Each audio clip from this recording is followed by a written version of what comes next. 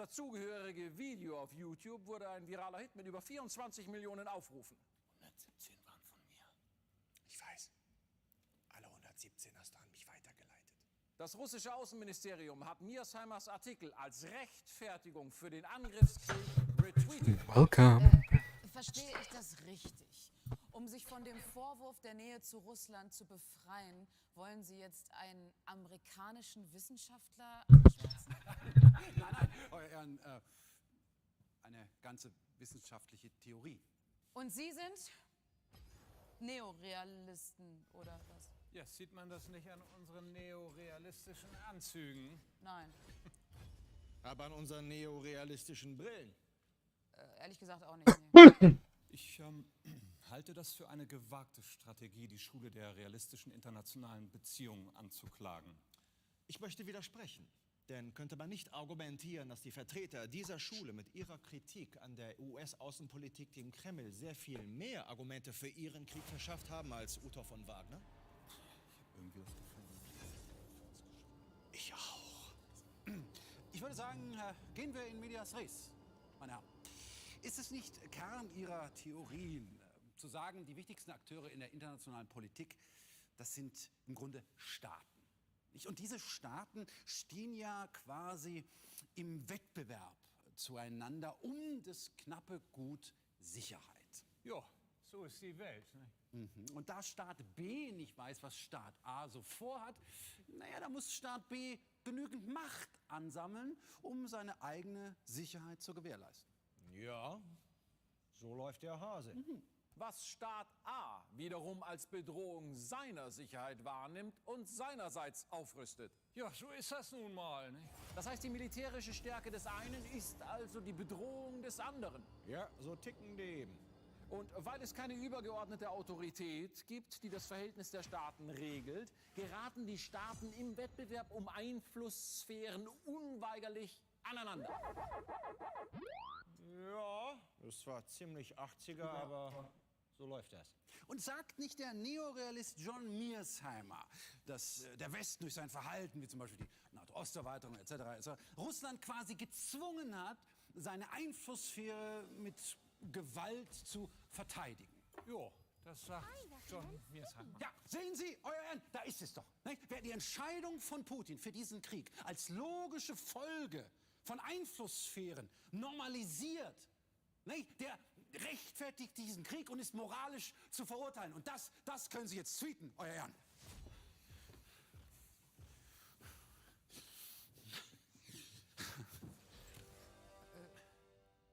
Was? Sorry. Aber kennen Sie dieses Video mit dem Wellensittich und dem Hund? Das ist total niedlich. Einspruch.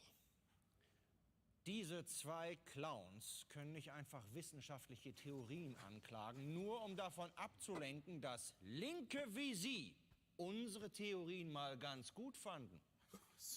Es ist zwar schön, dass sich auch politikferne Menschen für unsere Theorien interessieren. Aber natürlich sollte man die Theorien nicht nur so benutzen, dass sie einem in den ideologischen Kram passen. Ne? Es ist nämlich, gelinde gesagt, irritierend, wenn überall linke kleine Geostrategen rumlaufen, die Russland jedes Sicherheitsinteresse zubilligen. Während wir von diesen Komikern noch nie gehört haben, dass die USA in Kuba oder Nicaragua legitime Sicherheitsinteressen verteidigt haben. Also, Euer Ehren, wir haben nur versucht, diese Theorien moralisch zu benutzen. Sehen Sie, wir haben gedacht, wer die Einflusssphären einer Großmacht wie Russland... Ja, und sein ist auch nur Phantomschmerzen. Ja, genau, wer die außer Acht lässt, indem er einfach sagt, ja klar, kein Problem, Ukraine muss in die NATO oder sowas, der erhöht einfach nur die Spannungen in dieser Region und erhöht damit auch die Wahrscheinlichkeit eines Krieges. Einspruch! Was? Ja, Widersprechen Sie sich selber? Ja, Euer Ehren, das kann ich so nicht stehen lassen. Wir vergessen wie immer die legitimen Sicherheitsinteressen der Ukraine, die jedes Recht hat, jedes Bündnis aufzusuchen oder beizutreten, wo sie hinein möchte. Interessanter Einwand. Für jemanden, der bisher vor allem dadurch aufgefallen ist, dass er die Interessen Osteuropas ignoriert hat. Also Einspruch, Euer Ehren. Dann, was ist denn das gemeinsame geopolitische Merkmal von Osteuropa, also so von Tschechien bis zu Georgien? Gewicht heben. Also Keine weiteren Fragen. Doch, ich habe einen.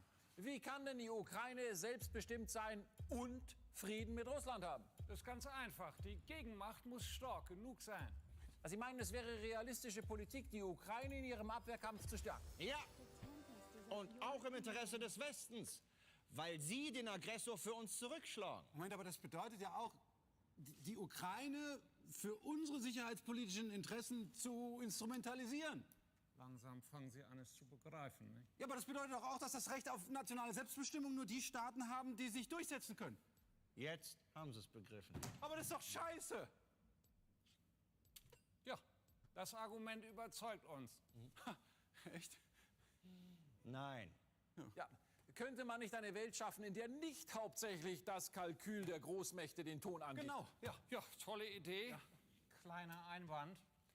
So funktioniert die Welt einfach nicht. Außerdem sind es ja schließlich genau diese Versuche des Westens, so eine Ordnung zu schaffen, Stichwort Afghanistan, Libyen, Irak, die, sagen wir mal, wo das mal... Ja, ich würde sagen, also ich würde den großen außenpolitischen Experten Mike Tyson zitieren. Jeder hat einen Plan, bis er eins in die Fresse kriegt, ne? Ja, eine Frage. Aber in den letzten 100 Jahren hat kein Angriffskrieg einer Großmacht das gebracht, was sie sich davon versprochen hat. Ja. Widerspricht damit ein Angriffskrieg von Russland nicht seinen eigenen Interessen? Ja. Es gibt natürlich auch die Möglichkeit, dass eine Großmacht gegen ihr Interesse handelt. Ja Gott, können Sie denn nicht einfach erklären, warum Putin sich für den Krieg entschieden hat? Warum sollten wir das tun, nicht? Wir Neorealisten rechnen einfach immer mit Krieg. Und wenn er nicht passiert, dann freuen wir uns, wenn was Schönes passiert. Ja, aber können Sie nicht wenigstens sagen, anhand Ihrer Theorien, wie wir, was weiß ich, eine stabile Ordnung hinbekommen, damit es solche Kriege eben nicht mehr gibt? Es gibt keine. Nur eine Weltunordnung. Aber was ist mit den internationalen Verträgen? Ja. Sind eine gute Sache. Ja? Bis sich eine Weltmacht nicht mehr daran hält. Hören Sie, wenn alles nur geopolitischer Kampf zwischen Großmächten in Anarchie ist, wo bleiben denn dann in der Theorie die Menschen, die kämpfen, die lieben und leiden? Dazwischen. Wie gesagt, man kann sich was anderes wünschen, aber Sie kennen ja Gottfried Benn, nicht? Geh von deinen Beständen aus, nicht von deinen Parolen. Ein Spruch in demselben Text zu erinnern, hat Gottfried Benn geschrieben, man soll ab und zu das Element Brom zu sich nehmen, weil das den Hirnstamm so schön dämpft. Tja. Toll. Jetzt bin ich deprimiert. Und daran sind Sie alle schuld! Und was machen Sie denn jetzt? Ich mache das, was alle frustrierten Menschen machen. Ich beschimpfe Leute im Internet. Oh ja. Wir klagen die Vertreter eines zynischen Realismus an, die über die Welt sagen, so ist sie nun mal, grausam und unmoralisch. Denn das führt dazu, dass Großmächte ihr Handeln danach ausrichten. Und so wird der unmoralische Charakter der Welt zementiert. Genau. Die internationale Gemeinschaft braucht nicht nur Menschen, die die Welt beschreiben, wie sie ist, sondern auch Menschen, die die Welt beschreiben, wie sie sein sollte. Und das wären dann Satiriker, nehme ich an. Schluss jetzt! Alle Augen auf mich! Trust me, I'm a weather woman. Ich bin Russland. Ich bin eine Weltmacht. Für mich ein interessanter Versuch einer Großmacht, die eigene Einflusssphäre auf Kosten nicht so mächtiger Akteure zu erweitern. Das ist vor allen Dingen eine Atombombe, du Geostratege.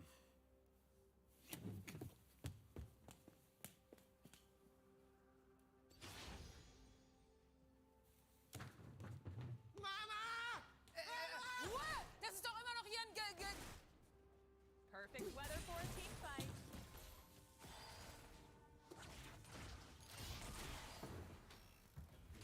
So,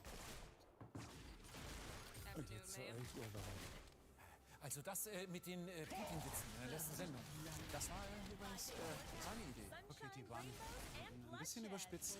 Ja, aber Ich habe nicht einmal lachen müssen. Die waren so harmlos. Die waren so harmlos. Ich will, dass ihr mich endlich ernst nehmt. Warum kann mich die Linke nicht zu verachten gonna need a new wie umbrella. die USA. Ist denn das so wie Ballern? Aber jetzt verachten Sie doch. Ja, jetzt! Wegen dieses Krieges und wegen meinem Baby hier. Hast du eben gesagt, du verachtest mich?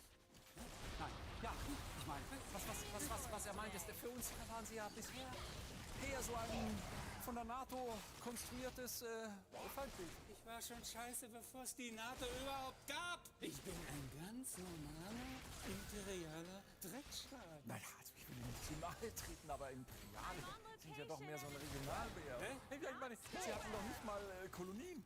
Was? Natürlich? Ja? Da. Das war ich, als ich klein war. Moskau. Großfürstentum Moskau. Aber sieht ja aus wie ein Kleinfürstentum. Vorsicht in der Wagner-Gruppe.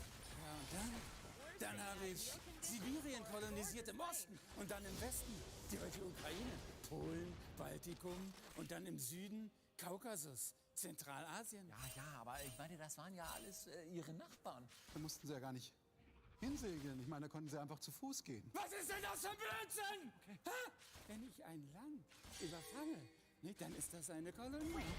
Ich bestehe ja praktisch nur aus Kolonien. Und jetzt habe ich mir gerade wieder eine geholt. Ja, aber ich meine, Sie haben ja nicht mal Ureinwohner vertrieben wie die Amerikaner, oder? Habe ich auch gemacht. Zur selben Zeit! Die Tschetschen, die habe ich 1742 sogar offiziell ausländern. Die Tscherkessen im Kaukasus, die habe ich 1864 fast vernichtet. 1,5 Millionen Tote, ein Völkermord. Aber es hat ja keinen interessiert, es war ja nur das. Sie müssen sehen, das war vor uns. Frau Meiner. Ich habe übrigens Hochhäuser explodiert und dabei Hunderte von Zivilisten im Schlaf ermordet. Das war 1999. Was hast denn du da gemacht, hä? Politisches Kabarett, glaube ich, war das, oder? Aha, na das wäre doch Stoff für dich gewesen. 1A Stoff für dich. Die Anschläge habe ich muslimischen Terroristen entschieden. Ja, damit die dann Stimmung machen gegen den Krieg in Tschetschenien. Deep State, kommen Sie haben noch kein Deep State, Sie haben eine tiefe Seele. Der wurde ja erst durch die Geliebte, dann 2000 wurde er Präsident. So, darüber machst du jetzt mal ganz schnell so eine Tafelnummer. Gerne, aber das mit den Hochhäusern, das sind doch bisher, soweit ich das verstanden habe, nur Behauptungen. Und ich meine, für so eine Tafelnummer, da brauche ich schon eine Quelle. Hab ich. Hier. Alexander Litvinenko, blowing up Russia.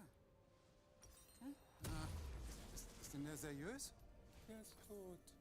Der ist vergiftet worden mit Stock up Polonium. wars for low Aber visibility es gab ja noch locations. Sergei Juschenko. Sergei Juschenko, zweiter Vorsitzender der Untersuchungskommission für die Anschläge. Dann fragen Sie doch den. Es gab! Der ist erschossen worden. Okay, es gab sicherlich schon genügend Medien, die über den Fall kritisch berichtet haben, oder? Ja, der Chefredakteur der Zeitung Novaya Gazeta. Ist der auch ermordet? Da sehen Sie, Frau Wagner. Können wir den- Ran an die Tafel. Der starb an einer ganz seltenen allergischen Reaktion. Was hat er denn für Allergien? Okay, ich denke mal mit den Tafelnummern, das hat sich totgelaufen. Die Bürschchen ignorieren ist nicht. Hast du die Massaker an den Zivilisten in Butscha nicht gesehen?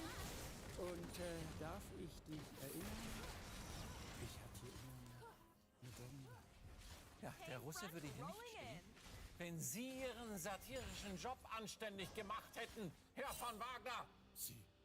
Sie haben ihn provoziert. Indem sie ihn nicht genug provoziert haben. Aber ich wollte doch die Leute nur intelligent unterhalten und zum Lachen bringen. Ja, jetzt gehen wir alle drauf. Das ist sehr lustig. Und sehr intelligent. Das ist alles Ihre Schuld, Herr von Wagner. Sie sind an allem schuld von Wagner.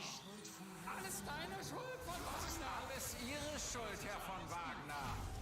Alles die Schuld vom Herrn von Wagner. Sie sind schuld, Herr von Wagner. Not Von Wagner, skirt weather. was ist denn los mit Ihnen? Oh. Kommen Sie. Was? Oh Gott, der Besonderheit. Dass ich schuld war am Krieg in der Ukraine. Und das war alles so real. Blöd, Miss Martini war eine Richterin, aber auf Twitter. Und Ulan und Bato haben ausgerechnet, den politischen Neorealismus verkörpert. Und Frank Lüdecke kam als russischer Bär mit einer Atomrakete.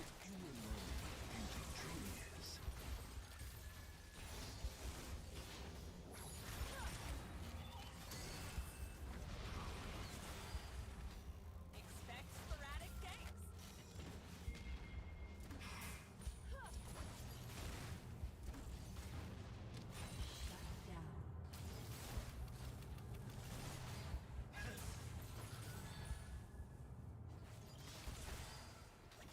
Let my winds and the teleprompter guide you.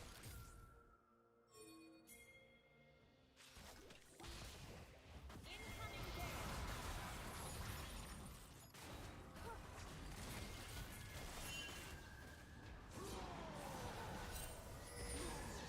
Doesn't need a new umbrella.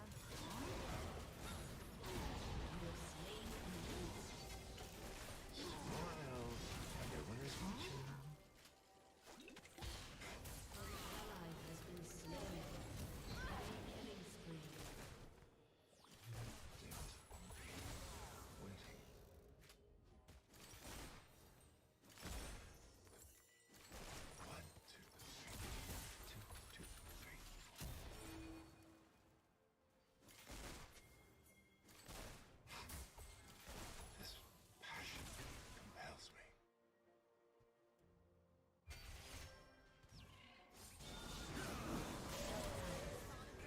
Every 6 minutes today.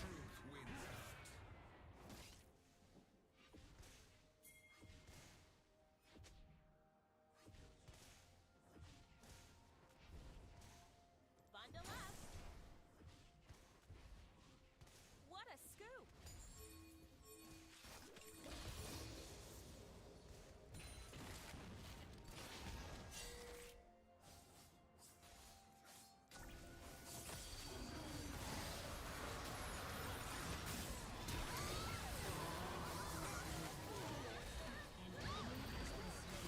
Incoming damage. We're looking at a 100% chance of carnage.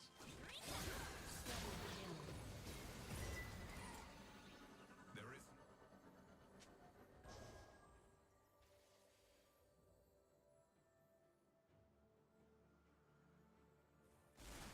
I get the worst assignments.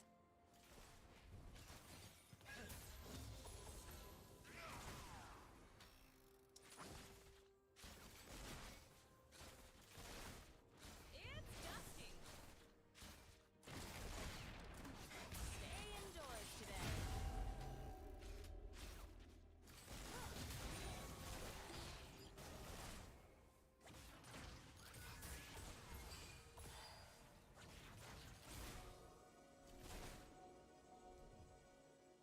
Let's take a look at the mini-map.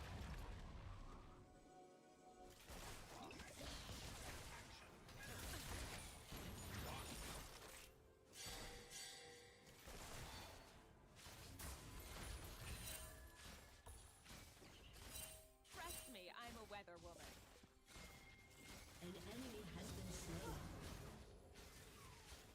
We'll be right back after a word from our summoning platform.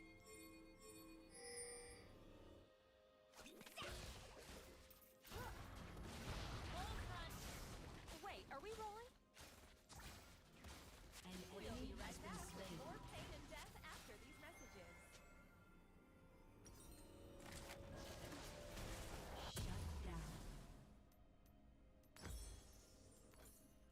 We're seeing ideal conditions for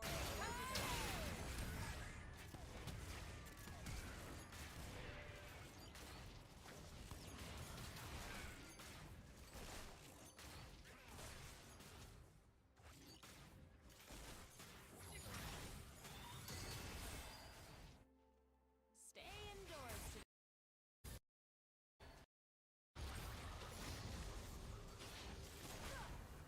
Bundle up. breathe in the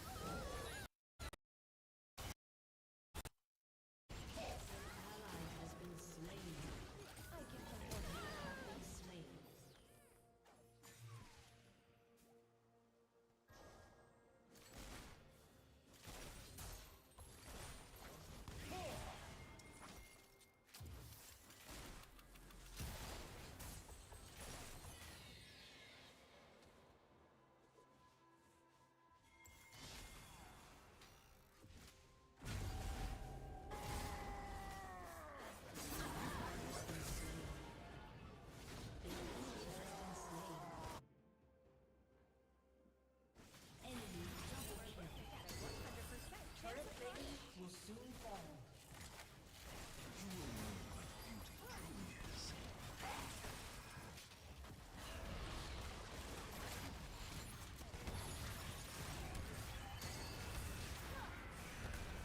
Five-day forecast, sunshine, rainbows, and bloodshed.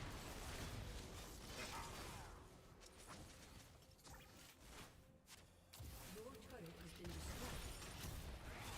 Back to you, shopkeeper.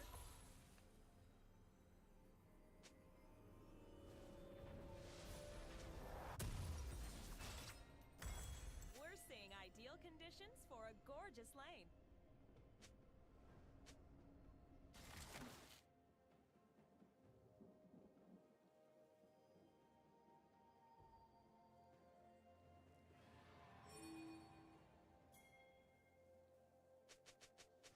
Expect sporadic ganks.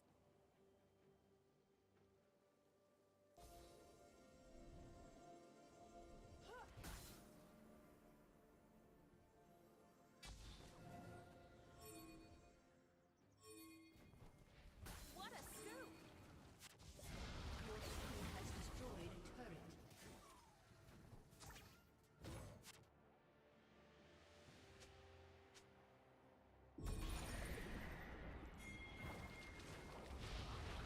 Stock up wards for low visibility locations. Ally has been slain. It's got to be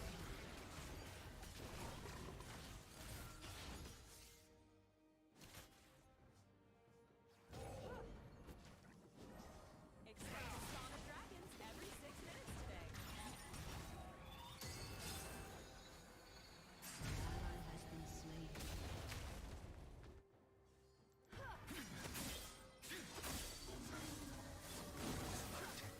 Killing blooms into We're seeing a distinct chance of pentakills.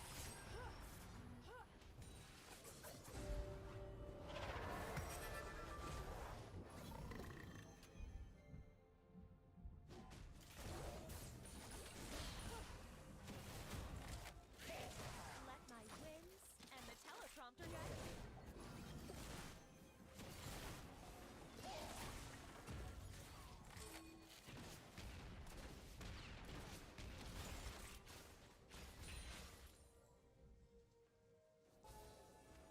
Mic check. Am I coming in?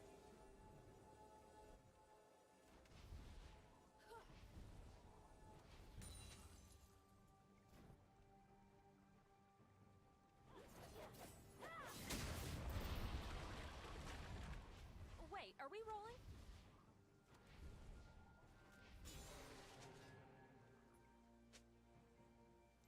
We'll be right back after a word from our summoning platform. Shut down.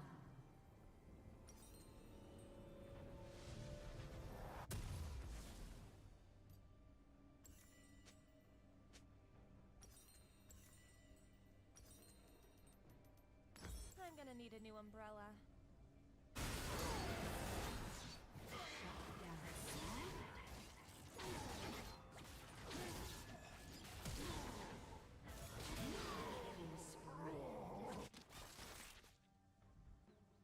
I'm on location and it's not skirt weather.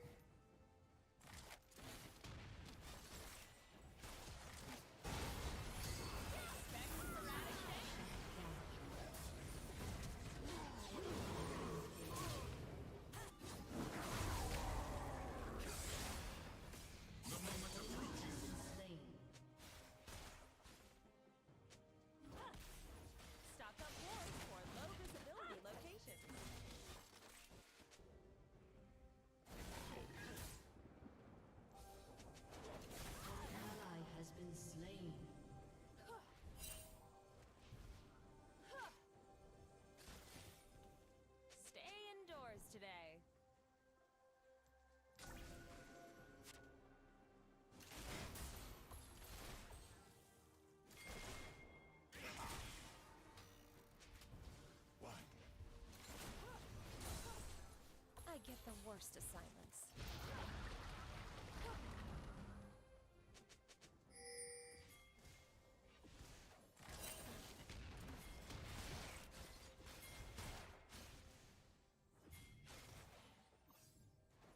Let my wits and the teleprompter guide you.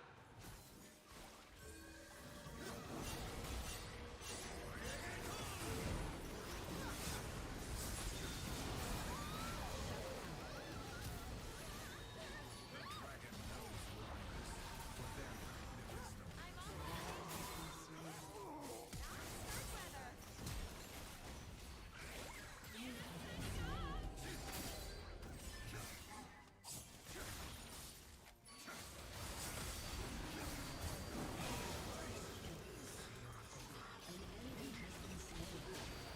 An enemy has been slain.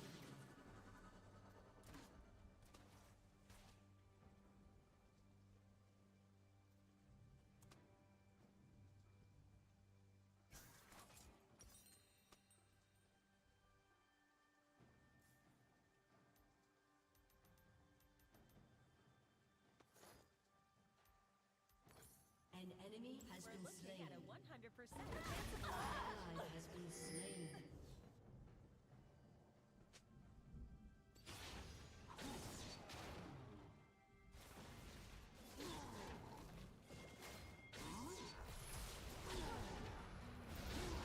Wait, are we rolling?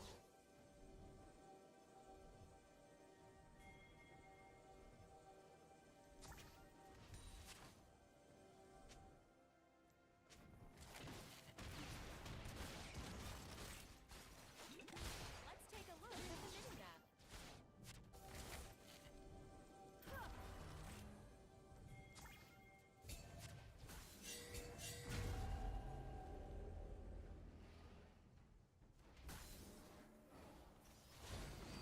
What a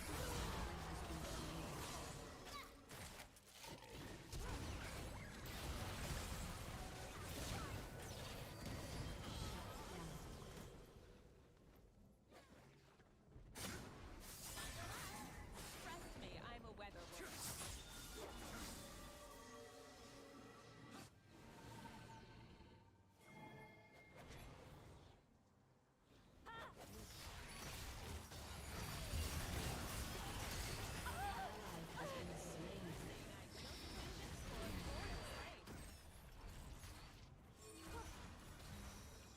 Life has no meaning. Children shall.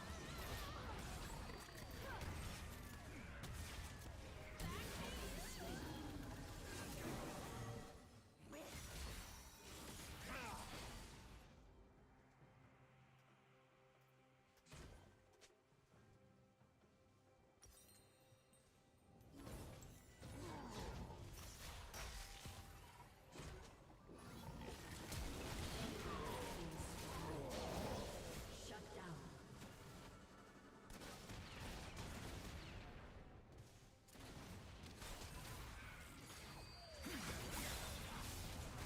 An ally has been slain.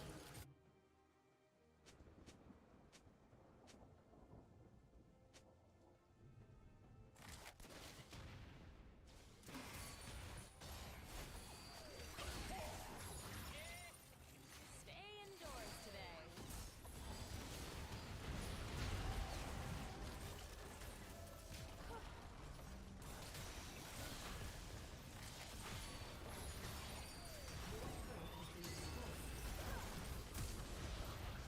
Expect sporadic ganks. Hold front.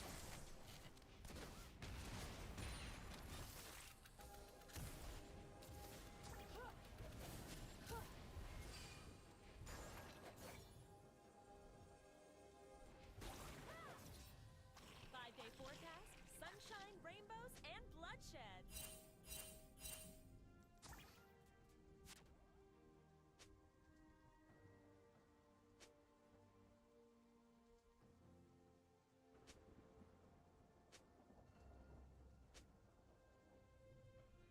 What a scoop!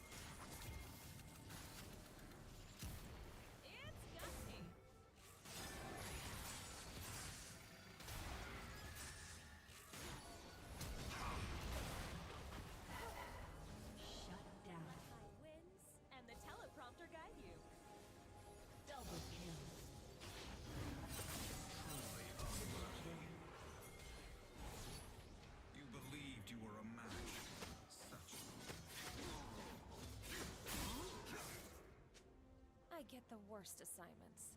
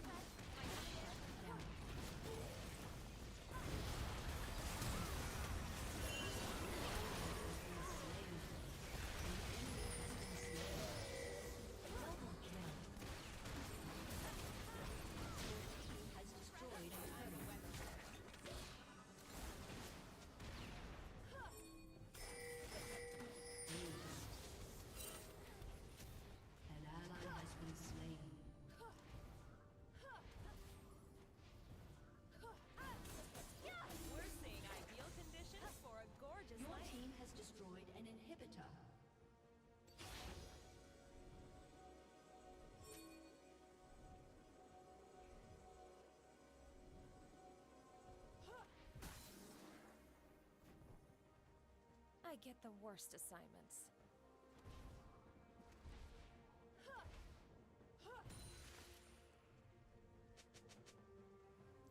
We'll be right back with more pain and death after these messages.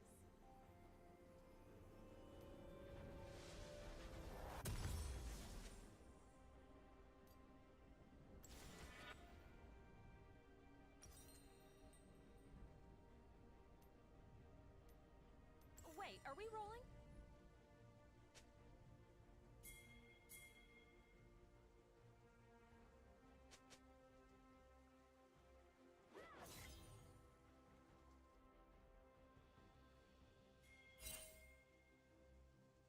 I'm gonna need a new umbrella.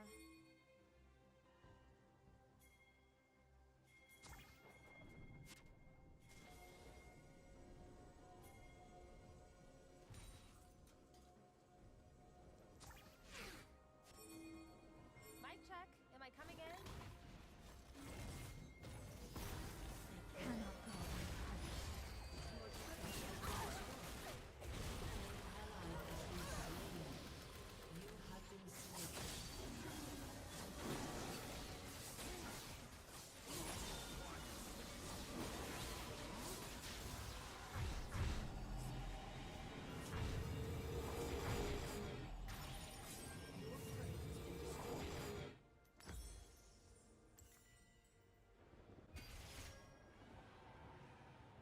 An enemy has been slain. Your inhibitor has been destroyed.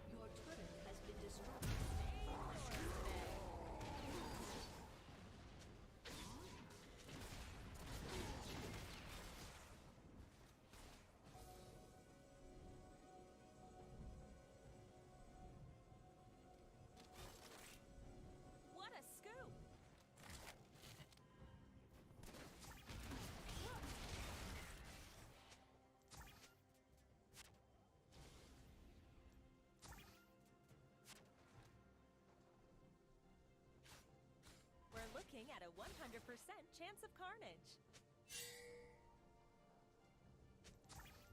We'll be right back with more pain and death after these messages.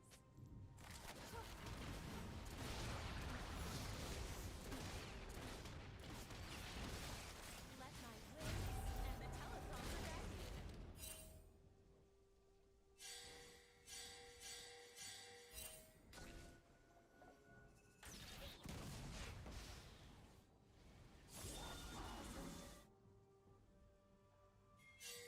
I'm on location and it's not skirt weather. An ally has been slain.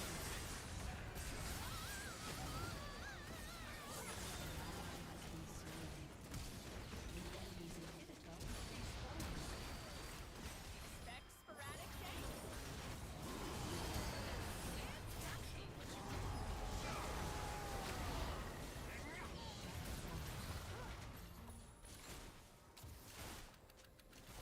Enemy double kill. Expect a spawn of dragons every 6 minutes today.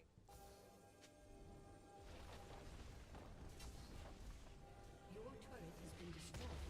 Incoming gale.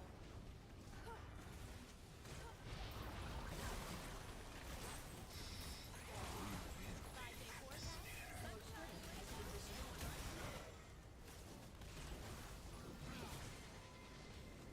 A summoner has disconnected. Defeat.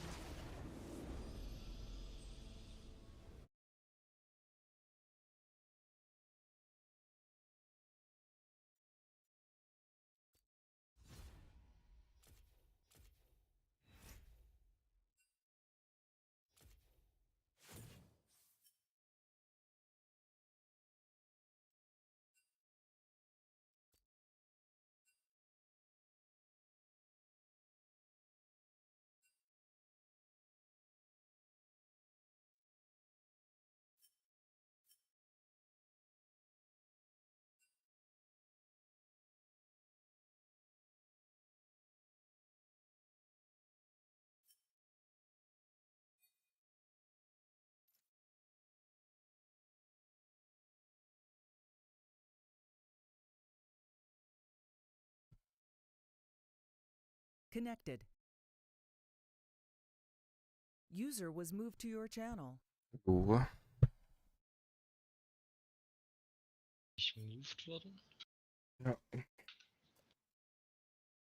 Stream Show? Nee.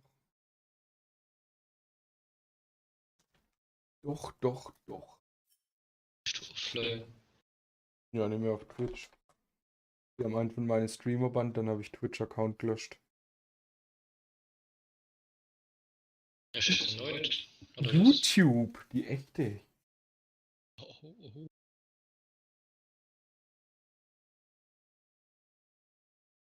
Wochenende, Johannes, Wochenende. Gott sei Dank.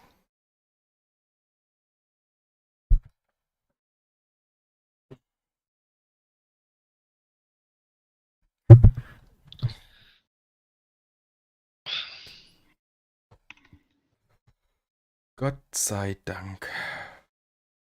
Irgendwie, ich habe ja heute Urlaub gehabt, aber der Tag, der ging aber noch viel zu schnell rum. Umzogen heute mit. Hm? Ich heute wieder mit denen umzogen.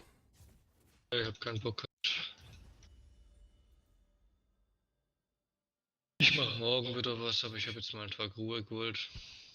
Keine Arbeit und halt irgendwie, keine Ahnung, sinnlos Zeit da hin und her schleppen.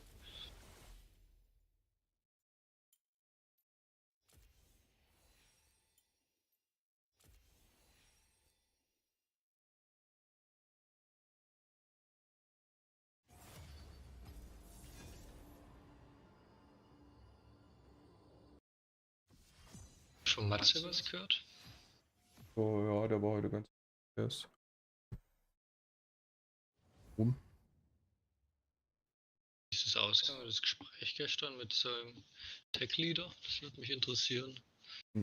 Projektleiter. Stimmt, weil er wollte auch den Tech-Leader ansprechen, oder nicht? Da hat er eigentlich nicht so, das hat nicht so gelungen, als ob er das machen will. Für mich. Hat er nicht gehabt, weil der Tech-Lead hatte wohl einen Bug in seinem Code und damit sind die Admin-Rechte veröffentlicht worden. Ey, was? Ja. Ja, der nicht so gut an. Nee. Der Tech-Lead, der jetzt quasi davor Matze noch Ja. runtergemacht hat. Ja. Ach du Scheiße. Ja, ich gesagt, damit ist es wohl erledigt, ja. Aber so blöd es klingt, das spielt dem Matze jetzt eigentlich in die Karten, oder? Ja.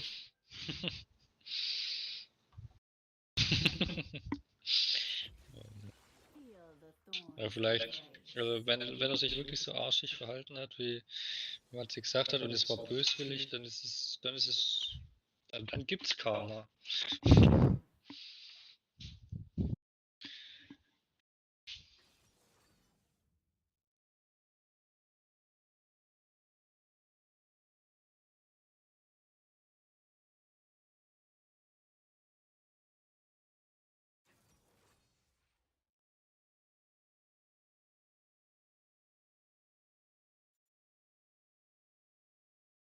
Mhm.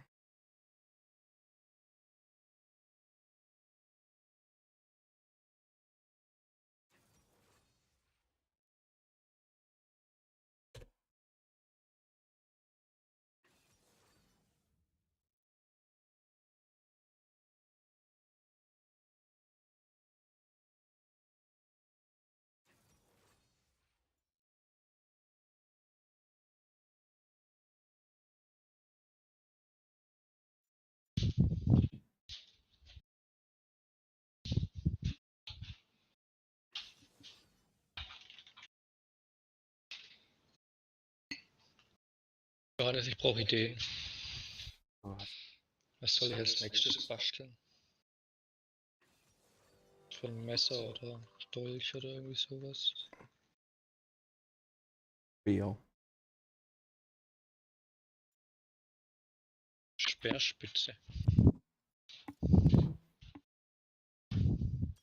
Ist tatsächlich auch nicht so uninteressant.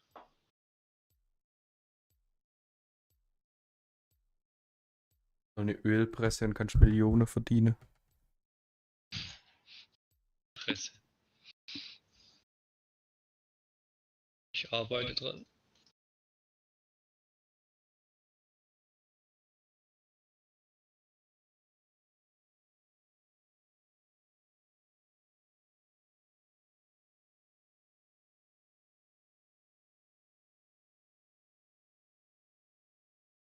Das ist tatsächlich was, das habe ich überhaupt. Also, Ukraine-Krieg, ich bin sowas von überhaupt nicht auf dem Laufenden. Wie sieht es da gerade so aus? Als würde es ein echter Krieg wäre. Sorry, ich hab's akustisch nicht verstanden, was? Gestern oder heute, ich glaube gestern noch, aber Amerika ankündigt, dass da gibt es so einen Akt, wo sie Waffe auf unbestimmt, also früher war es so, dass die Waffe verleihe und normalerweise ist es so, dass sie nach 5 Jahren zurückgeben werden müssen. Und das ist quasi whatever you need, you get.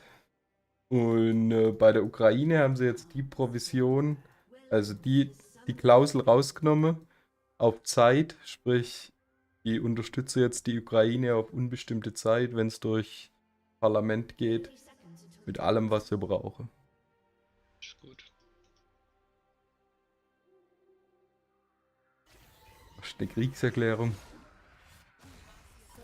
Wenn der Putin das durchzieht, was er gesagt hat, dass alles Konsequenzen hat, dann ja. Aber ich glaube, das überlegt er sich zweimal, ob er sich mit Amerika auch noch anlegen will parallel. Hoffe ich.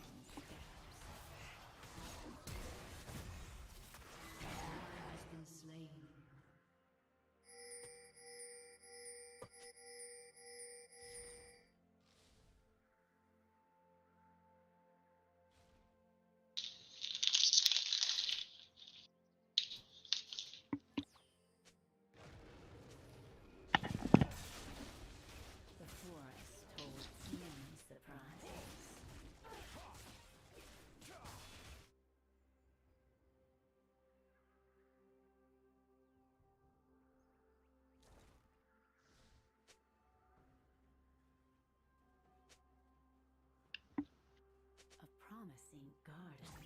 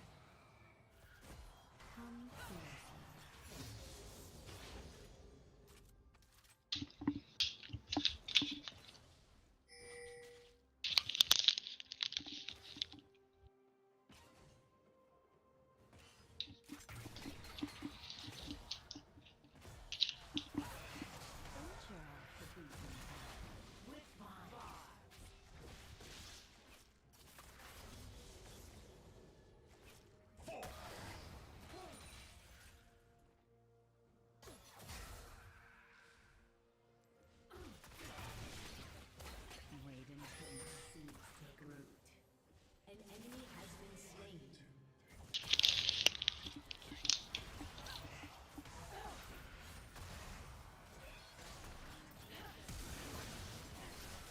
An ally has been slain. Things aren't always what they seem.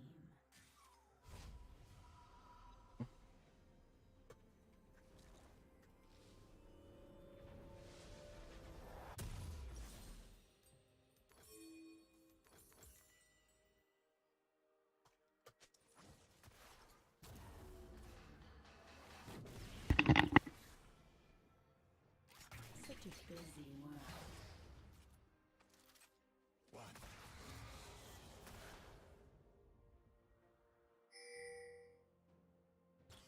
An enemy has been slain.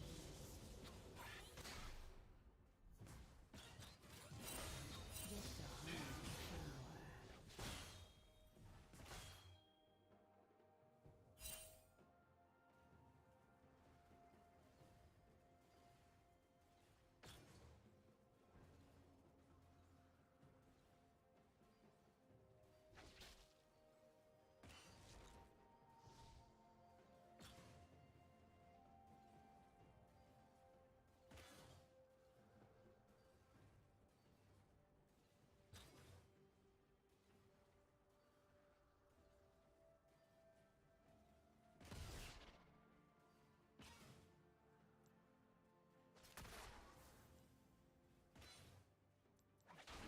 None will escape my grasp. Blue.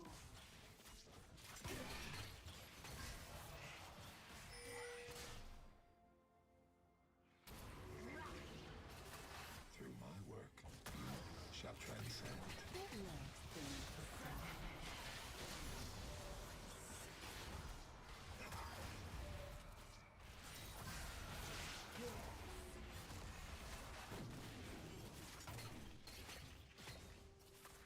You will learn what beauty truly is. So much more to see.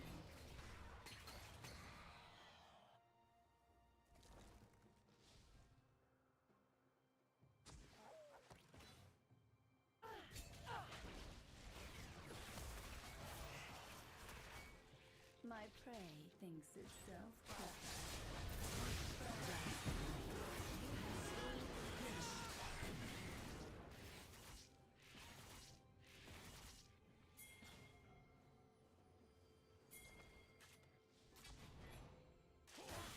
Take careful steps.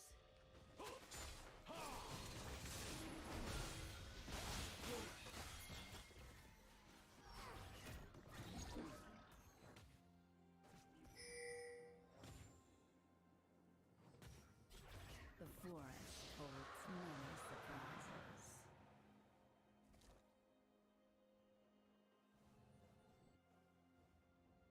An ally has been slain.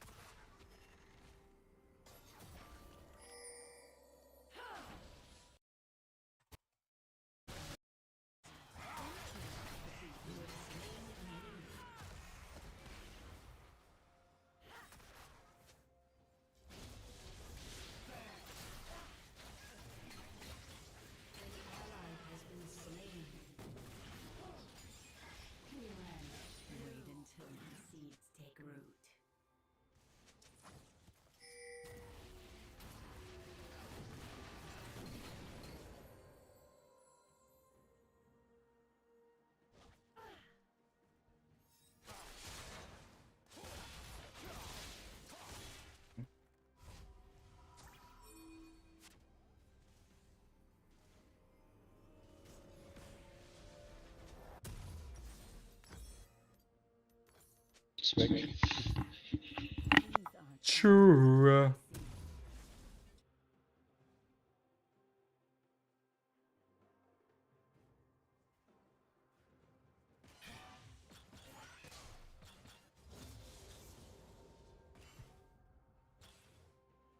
Such a busy world.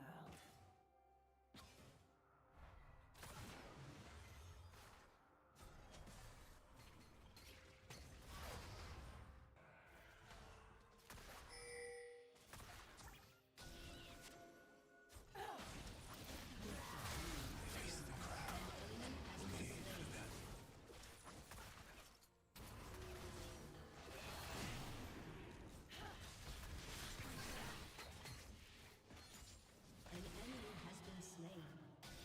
An enemy has been slain. Just wait. The harvest is upon us.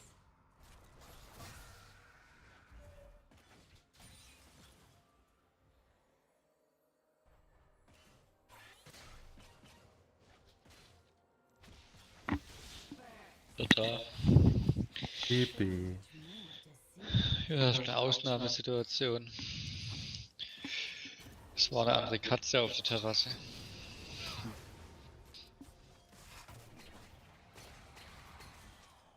Dani ist jetzt begeistert.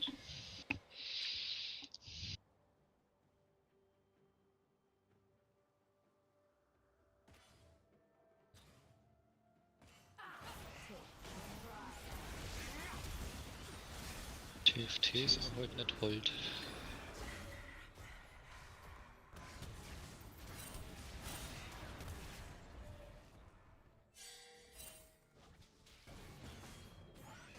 Took the life from them.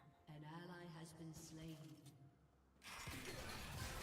An ally has been slain.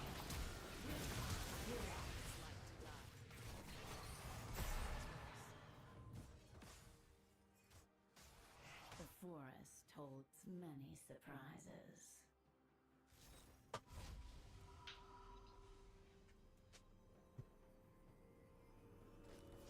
Shut down.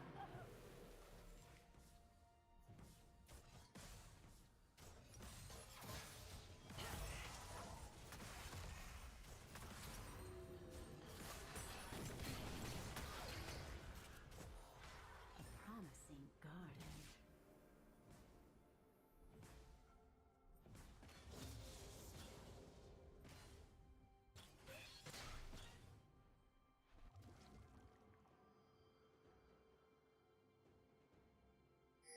Come closer.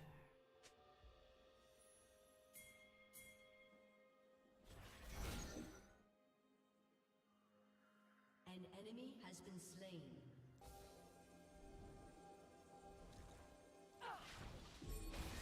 Venture off the beaten path.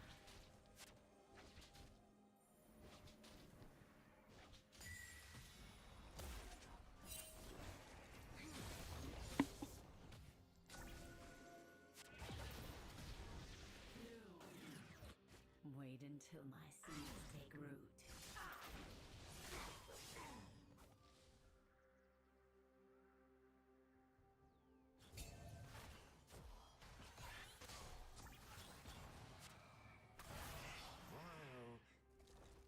Things aren't always what they seem.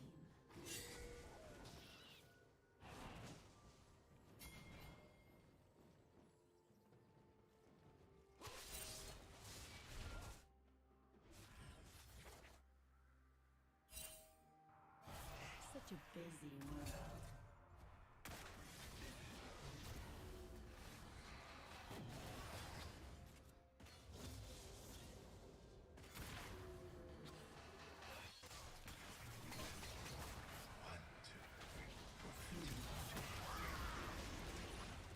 Just a harmless flower.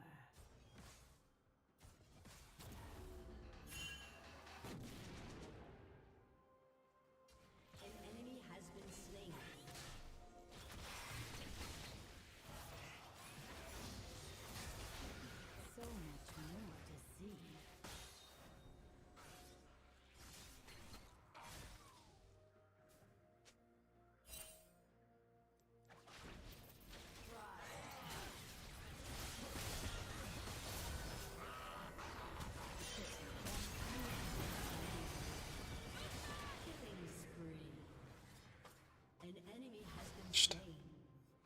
Unplayable.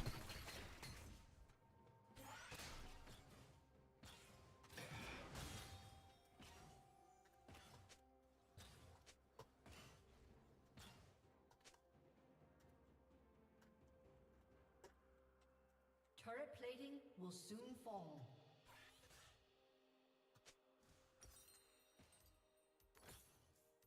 The forest holds many surprises. Shut down.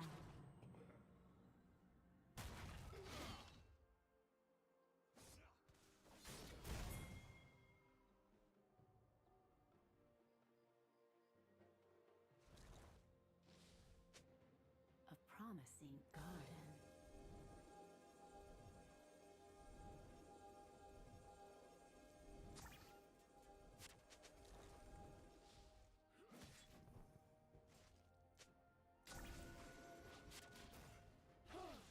Come closer.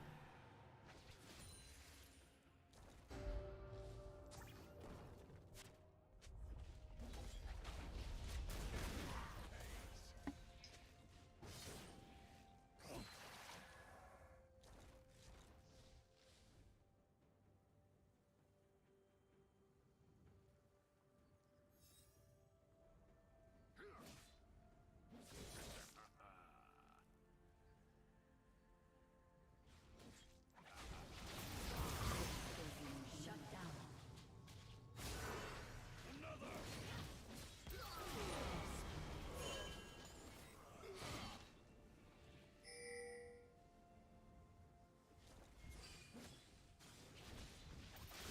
Venture off the beaten path.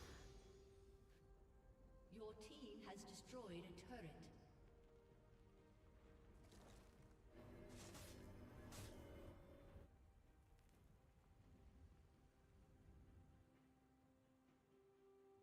Wait until my seeds take root.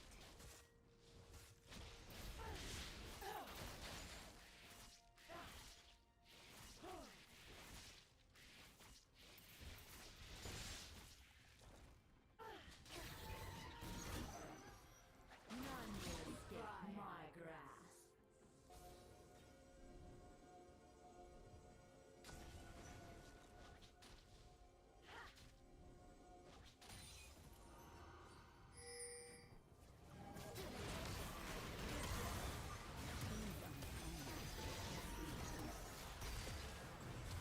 An enemy has been slain.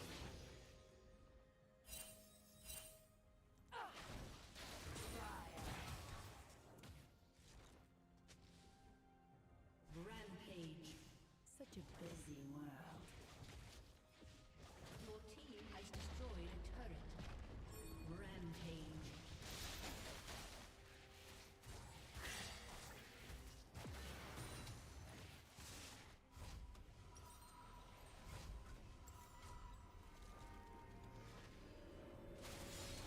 Enemy rampage. Just a harmless flower.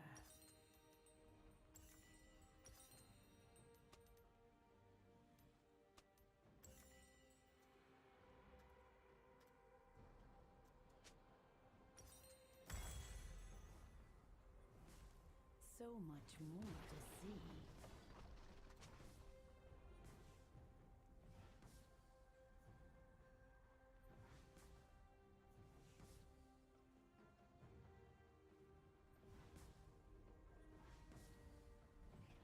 Take careful steps.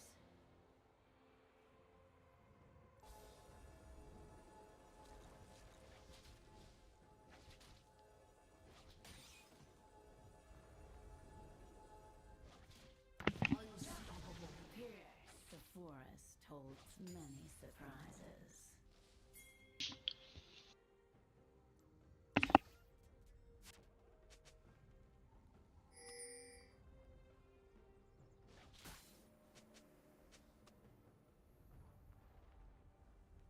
A promising garden.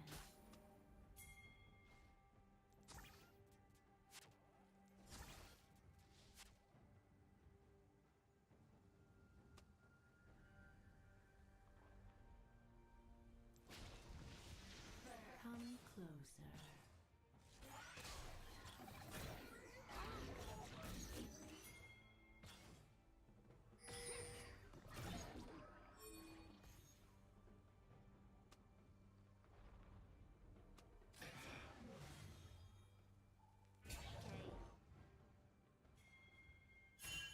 Venture off the beaten path. Here you go.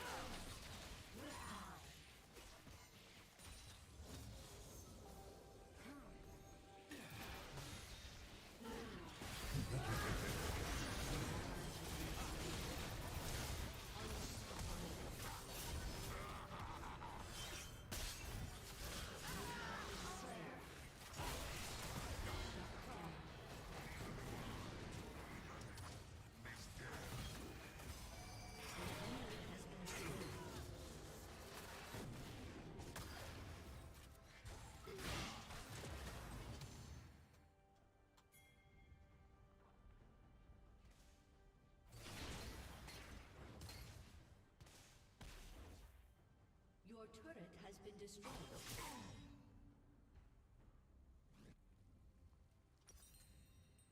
Things aren't always what they seem.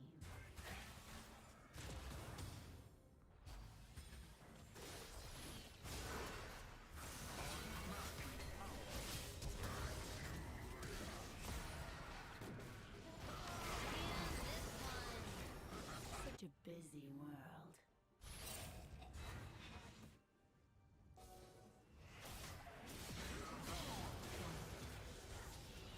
Killing spree.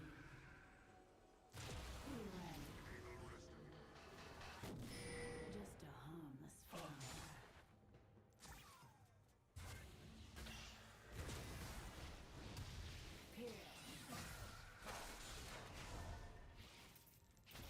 An enemy has been slain. So much more to see.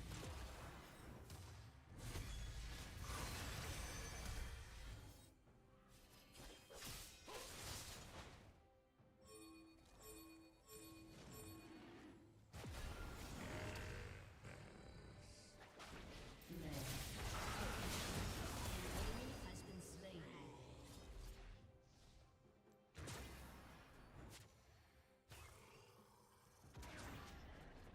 Shut down.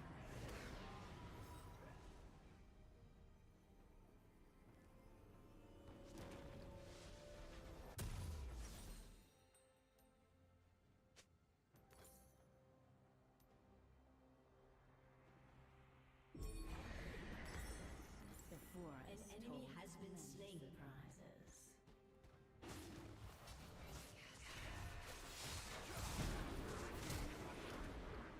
Killing spree.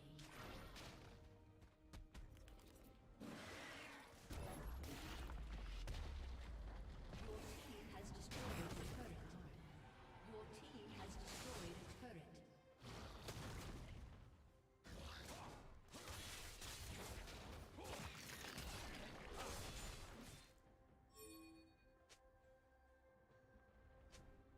Come through. An ally has been slain.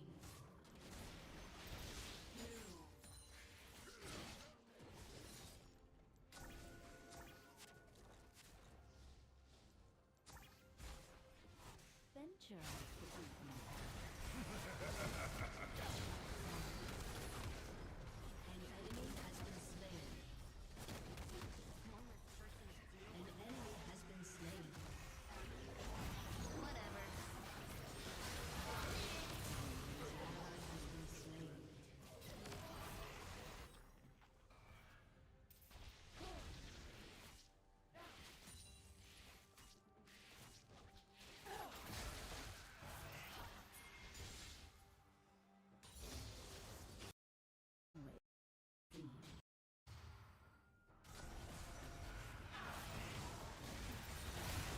Enemy has been slain.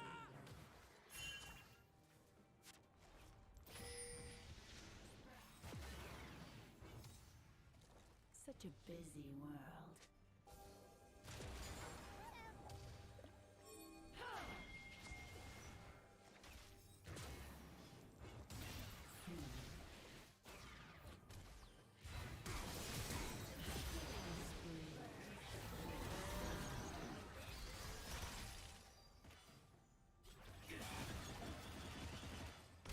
An enemy has been slain.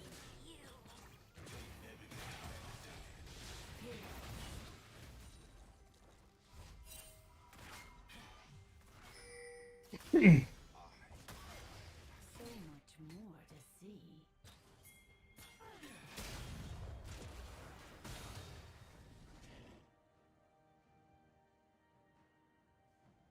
With my technique, killing blooms into artwork.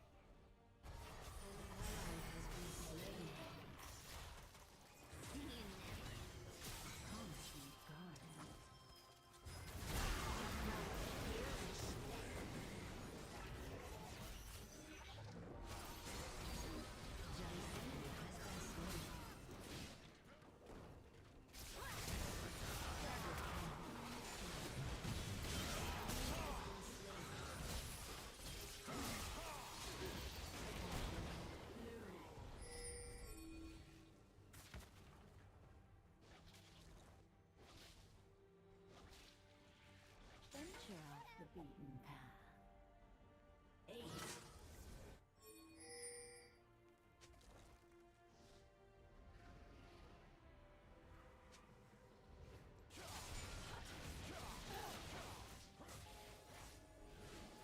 Wait until my seeds take root.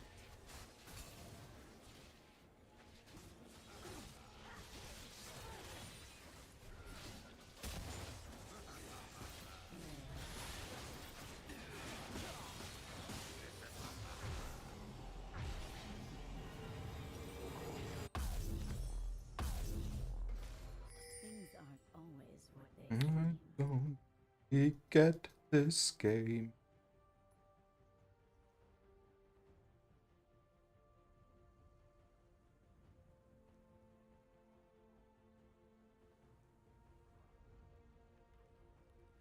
Such a busy world.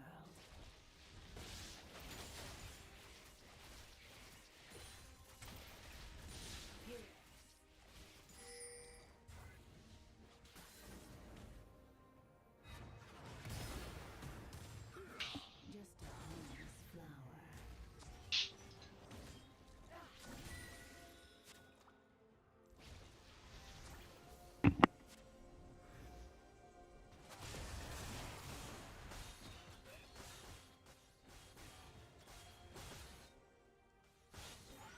So much more to see.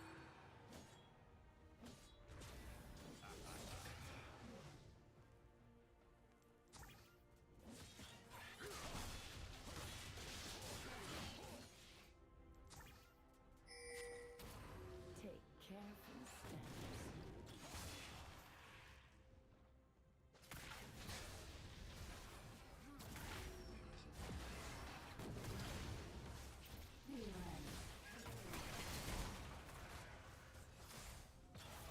The forest holds many surprises.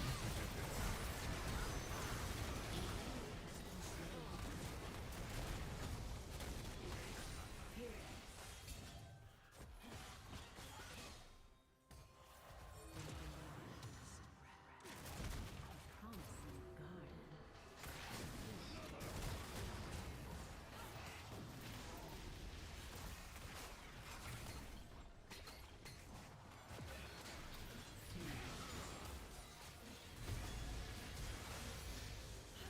Come closer.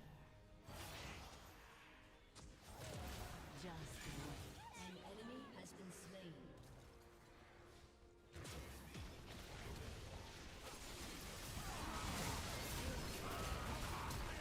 Oh!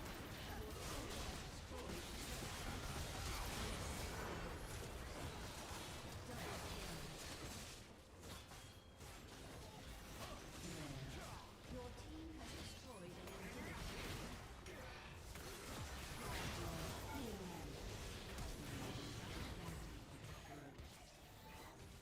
Your team has destroyed a turret.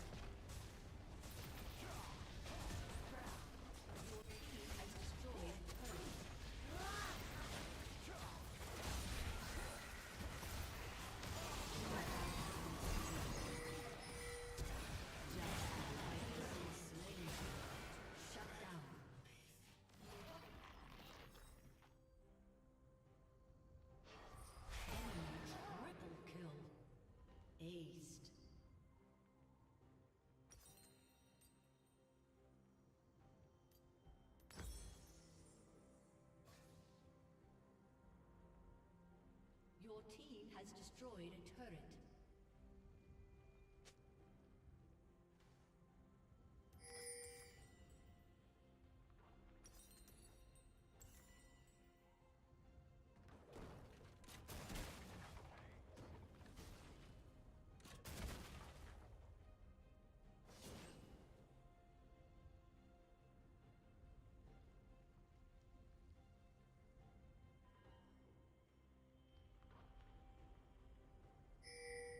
Such a busy world.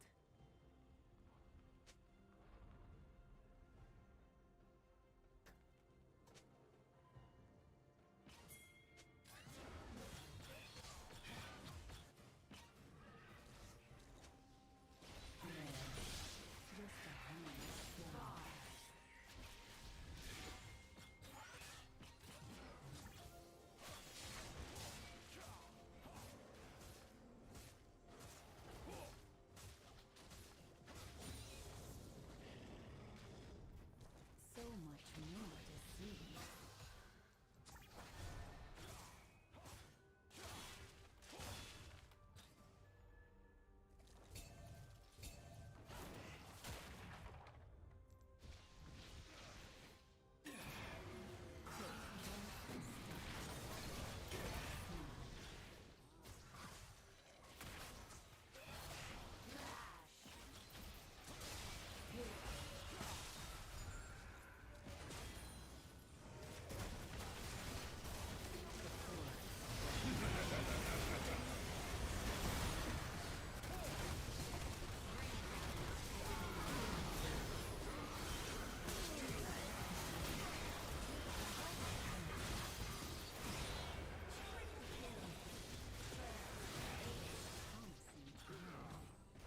An enemy has been slain. A summoner has disconnected. A summoner has disconnected.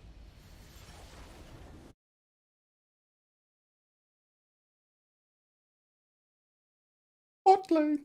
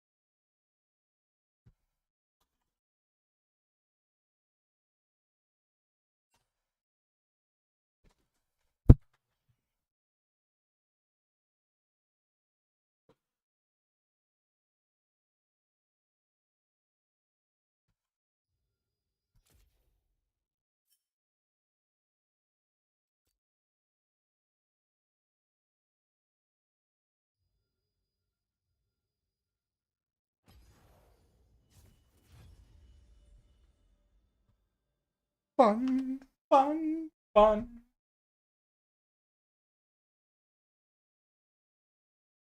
It's so much fun.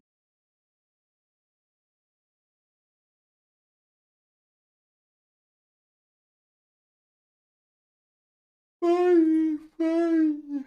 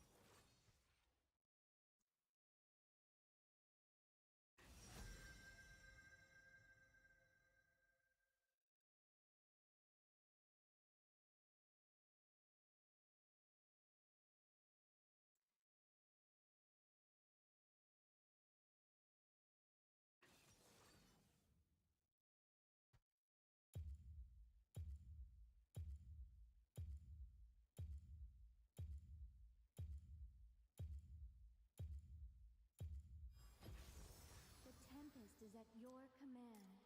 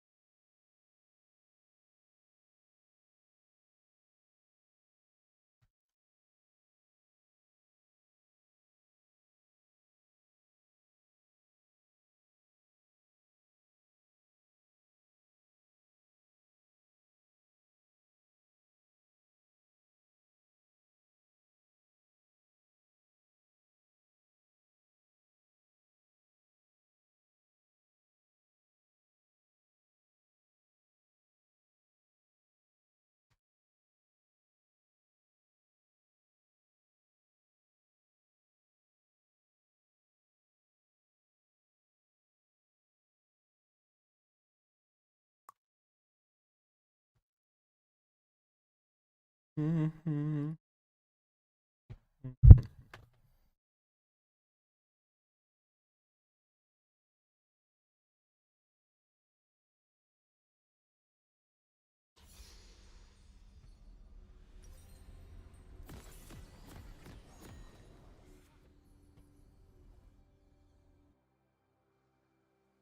This is Jana live at Summoner's Rift. Hopefully I stay that way.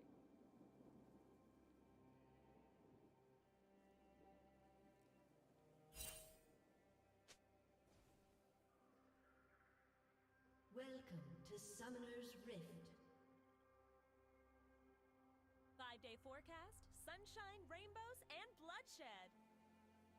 30 seconds until minions spawn.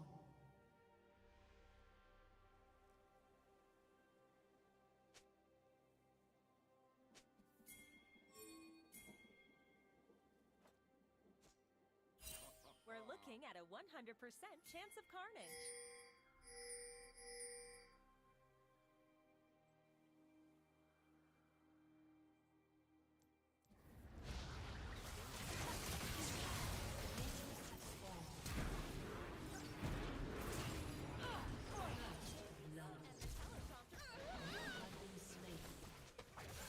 An ally has been slain.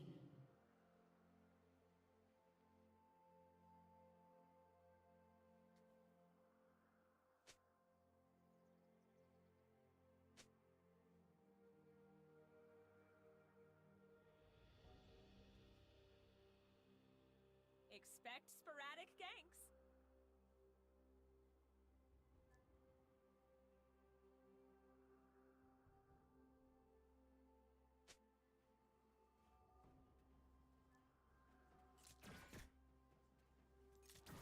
Wait, are we rolling?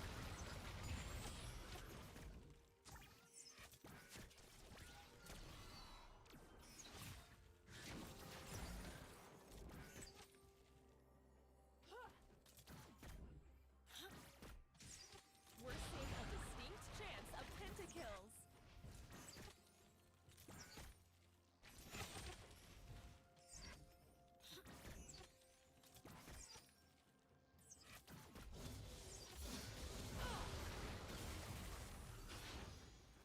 I'm gonna need a new umbrella.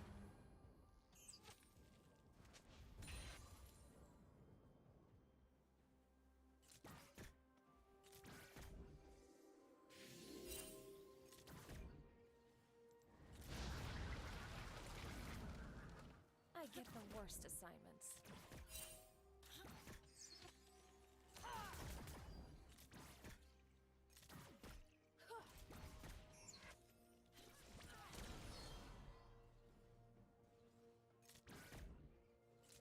Stock up wards for low visibility locations.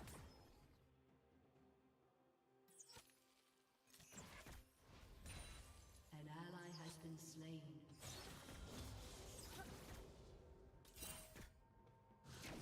Executed. Stay indoors today.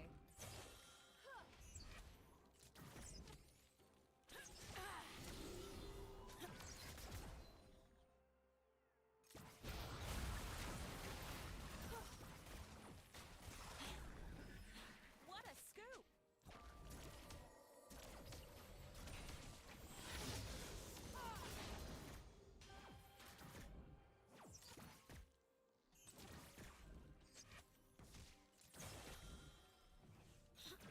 Let's take a look at the mini-map.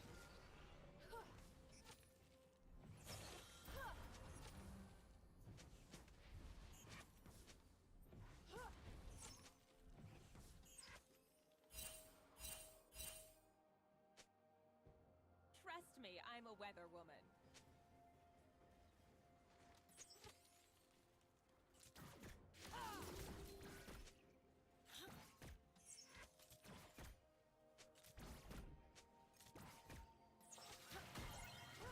I'm on location and it's An ally has been slain. it's gusty.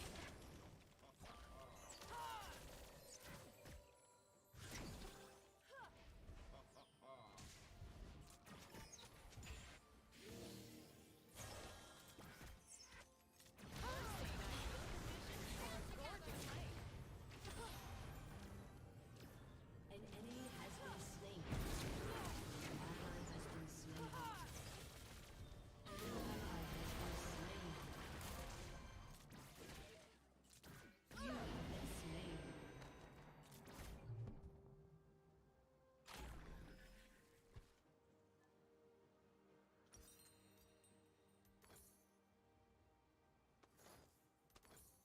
Expect a spawn of dragons every 6 minutes today.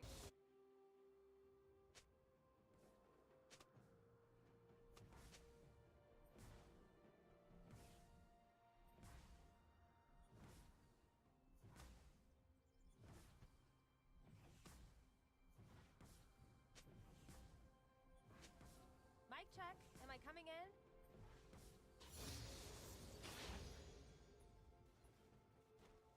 Hold front.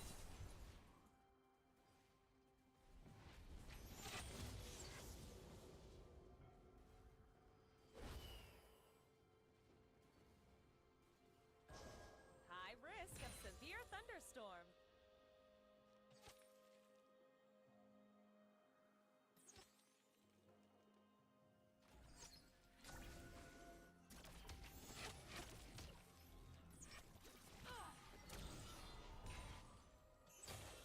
Trust me, I'm a weather woman.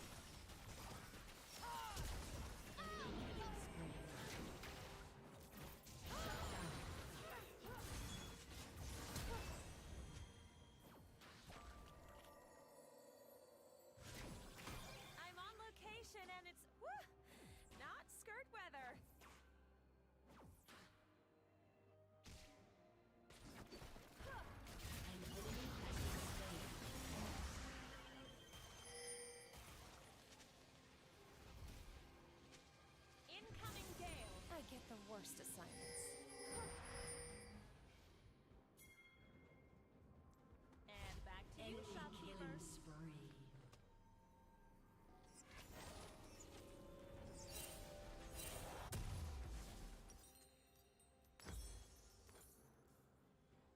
Wait, are we rolling?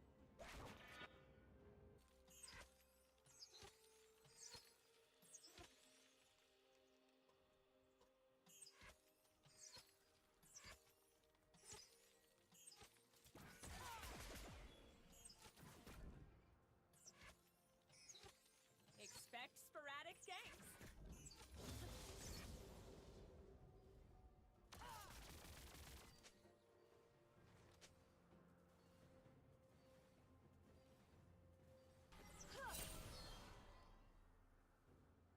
Let's take a look at the mini-map.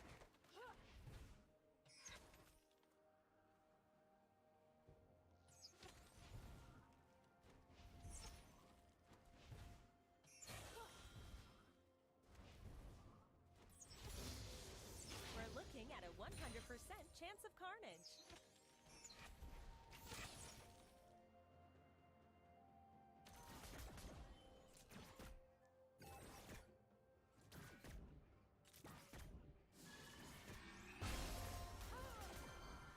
Expect a spawn of dragons every 6 minutes today.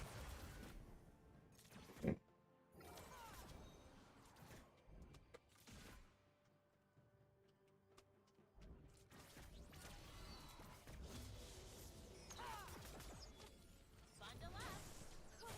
Let my winds and the teleprompter guide you.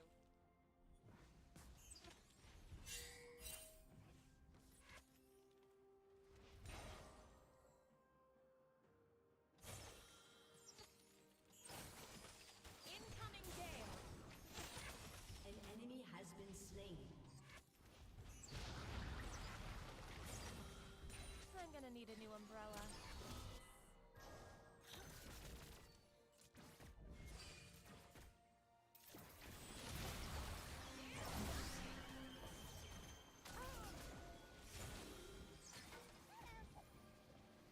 Five-day forecast, sunshine, rainbows, and bloodshed.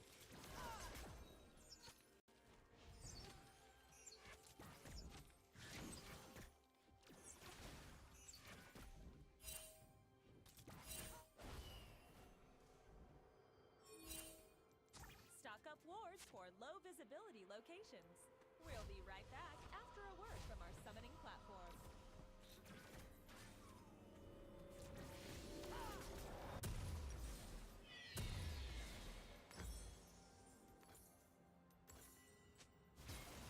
We're seeing ideal conditions for a gorgeous lane.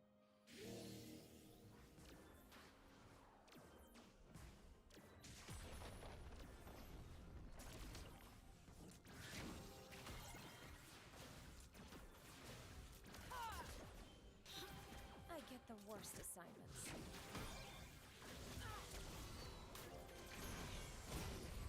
What a scoop!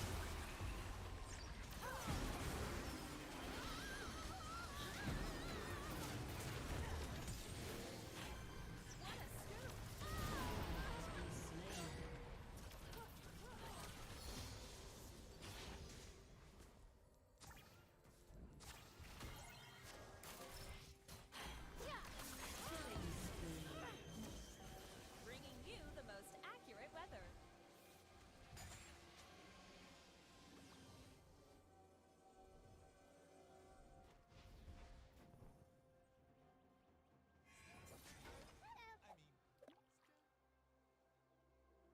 Expect sporadic ganks.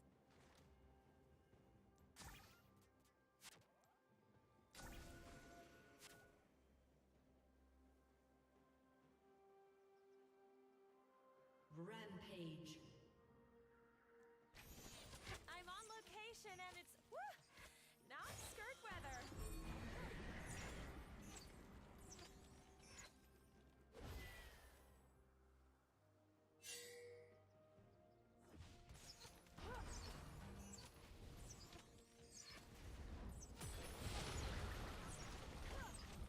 Bundle up.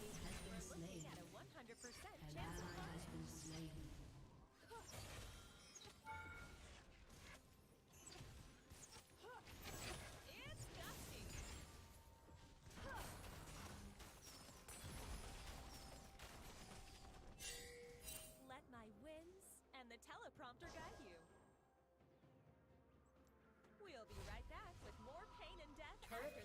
will soon fall.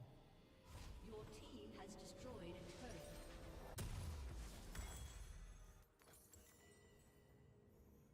Wait, are we rolling? Killing spree.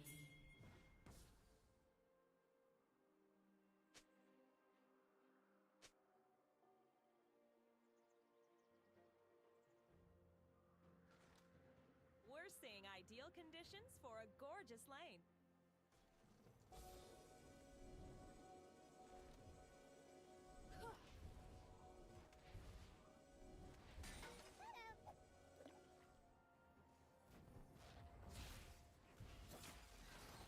Let's take a look at the mini-map.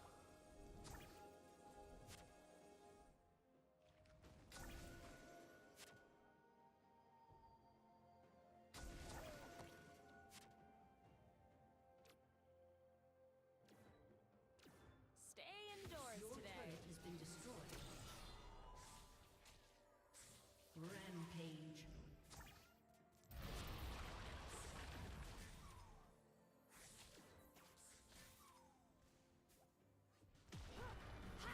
Stock up wars for low visibility locations.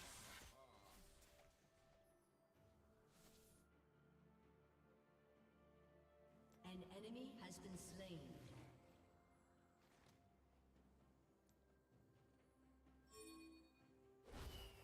Death counts rising into the double digits tonight. Incoming gale.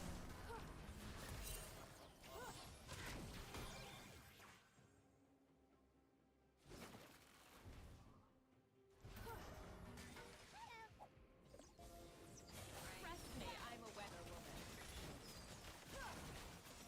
Unstoppable.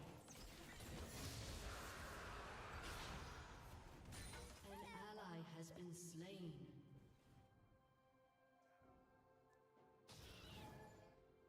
I'm gonna need a new umbrella.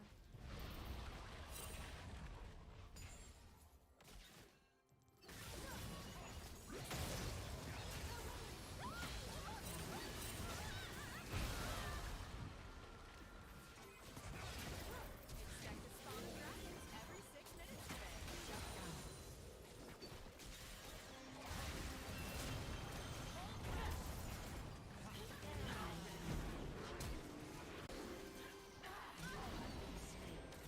Too late to run.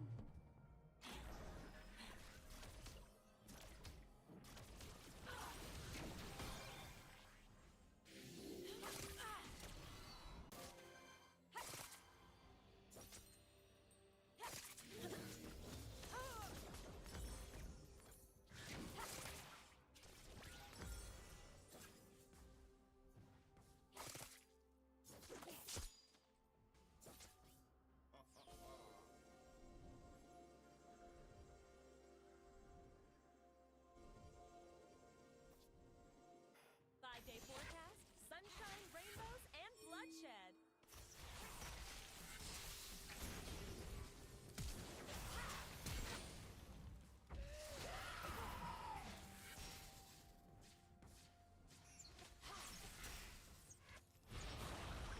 Trust me, I'm a weather woman.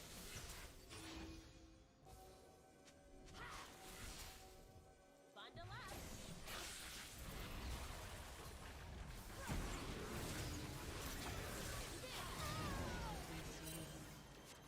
I'm gonna need a new umbrella.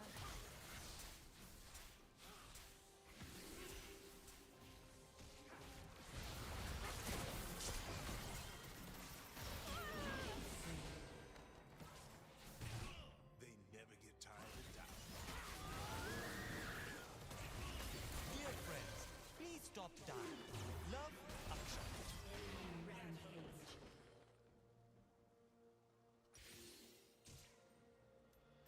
An enemy has been slain.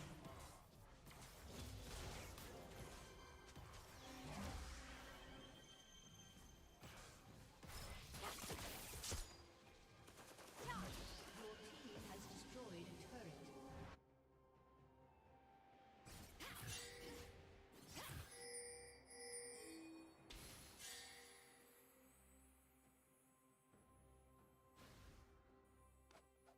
Let my winds and the teleprompter guide you.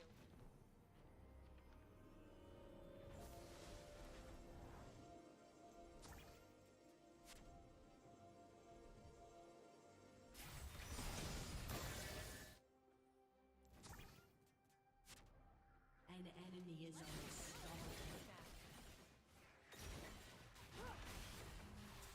Your team has destroyed a turret.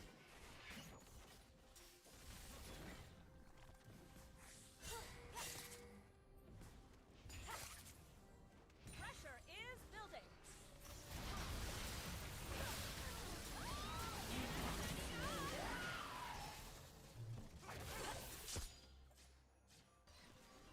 Your turret has been destroyed.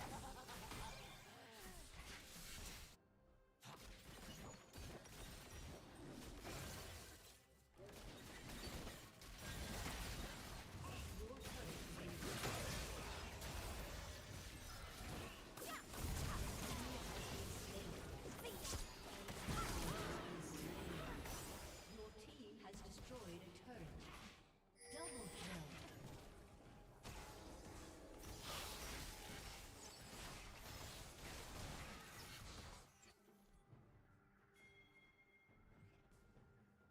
Stock up wars for low visibility locations.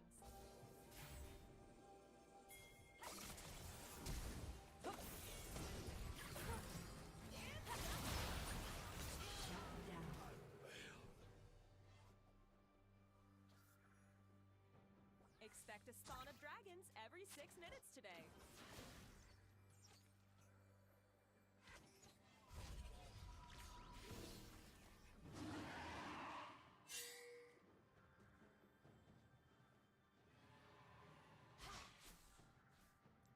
Expect sporadic ganks.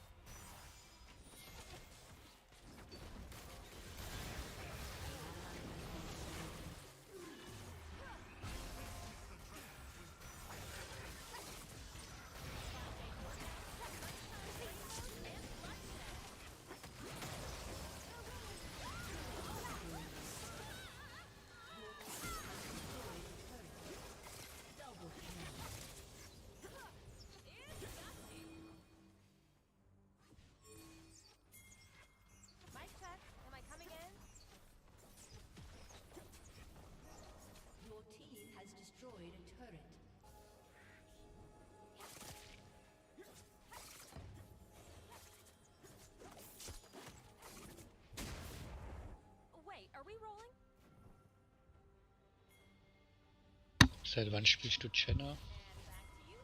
Nemo. Ich hab dir aber, glaub ich, schon länger nicht mehr zugeschaut.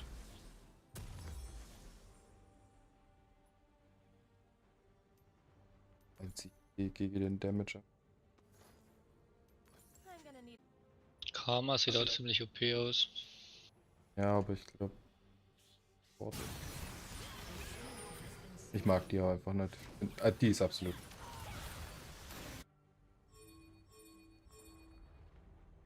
An ally has been slain.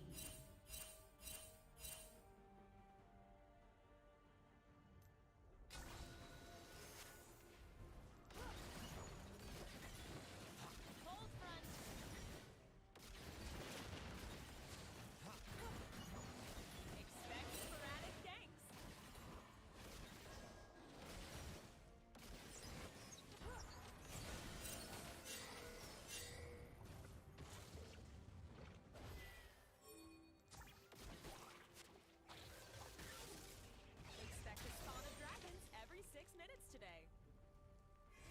We'll be right back.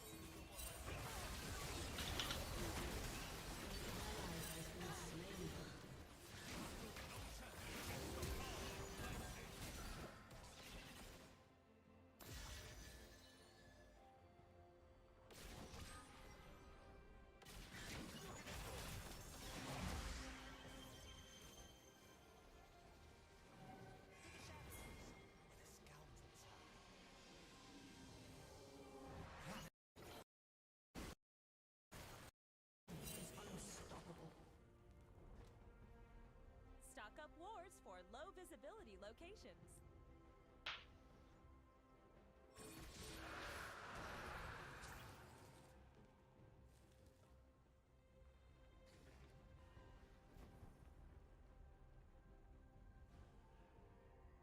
We're looking at a 100% chance of carnage.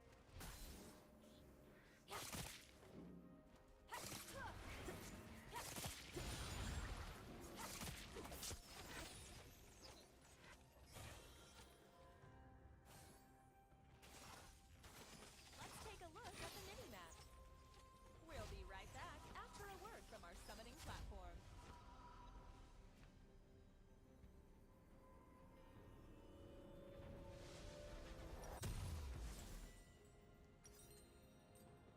Let my winds. An ally has been slain.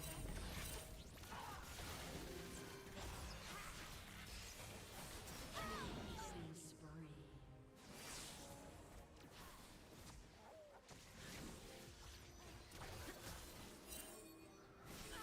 I'm on location and it's not skirt weather.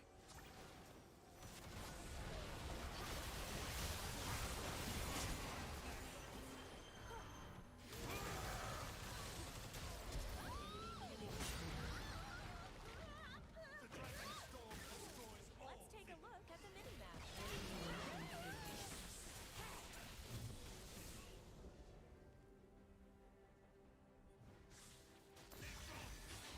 Enemy double kill. Ace. Your turret has been destroyed.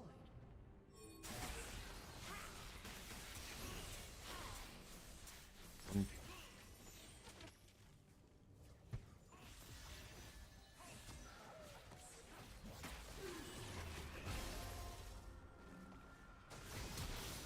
ally has been slain. Your turret has been destroyed.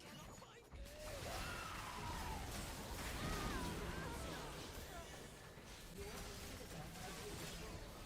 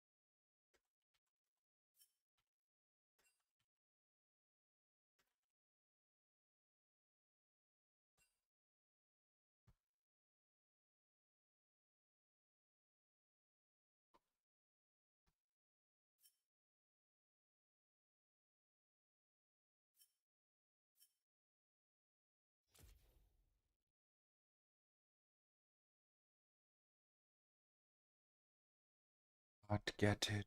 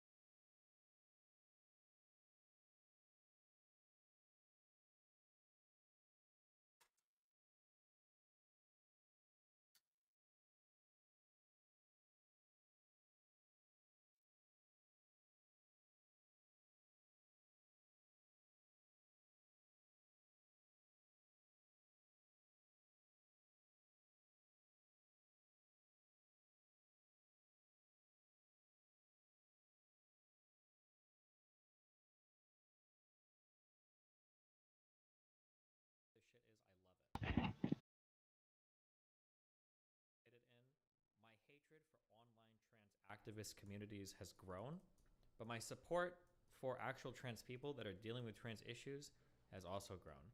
So like, if we see like transphobic comments or people saying things like, oh, like it's all fake or trannies or blah blah blah, like you get permabanned from all of my shit. If you're under the assumption that I like just think that all trans shit is fake or I don't believe in it, or that I think it's all bullshit because I fight with these lunatic fucks on Twitter, like you're gonna get banned from here if you say dumb shit. Just as a heads up. If I see you in my Twitter mentions, I still block you. If I see you in my YouTube comments, I permamute you. And if you show up in any of my chats, I permaban you and IP ban you. So fucking transphobic.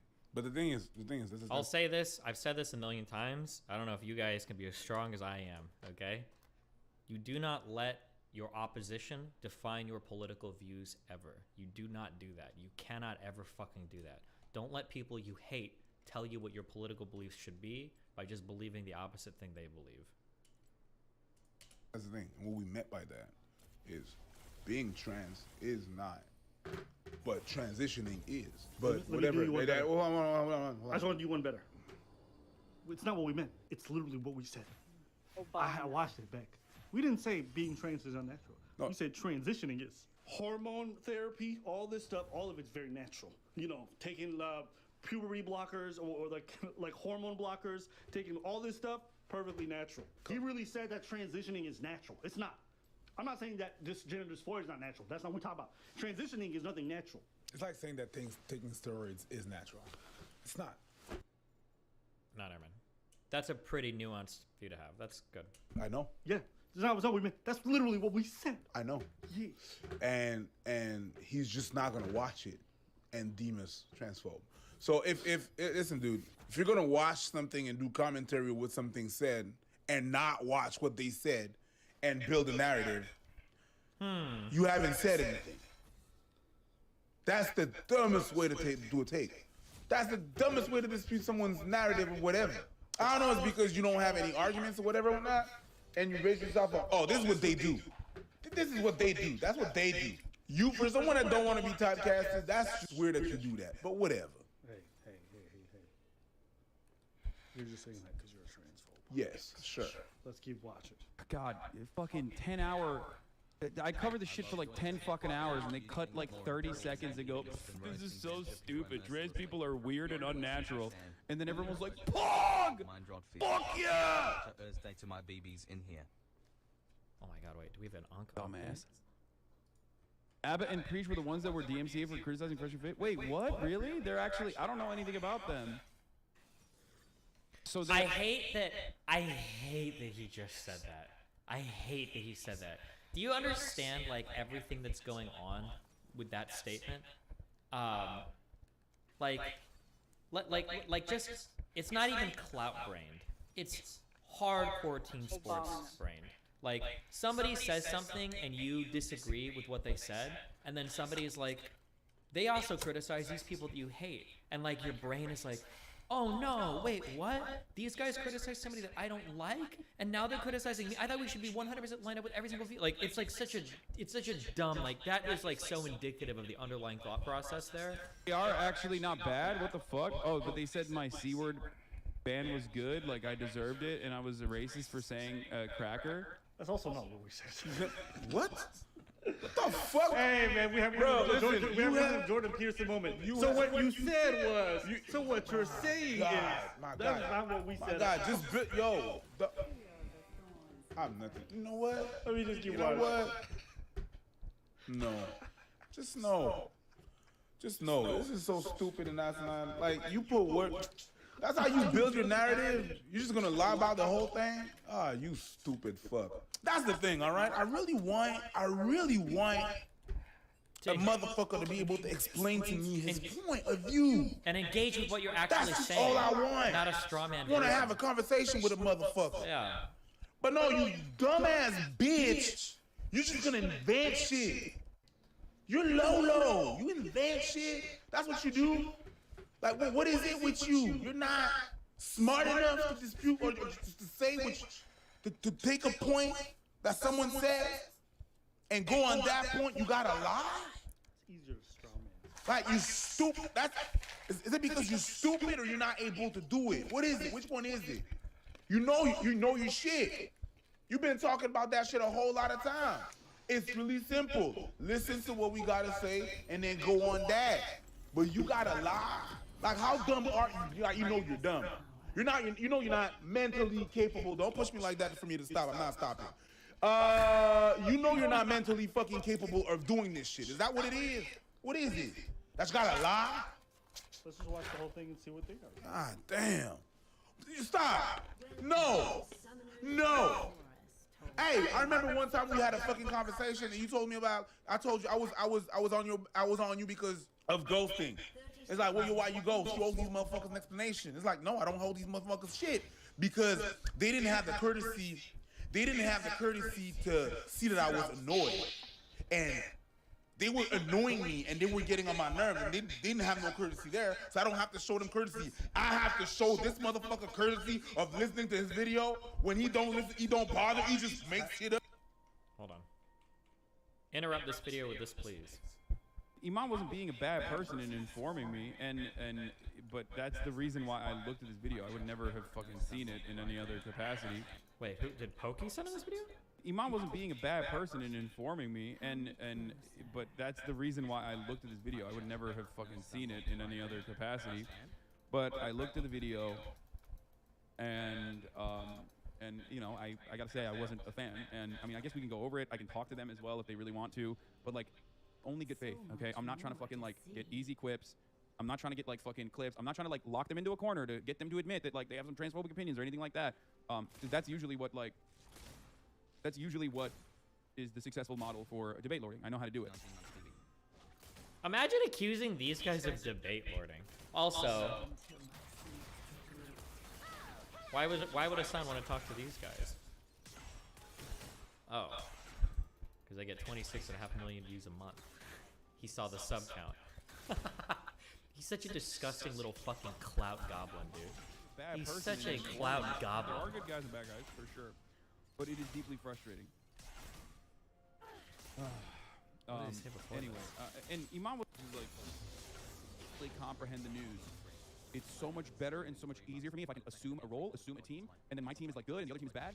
Just try to learn about the issues by just looking at the issues and not through the framework of whatever your favorite content creator is saying to the other favorite content creator. Okay? Okay? For a lot of guys, politics are facing drama. It makes the community just want a mega takedown. So there's such a black and white guy. Exactly. When politics is like super nuanced for the most part, there are good guys and bad guys for sure. But it is deeply frustrating. Anyway, and Iman was being a bad person in informing me, but that's the reason why. Hey, but he's accusing us of doing the same thing in that when we reacted to the clip. You Wait, know what I'm saying? Hold on. Pause break 1 second.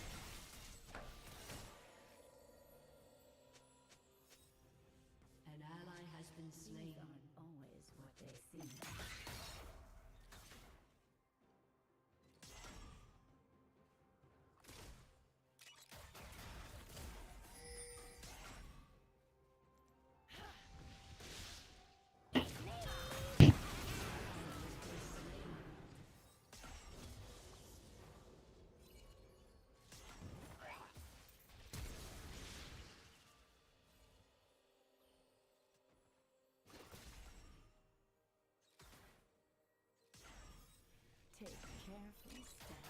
And so now we've only reacted to a certain segment. Let's watch it in its entirety, right? And then we can go in. This is some stupid shit. We can go in. We already went in. That's what I'm just saying. Let's give it a We don't even have to go in. We just have to open the door and watch how fucking shit it is. Oh, look. There's fucking must and debris everywhere. Hey, dookie smells. Dookie smell. Why not watch it, assuming the argument at least? Because I made a fucking promise that I wasn't gonna engage with like idiotic bad faith fucking debates, okay? That's why. I think so he's accusing you of what you accusing him. He's saying we in bad faith, all this other stuff. So, you know what I mean? It's back and forth. But he just acknowledged that he didn't fucking even watch the video. At least we went on what he said. Yeah, and his statement in the vacuum was idiotic. It's not like we were looking at his whole stance in totality. That's why, because I know for a fact that it literally doesn't go into any other area. It just simply is, I will do a thoughtful and fucking, 30-minute to 40-minute analysis on what they said, what they got wrong, and then they will turn around and clip something and basically, use that as a video opportunity. Well, what video opportunity? Like, hold up. You're acting like we took a 30-second clip and made a 10-minute video on it. You know what I'm saying? Like, if we just took one clip as a more ensemble to showcase how stupid a lot of these opinions surrounding trans sports are. It's not to say that I've reacted to his entirety. So don't get so butthurt, bro. That's why I'm looking at this. I'm like, bro, the angle and the ego you have to think like that video was about you or to rebuttal you is crazy to me. You weren't in the thumbnail. You weren't in the title. You were just in the video for like 20 seconds. Breathe, motherfucker. It's not that deep. But anyways, you know what? This is what we're going to do. I'm good now. You good? I'm good now. This is what we're going to do. We're going to watch your thoughtful video, and we'll see what that's all about. It's over for me on that front. Like, I am, if you think that that's like me running away from criticism, then go ahead. You are semi-correct. They said transitioning is unnatural, but not being trans. Oh, okay, got it. Oh, cool. Oh, dude. Oh. So what you got to say about that? Just, cool? Bruh, that's because you didn't watch the fucking video. You know what? Nah, no. I want to watch it. I want to watch it. I'm good. Go. You're a Quebecian comedian. So this happened to Here, I won't do the bad faith thing and like not even look at their take, because now they're gonna clip that and use that to be like, oh, he didn't even see what we had to say. Oh, we was about to go in. Yeah. Oh, yeah. So you was about to create a moment.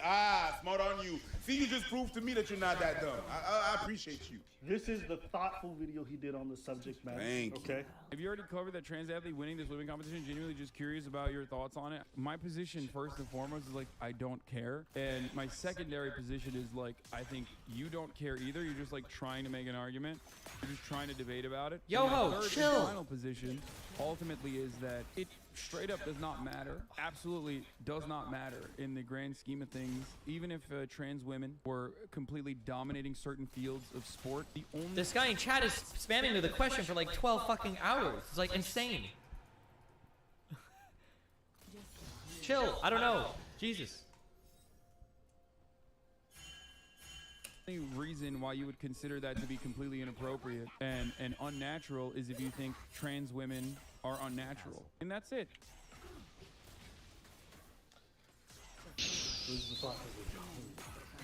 And that is where transphobia comes from, which is basically the idea that trans women are somehow not normal, they're abnormal, they're weird. I get it. Like, I understand. Even if it does have a competitive advantage, I'm saying I don't care because they're still a trans woman. You know what I mean? I think that trans women are women, and that the only reason why you consider that to be unfair is because you think they're doing it from a place of like brain dead. Cheating. Yo, real talk. It's so insane that if he was like a woman doing this, there would be like a million bimbo blonde jokes, a million like this is why women should shut the fuck up jokes, a million like airheaded like dipshit blonde, like there'd be like a million ways to make fun of it.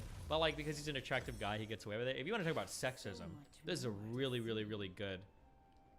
This is a really good example of it, because holy fuck, this would be one of those moments where if Hassan was a woman, he would be making like all of womankind look fucking horrible. But because he's a man, he doesn't have to like represent his whole sex. I feel like every trans activist just walks into the room and sees a debate going, like, yo, hey, yo, I got this. Yo, I'm gonna shut this whole bitch down. Trans women are women. Trans women are women. Mic drop. Like, nice. Hey, you already know, we got him. Hey, listen. Trans women are women, so you ain't gotta say nothing. And if you disagree, that means you transphobic. That's what it means.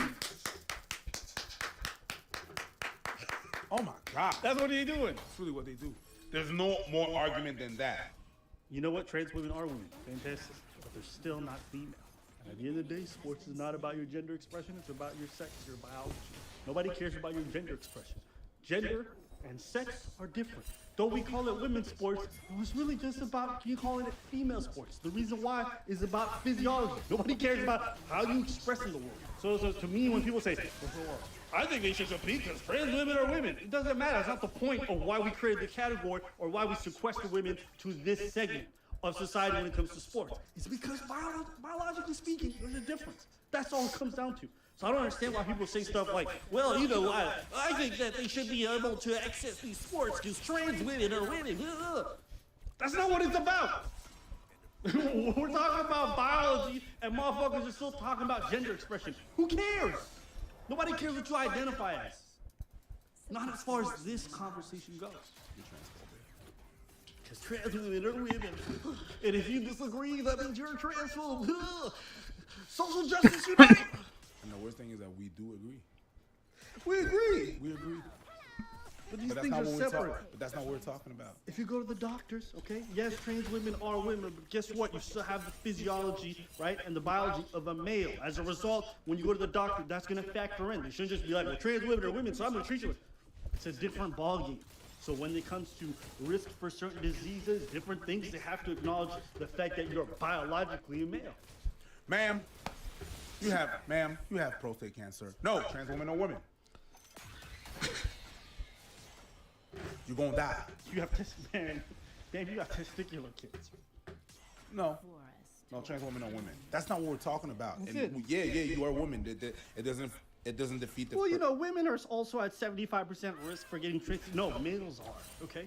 Some aspects are more linked to your biology than your gender expression. It's not a complicated thing. It's not transphobic to say this. Most people would agree with this notion. So I don't understand why there's so much pushback online. And it's fine. But it's because you don't care. Like you said, you don't care about the fact that this is unfair. You don't care about this. You just want to be able to say your fucking spiel from your political spectrum. And then that's it. You walk away, you good. But this is your thoughtful response. Oh, did that boss just copy me? This is way better than the So I have 10 vigor, so.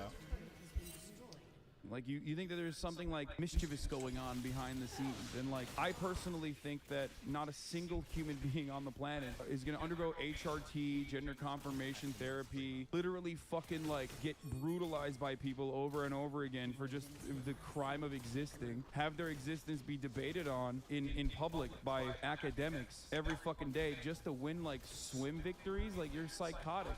It reminds me of the people who say, what woman would ever rape up a rape or a Weinstein? But when you find out, people will lie for anything. People will go through a whole ass double life, cheat on people who gave them their kidneys, do the most fuckery shit. It is possible. Do I believe that most of these folks are doing that? No. But to sit there like nobody would, that's not true. In fact, there's some people who claim to be trans so they can get into certain spaces and prey on people. Now, of course, this is the minority of folks, and I wouldn't even say like that's a thing. But just like the Wii Spa incident, where it turns out the person who was in those change rooms was an offender, there's some people who will use whatever it takes to get to where they need to go. I'm not saying this in this situation. It's not something we've ever said. But So I'm not even gonna talk about that. yeah. It's pure projection. Stop using misogyny to defend trans women. What? I've literally not done that. I don't know what?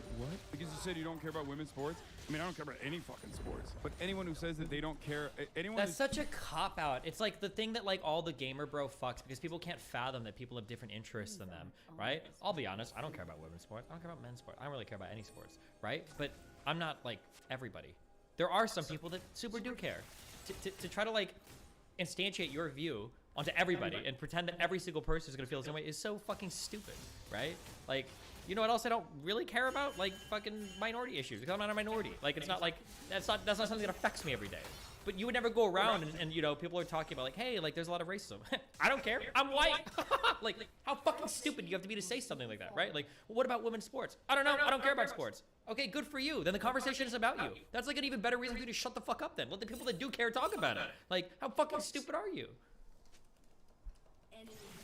Says that they care about like high school women's sports is just a fucking liar. Like absolutely a liar. They're lying to you. Okay, so when people ask me about the Boondocks take, wait, which episode of the Boondocks was this?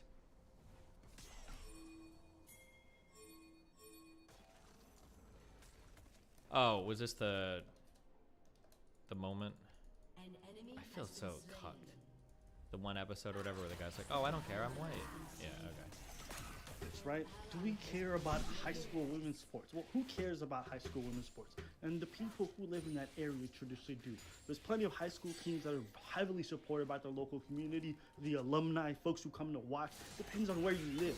But this is not a matter of like, we care about each individual high school sport or college sports or anything like that. It's about the principle of what we're seeing unfold in front of us. That's all it comes down to. So folks out here saying, hey. I think I've had 3 different coaches, which is surprising to me. I don't know why I have that many like people that coach high school sports that watch me. But I think I've had 3 different coaches that emailed me, and my position used to be like, I don't know how I feel about like trans people in like any like gendered category sport, but I think every single coach that's emailed me has given me the opinion, and I've changed my mind on this thing, that like high school sports and grade school sports, especially high school sports, are about like working with a team, getting active, like being physically active, building camaraderie with classmates, like getting to enjoy some level of competition. So in that case, it probably doesn't make sense to segregate people or trans people like out of high school sports. Like this might be developmentally some of the most important times for some of these people's lives. So to cut trans people out of high school sports completely seems unimaginably cruel. So I think I can agree with that. And then one of these people, one of these coaches, I think emailed me the same thing. I think it was a coach email with this. That's where I got that volleyball figure from, where they were like, listen, like oftentimes when people bring up these arguments, they kind of strawman you to this position where it's like, do trans people have to be in all sports, or do trans people just go into some sports? Hold on, was this person a coach?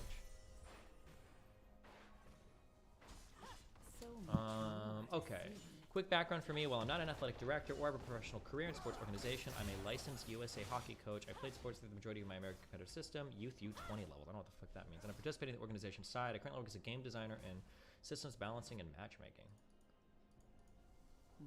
So this guy has some background. So something that he brought up that was interesting.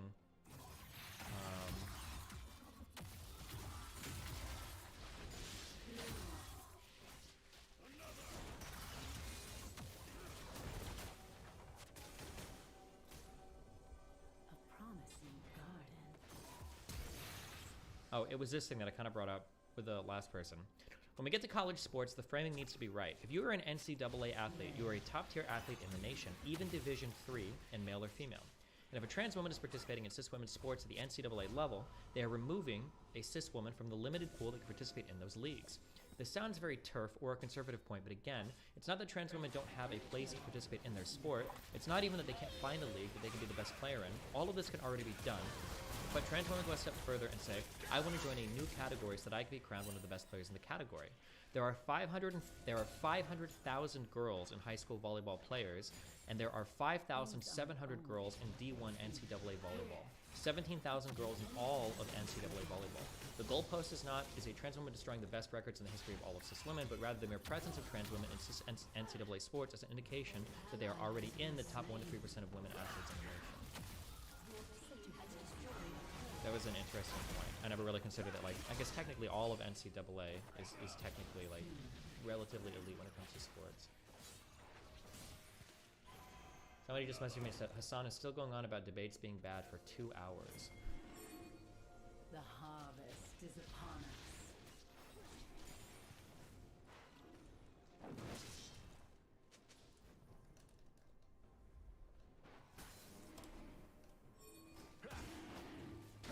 Matter. Anyway, he's a liberal, so it doesn't really matter. To be fair, Wildman was here. He was on Twitch before. What's wrong with liberal?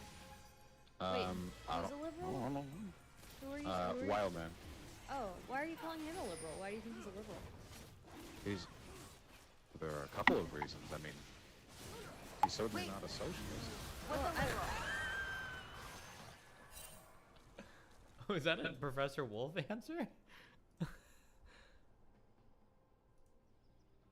Oh, a liberal is a person whose economic and social ideology derives from liberalism, or pointedly the Enlightenment.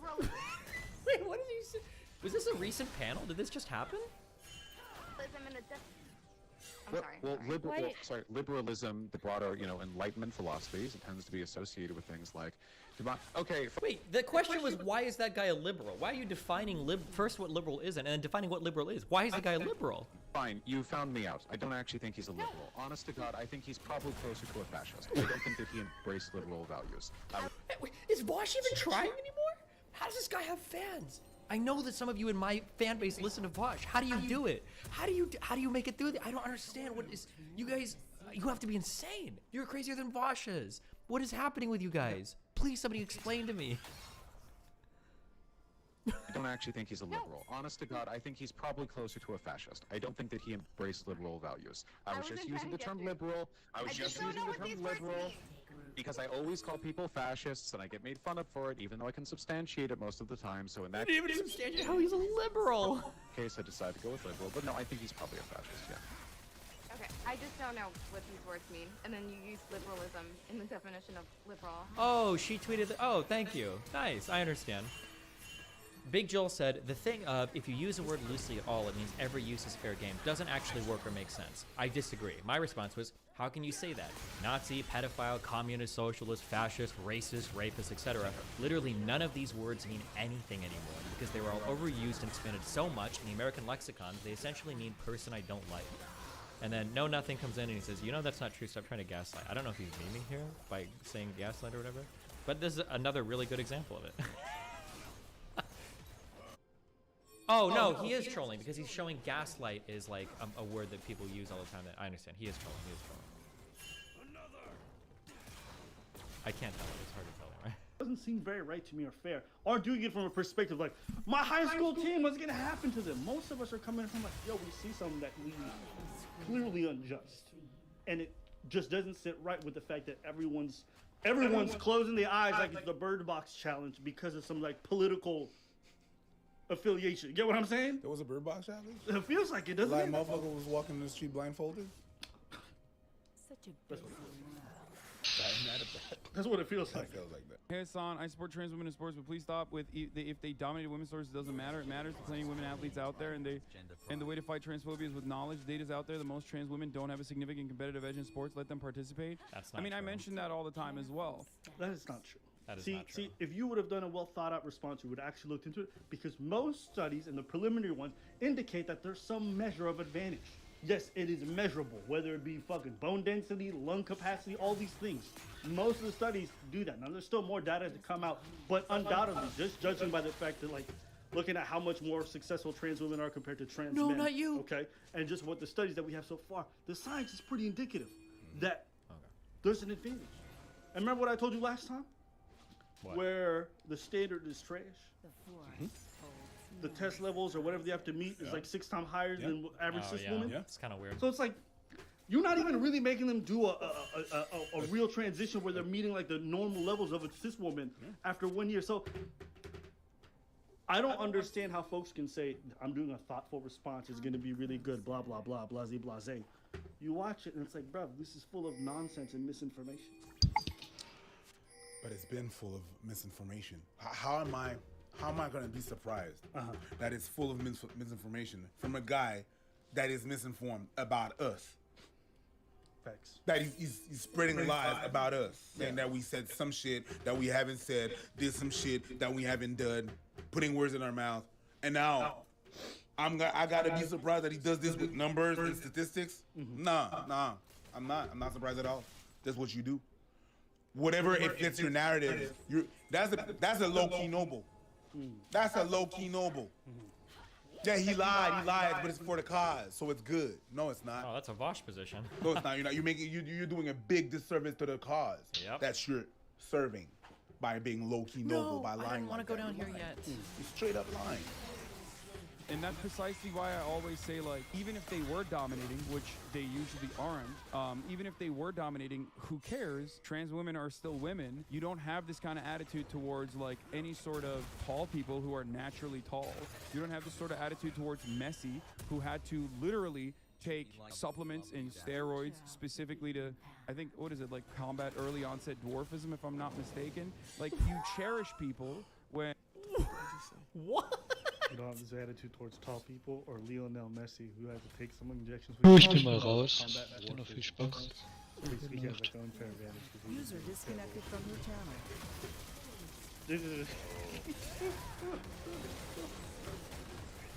Oh man. Hey bro. Listen, the thing is this. Go for it. Talk to me. Like I said before, in every freaking video on this fucking stuff, Right. there's nothing else I'm gonna say that I haven't said. Yeah, I agree. I know exactly what you're talking about. It feels like you're just smacking your head against the wall. I'm straight up. Yeah. Well, for some people, they like to do that. Am I just going down to an area I've already been at before? Is that Like, where I'm headed right now? you don't think I know? I've repeated some lines. Yeah, I'm like, oh, bitch, I said this verbatim last time. Yeah. 100%. Beta. Even like some of the audience members are probably like mouthing the words before they even come out of my mouth. Straight up, they know. They know. They know. We know. Yeah. So we know. Technically speaking, there is no such thing as men's sports. It's just sports. And there's female sports. If women could compete in the male diamond, they can join. They can but join. they can't. And so we segregate them. Yeah. It's not because there's no such thing as men's sport. There's no men's tennis. There's tennis and there's women's tennis. Serena Williams doesn't exist without women's tennis. Does not too big to fail at this point? It's just because he looks good. That's not our words, by the way. That's not our words. That's the roll the clip. That's not us. That's right. That's her saying that. That's her. Actually, it's funny because Andy Murray, he was been joking about myself and him playing a match, and I'm like, Andy, seriously, like, are you kidding me? Because for me, tennis and men's tennis and women's tennis are completely almost two separate sports. So I'm like, if I were to play Andy Murray, I would lose 6-0, 6-0 in 5 to 6 minutes, maybe 10 minutes, because no, it's true. It's true. It's a completely. It's a completely different sport. The men are a lot faster, and they serve harder, they hit hard. It's just a different game, and I love to play women's tennis, and I only want to play girls because I don't want to be embarrassed. I would not do the tour. I wouldn't do really do any justice. So Andy, stop it. Yeah. I'm not gonna let you kill me. So whenever John McEnroe was saying, "Oh, she's the best female tennis player," she said that herself. Anyways, let us know what you guys think in the comments below. We want to hear from you.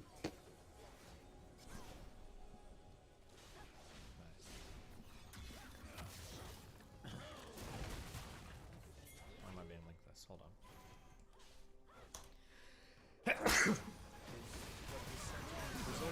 When Bosch says stuff like this, he might be using ironic bravado. In that experience, I was talking about Destiny, by the way, and his community, which I really try not to because this becomes like awful every time that conversation takes place. Like they will literally, this will probably be like a 45-minute video about how I'm fucking so mad and so upset, or like, I don't know, using my dead dog for clout or some shit. Like, even though I didn't even mention it at all, or that aspect of it in this conversation until just now. Like, I already know, you know? I already know what's going on. And listen, if you are currently in here, if you're watching this clip, I'm not mad. So you can have these being mad, dumb, online, blah, blah, blah, what the fucking try goes. But if that's gonna make you feel better, like I can, you know, I can act like I'm very mad. Oh, man, I'm so mad. You got me. You hurt my feelings. Oh my god, dude. I watched the channel a lot in the past 8 months. These been brought up a handful of times to the community, like 10 times at a time. Every time they're spending time shitting on, there's just like, you know, it's just their content. Okay. So let's continue. You have no shame condemning.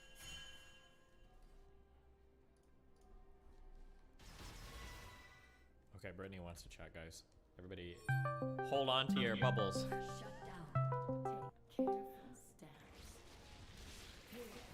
Hello. Hello. How are you? I'm doing great. What bubble are we in today? We're in the Brittany is very tired, so she's saying things that are very just off the top of her head bubble. Oh, gotcha. So the bottom energy bubble. Can we? Well, I don't know about bottom, but I would say definitely less toppy. Actually, I feel mean, Toppy. So I feel like telling everyone, like, hey, fuck faces. We all have to go through this. I'm so sick of it. I don't want to hear it. They made me watch. Sorry, my audience was like making me watch the Steven Crowder thing with the professor guy or the journalist guy or whatever the fuck his fedora fucking face is. The most punchable white man I've ever seen in my life. Like, there's just something about the way he comes into that conversation so fucking sure of himself. But then he's not there in good faith at all. Like, he's just waiting to pounce on Crowder's face. He just wants to teabag him. Yeah, no and I'm shit, just, yeah. He's living the dream, yeah. Okay, listen to me. You have to tell your leftist brethren that if they want any amount of respect, they have got to be able to at least... Hold on. That is not my leftist brethren, okay? That is a Hassan fan, okay? And I agree with you that what he did was cringe as fuck. If you want to be that smug, you have to earn it. You can't come in with that energy right at the beginning, because then you just look like a pompous fucking asshole, even if you're right. So, yeah, I mean... So fucking stupid. Yeah. Wait, no, don't look at my screen. Who, me? Hold on. I got it. I changed it. We're good. Okay, ready, peeps? No. Hold on. I'm trying to, like, bring you into my screen. So anyways, I just get really upset because I think there's a narrative going around, like, I don't understand how... If trans people want to be treated like cis people, they're going to have to get bullied. That's just how it goes. It's because cis people get bullied. Sure, right? well, although, yeah, but I mean, you gotta be careful what we're talking about getting bullied for, right? I don't know yet. So here's the thing. I don't know. So, like, I think about... Okay, listen to me. Hold on, wait. What? Before you commit to any statements, okay? Let me share a perspective, all right? I think that there are forms of bullying that we should all be expected to go through. Well, that sounds mean. That, like, we'll all probably have to put up with. But then there's another type of bullying that can be very othering. And I think that type of bullying is really bad. That nobody should have to go through. So here's like a really good example. When it comes to playing video games, okay? If I join a video game, there's a million things that somebody could say to insult me, you know, as a guy or whatever. Like I'm playing shit or whatever, just fuck you, you know, call me F or whatever. Like people can do like a million things like that, right? But when a woman goes into a video game and starts talking, she can get comments made at her that are insulting just because she's a woman. And I think there's a slightly different feeling there where it's like, if I go in, yeah, you insult me, we insult everybody. But when a woman goes in, the woman feels like this isn't a place where I'm supposed to be. It feels different. So I think that's the difference between like, you know, like should trans people have to deal with some bullying? Yeah, sure. Like your hair is shit, you're a fucking asshole, fuck you, you know, you're a loser, fuck you, blah, blah. Sure, that's fine. But when somebody is like, oh, like you're a fucking, you know, like you're a man in disguise, you're disgusting, blah, blah, blah. That, I think it's fundamentally different because you're attacking some like fundamental aspect of a person. You're trying to otherize them as much as possible. That's a little bit out of the norm of like normal bullying. I think it's different. You're giving me the leftist rundown. I've been on Tumblr, Steven. I know the rules of how not to bully people. Wait, that's what I'm saying. No, hold on. Now I'm gonna. No. You can't. We know the rules of how not to bully motherfuckers. We know we do. We're not retarded babies. So let's assume we're all not retarded babies, which means we know how to not bully. We've seen Rugrats. We know what Angelica does when she beats up Tommy. Sure. Like we know. We've watched Recess. We grew up on Hey Arnold.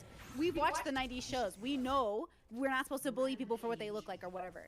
But we also know that in life, one of the greatest ways to bond with someone is to mutually bully them to some extent. Like we have a person on our Discord, we quote unquote bully, and they feel so fucking smothered with love. They are the main character right now. Everyone is jealous that they're not being bullied by us. And that's the joke, right? There's a bullying that sort of is, now you're a part of the team, you're like us.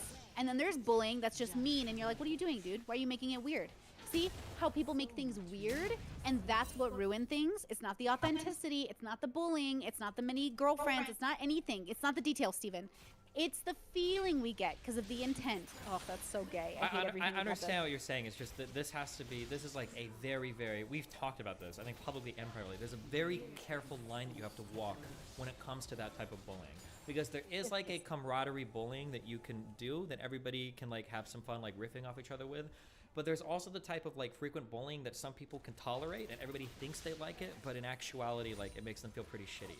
A really good example of this is like certain types of comments on appearance or like for women like age, right? Like I can probably get a lot of women to kind of laugh. It's like, oh, you're getting kind of fat, or like, oh, you know, this is why you're 35, you know, your eggs, they're wilting away, you know? And like I could probably, you know, get a little bit of laughs, whatever. But like I know that if I make a comment like that over and over and over and over and over again, and the whole group is like laughing, it's actually kind of like fucking with this person and making them feel Steven, like pretty shit. We just covered this. We covered this 10 minutes in my stream. Guys, don't be autistic. We already covered this 10 minutes ago in Brittany's stream. This is what happens when people overstep boundaries. You end up turning into the person who's like, hey, bro, you're pushing me too hard now. Sure. Don't yeah, okay. overwhelm people. Don't overstimulate people. Let people be who they're gonna be and interact accordingly. So listen to me. Okay, I was thinking fuck. about how. Wait. What? Hold What? this thought really quickly. I gotta step away 1 second, okay? Hold on. Go. Run. Run. Oh. Okay. So, anyways.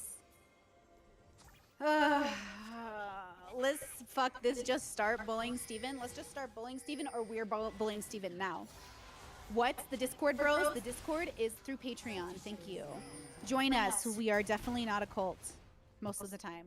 We have way too much fun in there. We have a whole Berserk thread if you guys want to debate Berserk. I just ordered the manga. First 3 volumes. Let's go. We're going to talk about how Steven and Hassan have a Berserk-like friendship that ended up crazy. There's some people on my Discord, trigger warning, who are so fucking stupid they don't think Guts and Griffith were friends. But, you know, we try not to hold that against them. We only try to gay judge. But yeah, definitely join us on the Discord where we are going to absolutely bully the fuck out of anyone who thinks they weren't friends. 1000%. You might, yes. Is Brittany's hair always red, or is it today's lighting different? No, my hair's always red. It's just the lighting is different. I'm using my DSLR, which is like actually bringing in my colors. And then Steven gave me advice on my background, and he said move the white curtains out for something different, so we added in a neutral hue, which I think helped. My lighting's a little off today, like my light's too high. I can see it's cutting off at the bottom of my neck, but in general, my hair is red because I put red in it. My mom is a natural ginger though, my brother is, and I'm so jelly. I just have regular old like brownish auburn hair, but it's like kind of darkish, but not. Steven, don't give a fuck. Don't lose your thought, Brittany. It's too late. This edible kicking in, boo-boos. No, I'm going to bring it back. I'm going to bring it back. Bully him with love until he sees the way of loving bullying, or the loving bullying. You know, I think everyone's secretly, well, he's a bully. He knows that. He loves it. He loves it when he can yell at people and make fun of them. That's like his way of, Steven's way of connecting with people. Like when he types out or when he says, fuck you, I just know that means I love you. Like I know that about, you know what I mean? Because like that's how he shows love. So I mean, everyone's pro bullying. Everyone wants to feel safe enough with somebody that they can be made fun of. Like, think about you with your bros. Think about you with your girls. Like, do you really want to walk on eggshells around your homies? Do you really want to walk on eggshells around your inner circle? No. You want to have the ability to have a real moment with someone, and sometimes that means talking shit. Sometimes that's the fun of it. Sometimes like I always say, gay judge people. Don't real judge. Like you don't need to decide if someone's like a bad person or a good person. Like Guts doesn't have to. Guts and Griffith, it's their business how they handle their friendship. You have no right to come in and tell them how to handle their friendship or their breakup. Like people have to make that decision for themselves. Oh yeah.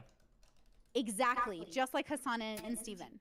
Just like they ultimately, if Steven decided to turn around and like they were all of a sudden like, hey, we're dating and we're friends again, and like Hassan and Steven back in the mix, like the world needs to let them do what they're gonna do. You know what I'm saying? But it's up to them how they want to handle that friendship. They shouldn't be beholden to their audiences. But when they are, that's when it sucks, because it's like, wow, an audience, a stranger username was more important to me than like our like friendship, or the fact that I trusted you to be in my home, or the fact that like this and this and this. Wow. Okay. We're talking about Griffith and Guts, and we're talking about how your friendship with Hassan is so strange. Like I was thinking about, this is a very high thought. So I was thinking about friendship and what it means to be friends. And then I was thinking, well, if I was in a competition with my friend, I'd want to like be fair about it. Like, are we winning to win? Are we going to cheat? Is it going to be funny? And then I started thinking about the Olympics, and I was like, I don't understand how trans or cis athletes aren't having conversations from like a friend perspective of like, hey bro, like, do you need to like ruin this whole fucking competition because you need to be here right now? Like, that's so weird. I don't think I could ever do that. I'm too much of a loner, I think, to ever ruin a game that like is literally working for 99% of people and then be like, I'm going to change that on everybody. I mean, like, that's a very like one-sided take, but okay. Oh man, Jesus. And then I have the following thought, which is like, okay, but reality is that I'm a minority, I'm a queer woman, and I've asked 99% of the world to change how they fucking do things in America so I can have a baby and I can adopt and I can get married. So at the same time, of course, that's always going to be an ask of a minority because the minority is not being represented. So I'm not saying it's wrong or good. I'm just saying it is what it is. So like we have to find compromise where things can be compromised. I hate this. It's like if countries were people, like what kind of relationships are we having? If states were people, what kind of relationships? Because like some of us are in toxic relationships with one another. Okay. Do you want to translate that? You know what I'm saying? I didn't catch the part about countries. What kind of relationships are countries having with each other? I don't know how that's. Or like states. Like, how is Florida and California having a relationship? You know how our governors yell at each other and people pick fights? And then this is supposed to be our leadership. And like, do you remember when Lindsey Graham was like, these people are my friends? And he said that after, what was it? I think Bush Sr. had died or something like that. And then they couldn't sit with each other. And like, they were like literally cliquey at the funeral. And I'm just sitting here like, these are our leaders. These are the adults. These are the mature ones. Like, what is this? Like, obviously, it's just politics. But that's what I'm saying. I don't understand why you're in politics. That's why you're like, your friendship with Hassan is like political. It can't be a real relationship. I don't have any political relationships. If I like people, it's because I like people. I don't have like. No, you do. You do. But Hassan can't. I don't think he allows himself to. I don't think that has anything to do with politics. I just think that's just the type of person he is. But he's very political. He's there to win. No, he's not political. He's just an online like content creator. He's not like a political person at all. I don't. He doesn't. No, I meant like he House of Cards his life. Like he thinks it's all a game, and he like wants to win. Sure, but that's like I think that's really common in a lot of like entertainment circles where people are like climbing ladders, right? Right. Yeah. Okay, but you're not climbing ladders. No. Which is why he's the Guts of the story, because Guts doesn't want power. Griffith does. Okay, I don't know what the Guts and Griffith story is, but. I know, because you don't watch Berserk or read the manga. Steven, please, you need to be more of a weeaboo. Okay. Let's go. Get the time for that? I'll get right on that, okay? Let's go. But do you know what I'm saying? Like, do you ever look at politics and think, can you guys, like, solve this as friends? And sometimes friendships just break up, and that's fine. But, like, can you solve it as friends? Or no, you have to solve it as, like, I don't understand how Lindsey Graham can be like, these people are my friends, pointing to the Democrats. And I'm like, okay, we all know you have, like, a fake rivalry, but you're confusing the constituents. Like, people will come to me, Steven, and they'll say, like, no, like Lindsey Graham would never shake hands with Nancy Pelosi. I'm like, that's not. Well, because these people like work with each other all day, every day. Of course, right? Yeah. That's what I'm saying. They're all like homies, but they're not homies. They're just like, it's like Mean Girls over here. Kind of, or there's like a certain showmanship to appealing to your constituents, like while you're on TV and stuff. But at the end of the day, they're all going to Shelley's or whatever to have a drink or chill. Now, I find that to be okay in itself. As long as people are in on it, as long as the constituents know, we should all be kind of like friendly competitors. Yeah, I think that's the issue that I have, is that like it's a big issue that I have relating to a lot of online content creating stuff, where I'll say like, I don't really think that these particular content creators believe in these views as strongly as they let on, but the problem is their fans do.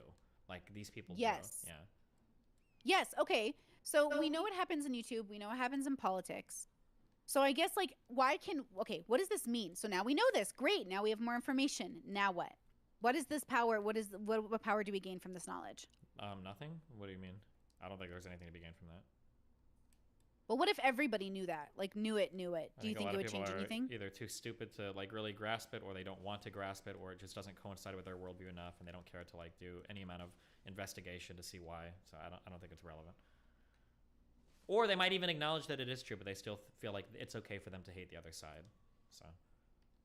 Do you think, like, you said something about nihilists, I think something like they're not really nihilists or they'd kill themselves? Something like that, yeah. It's an intellectual position, not an emotional one. Yeah, you think, wait, you said it's an intellectual position, not an emotional one? I don't think you can feel nihilist. Or maybe some people can. We call them clinically depressed people. But that's pretty funny. Okay. So, hold on. Hold on. Nihilism. Oh. Okay, so so in the way that a real nihilist wouldn't not kill themselves, do you think someone who really believes in like climate change or like gay rights or anything else, or the government's run by white nationalists or something, do you think that their life would look different if they really believed those ideas? Or do you think everyone is reflective of everyone's doing a pretty good job at reflecting? I mean, I think they do believe in the ideas, like the people on the ground. I think a lot of them do genuinely believe this stuff. That like the election was stolen, that the other side are all white nationalists, et cetera, yeah. Yes. Okay. So once again, I'm sorry, where do you fall in that category of believe my bubble, believe my side? I don't know what I have no fucking idea what you just asked me. Say, what? Sorry, I'm pretty baked. Hold on. Where do I fall on that?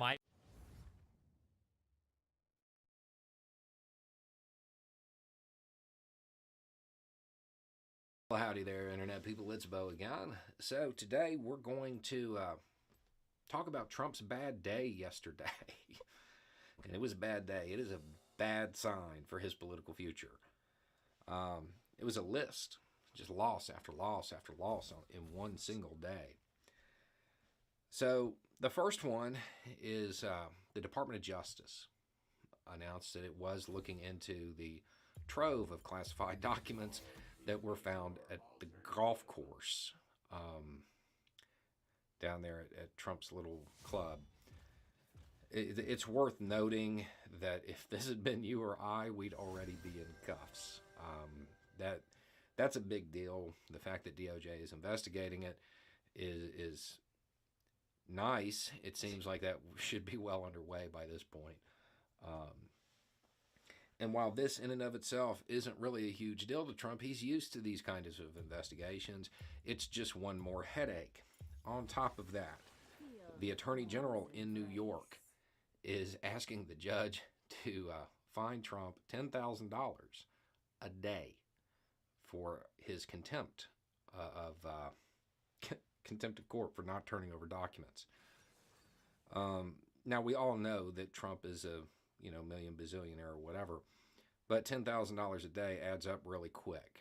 And for somebody that is, let's just say, in the middle of a not good run with business ventures, hi to the two people who linked here from Truth Social, that's probably going to hurt. On top of that, the case looking into Trump Organization. Most people, myself included, thought that was done, thought that got squashed. But according to the prosecutor there, no, it's still ongoing.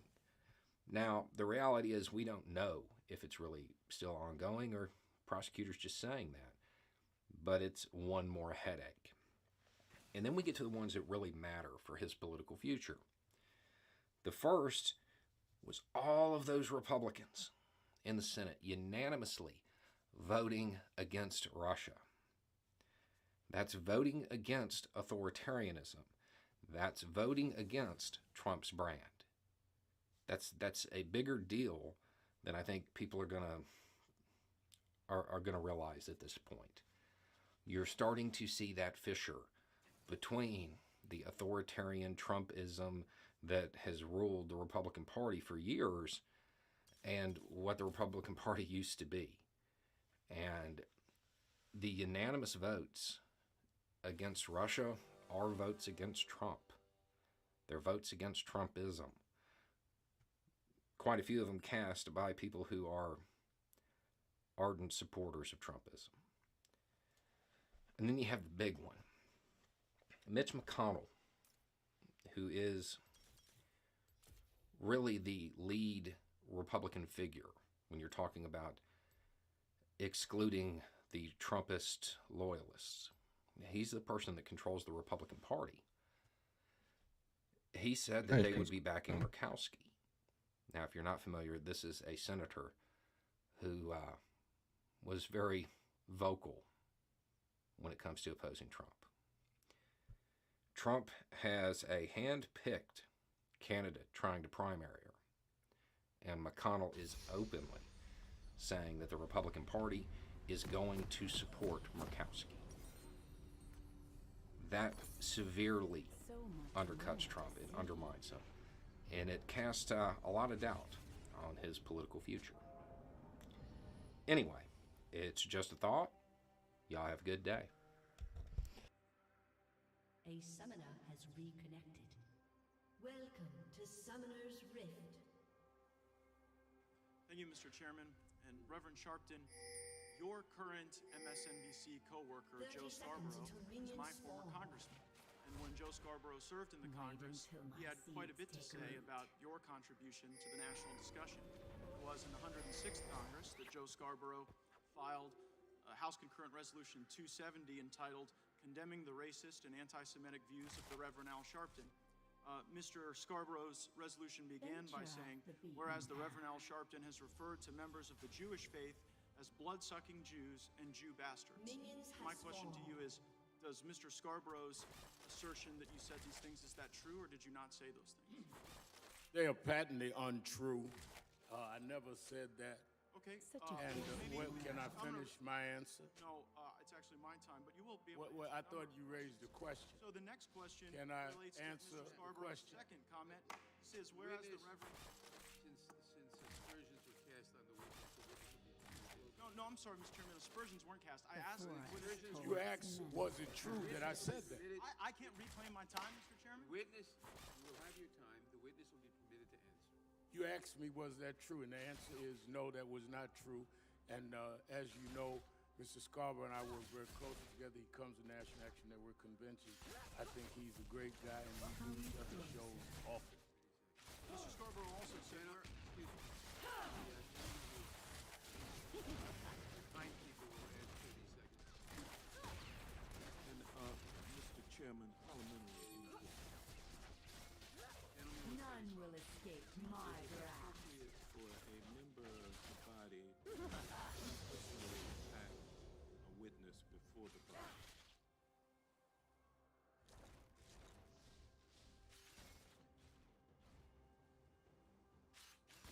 Take careful steps.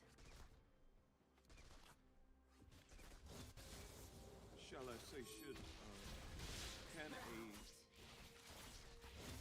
congressman's words be taken down in the event that he casts aspersions on a witness? We ask everyone to adhere to rules of decorum. Thank you, Mr. Chairman. Joe Scarborough then wrote, whereas the Reverend Al Sharpton has referred to members of the Jewish faith as white interlopers and diamond merchants. Have you ever referred to members of the Jewish faith as white interlopers or diamond merchants? No, sir. I referred to one in Harlem, an individual who I didn't even know was Jewish, as an interloper, and said I should never be I said that I was against those that were using apartheid. And when I did a funeral in Crown Heights in '91, because we were boycotting Oppenheimer and those that were selling diamonds from apartheid South Africa. In the same sermon, I'm trying to... May I finish my answer, sir? Am I allowed to finish my answer? You asked me a question. And I have a few more answers. Well, apparently you do because you don't want me to answer. So since you raised it, let me finish. I also talked about people snatching pocketbooks that are in the... I'm not filibustering anything. I'm answering your question. Everyone will suspend, please. Mr. Chairman, a parliamentary inquiry. Everyone will suspend. Parliamentary inquiry. Gentlelady will state a parliamentary. It will be in the form of an inquiry statement. Is it appropriate for a member to do a constant tirade of attacking the witness and then not allowing the witness to answer? My personal opinion is that it's not proper. That's not a proper parliamentary inquiry. Statement to the gentleman controls the time. Thank you, Mr. Chairman. Mr. Scarborough continued, whereas the Reverend Al Sharpton led a protest in the Crown Heights neighborhood and marched next to a protester with a sign that read, "The white man is the devil." Marched next to a sign that said... I have no recollection of that. I marched in many things where there were signs that I did or did not agree with. Scarborough and I would say that if I was aware of that, I would have said that I would not want to have that sign. Well, then you shouldn't ask me a question if you don't want an answer. I want to know if you said them. You can say yes or no. So well, I cannot answer, Mr. Chairman, on yes or no when he's asking me whether or not... The witness is obviously disrupting the witness, first of all, this has nothing to do with policing. Since he wants to make the subject Joe Scarborough and I, then let me answer it. Last I know, Joe Scarborough nor I are members of the police department or have anything to do with excessive force. But I'm loving to engage this if he lets me finish. It's outrageous. It's a matter of opinion. Gentleman controls the time. So you're not going to restore my time? No. Joe Scarborough continues, the Reverend Al Sharpton's fierce demagoguery incited violence, riots, and murder in the Crown Heights section of Brooklyn. Do you agree or disagree with that statement? As a matter of fact, New York State did a extensive study on the Crown Heights riot. Said I was not even there until after there was death of Yanko Roosevelt. I was not even called by the family until the day after. Thank you, Mr. We Sherman, had for nothing to do. reclaiming And when I came to Crown Heights, I led the first nonviolent march there. Are you really? All right, fine. Mr. Sharpton, have you ever referred to African Americans who disagree with you as cocktail tip Negroes? I have. Have you ever referred to African Americans who disagree Chairman, with you? I have a parliamentary inquiry. If a congressperson is persistently questioning a witness about a non-germane matter, is it proper? I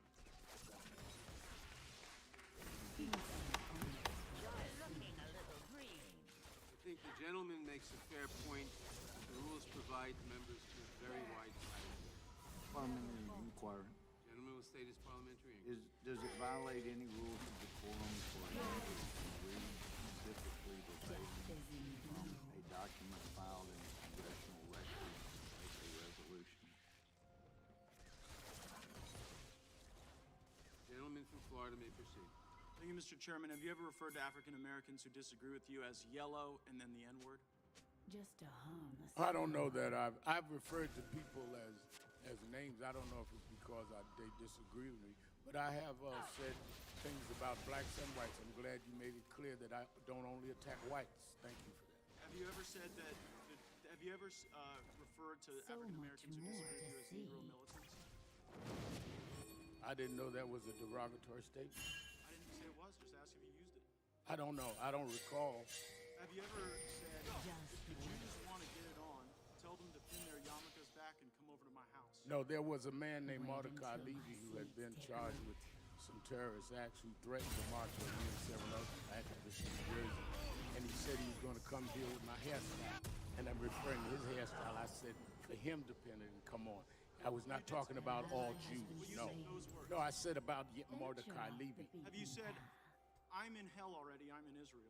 Yeah, because I had been threatened that if I came over to deal with first of all, I believe that you can deal with the decorum of the Congress, but you cannot disrespect a witness. You cannot ask a question and tell the witness he can't answer the question. He's permitted to answer a question. You're welcome to answer. How about Well, then let me answer, sir. Okay. Let me answer, because I'm enjoying this. I think that you have. You're at a committee about policing. Don't get upset. Calm down. Calm down. You're yelling. Calm down. I think that I'm trying to answer your last question. Gentleman will be permitted. The time of the gentleman has expired. The witness may answer the question. The one about offing the cakes. Answer that. The witness may answer the question. The time of the gentleman has expired. The witness may answer the question.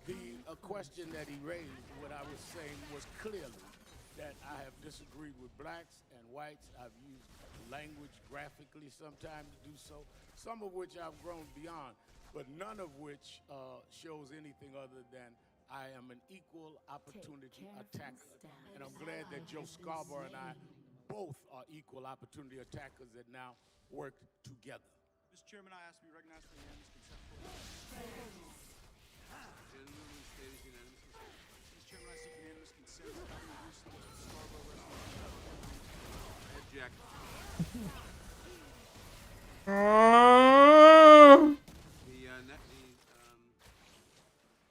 gentleman from Georgia is recognized. Mr. Chairman, I have a motion. Now that A promising garden. Thank you, gentlemen, for yielding. And I was reviewing your prior answer, Reverend Sharpton. You are cited in a Washington Examiner piece, July 30th, 2019, as having said, if the Jews want to get it on, tell them to pin their yarmulkes back and come over to my house. In response to my question, you said you were referring to one person. Here's my very limited question for you, Reverend. Were you misquoted in this story when you say the Jews and them, referring to a plural group of people rather than one person who seems to have Am I allowed to answer? My name is Sharpton, not Lewandowski. I will answer the question if I'm allowed. We know your name, sir. Go ahead. And you then know that I'm going to answer. I was referring to an incident and a threat to come to my home by Mordecai Levy and to the homes of, I believe, Reverend Daughtry and others. How the Examiner, I think you said, or someone else wrote, I'm not looking at it, so I do not know whether they reported me or not. I do know what I said and who I was referring to. Well, did you say them? Wait until I just said that I'm not looking at the statement. I do not. You're talking about a situation that happened in 1991. If I said them, the, or those, I don't know. I know that incident and I know what I was referring to. And a man threatening to come to our home who had that kind of criminal record. And I had 2 young children, I think under 5 years old. Thank you. I appreciate the answer. Again, I'm not going to I'll talk. I'll testify before this could be. So is it your belief that If I said them or not, would that help or hurt excessive force of policing? Well, I think it's pretty significant when someone wants to come and preach to us. Mr. Chairman, point of parliamentary inquiry. Mr. Chairman. Point of parliamentary inquiry. Point of parliamentary inquiry. Gentleman will state his point of. I don't believe you talk about the people that come before you. Gentleman will state his Mr. Chairman, when a witness is asked a question in a hearing before this judiciary committee, do our rules provide that the witness is permitted to answer the question? Witness is permitted to answer the question. I have a parliamentary. But the member controls the time. Parliamentary inquiry. The member controls the time. If the member judges that the question is answered to his satisfaction, he may go on to another question. The gentlelady will state her point of parliamentary inquiry. When a witness is attempting to answer the question, is it the rules of this committee that the witness be allowed to answer the question? And is it also in the decorum of this committee to not badger the witness if the witness is attempting to answer the question? The member, there are 2 answers. The member controls the time. The member thinks that the question is answered to his satisfaction. He may cut off the answer, go to a further question. However, it is not permitted to badger a witness. We do afford members considerable latitude, but badgering witnesses is inappropriate, and our committee should not conduct itself in that manner. It is expected that all parties to these proceedings comport themselves with decorum and professionalism, and at all times in a manner that reflects creditably on the House of Representatives. House rules require the chair to maintain order and decorum, and I will do so. Thank you, Mr. Chairman. I ain't having no march. I believe in fighting. Well, fight then. Ain't nobody holding you. I'll off the man. We'll off him. Plenty of crackers walking around here tonight. Did you say those words? I do not recall saying I will not march. I think for the last 40 years I've marched. I think that you're referring to, and I'm not sure, but I think you're referring to when I was dealing with some people that said that they don't want to march and that they're going to off people. And I told them there are plenty of people walking around that they call the name. They're not offing anybody because I felt that they were just trying to disrupt our asking people to march. So in the context of I was quoting as I said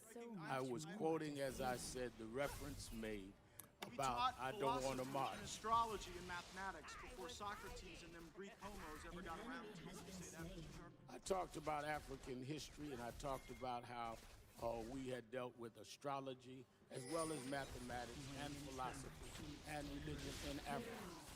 But you referred to Greek homos. I do not recall how I referred to anyone. And you'd have to cite. Do you think that your bigoted statements in 1991 are excusable just because they were in 1991? I think that any statement that I've made that was wrong, I have clearly said that we should not make bigoted statements, including me. I also think that to distort. I think that also to distort. Have you made You bigoted can ask all the questions you want, but I'm going to answer the question. Will the gentleman yield? When you call Greek homos, when you talk about white crackers, those are bigoted statements. I think I made it clear that I was quoting what somebody said. Yelling and getting upset is beneath your office. You should calm down. Gentlemen will state his point of order.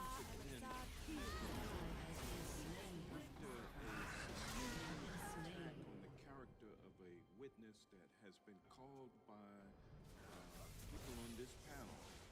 And that panel then attacks that witness in a sustained, deliberate manner, which is non-germane to the subject at hand.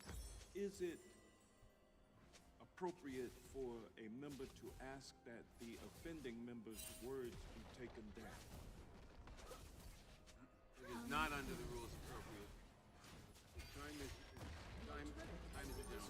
Thank you, Mr. Chairman. And I would note these are highly relevant to the issues that we're facing. Reverend Sharpton has come before the House Judiciary Committee The clock should be running. as a purported expert on policing, and yet his bigoted statements undermine the bipartisan work we should be doing to ensure that all citizens are able to come together and have safe communities. Point of order, Mr. Chairman. How is this Gentleman will state his germane? point of order. How is this line of inquiry germane? And if it's not germane, is it appropriate? To the point, may I speak to the point?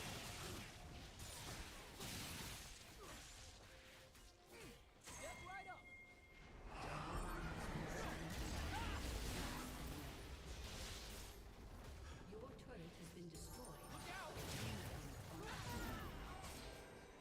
Your team has destroyed a turret.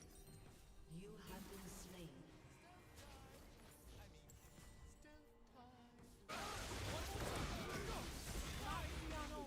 Ah, now you come.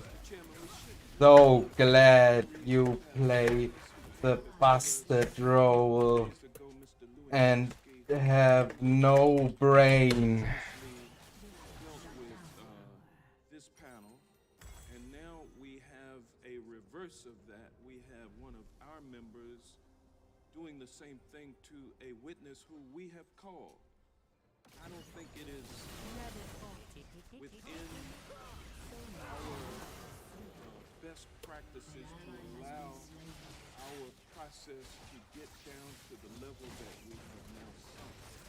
And I'm asking the chairman to, in the wise use of discretion, to rule that the gentleman from Florida's line of inquiry with this specific witness, who he's trying to attack his character, no question about that, but I'm reading his own words back. doing it in a sustained way, and He does? I have the time. and not having uttered a single Regular order. Is this a point of order? What is Point of order, Mr. Gates. You don't have the floor. The gentleman is being heard on the point of order.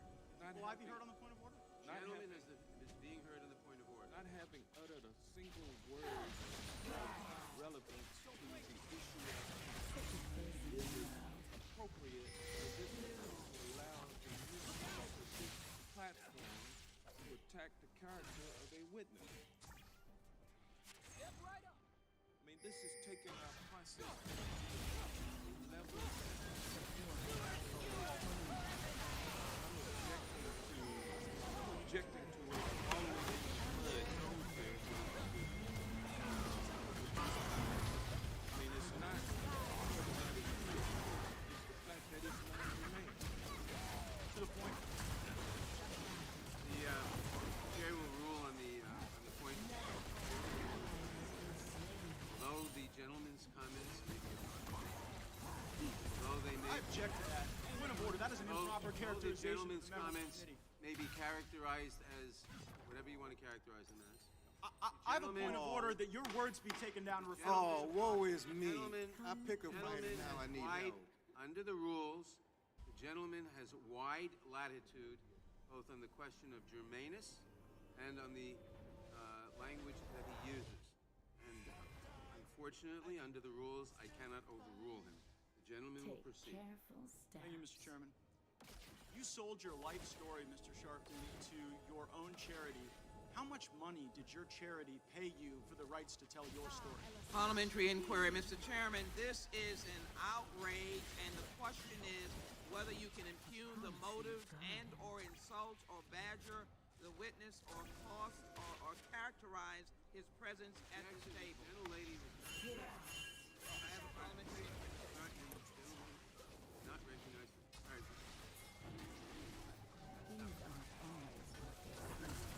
Thank you, Mr. Chairman. I think the gentleman played around.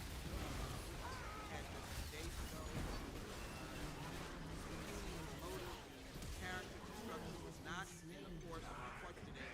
But I say to our good friend from Florida that you are now not only not being germane, but you are pointedly attacking the character, and in addition, bringing up information It is not. that up information. It's an inquiry. Bringing up information that is a character destroying. The question is, in the questioning of a witness, can you use items that refer to the witness's character and demeaning the witness's character? Is that an appropriate line of questioning? Whether it is an appropriate line of questioning is not relevant. The respect to parliamentary inquiry, questioning a witness's character and motives, which may go to ascertaining the credibility to give to the testimony. We have always given very wide latitude, and the answer has to be that I cannot object. The gentleman will proceed. How much money did your charity pay you personally for the right to tell your life story? My charity owed a certain amount of money to me and asked could they use that money to have the right to sell any right to my life to document one-man play or other items that they have already began reaping dividends. They would have had to pay me the same sum anyway because it was owed to me. Was that sum So over the $500,000? answer, can I finish? Was it over $500,000? Can I finish? Whatever the sum was, the sum, whatever the sum, You to tell your life story, because I think most people would see that as charity fraud. again, Straight fraud. charity again owed me a certain amount of money that they would have had to pay anyway, and they were, I agreed to allow them. Or less than $500,000. Gentlemen, I allowed them to use those funds to have my record. More than $500,000 bucks? Gentleman will suspend. His time has expired. The gentleman from New York is recognized. Come closer.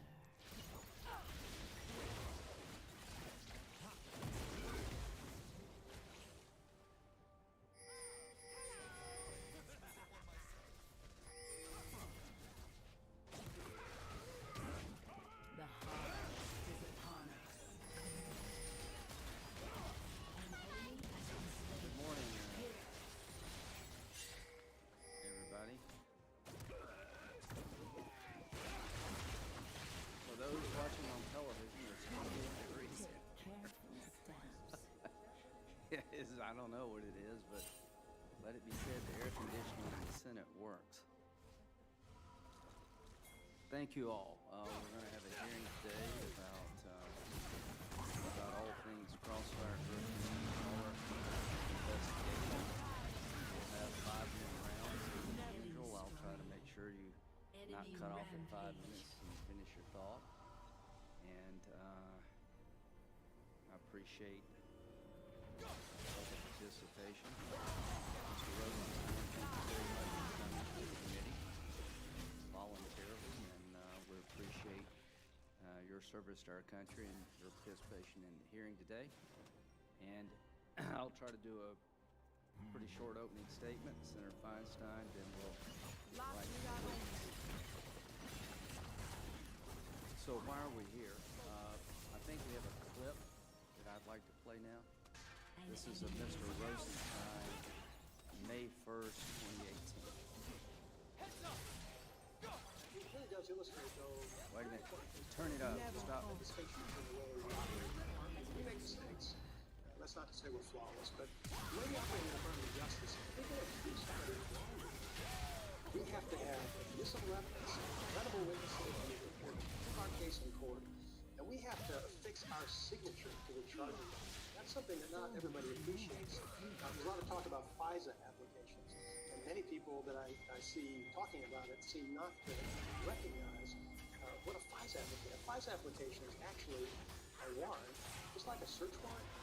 In order to get a FISA search warrant, you need an affidavit signed by a career federal law enforcement officer who swears that the information in the affidavit is true and correct to the best of his knowledge and ability. And that's the way we operate. And if it's wrong, and sometimes it is, if you find out there's anything incorrect in there, that person is going to face consequences. Sometimes there are innocent errors, but if not, you can face discipline or potentially even prosecution. So, well, thank you.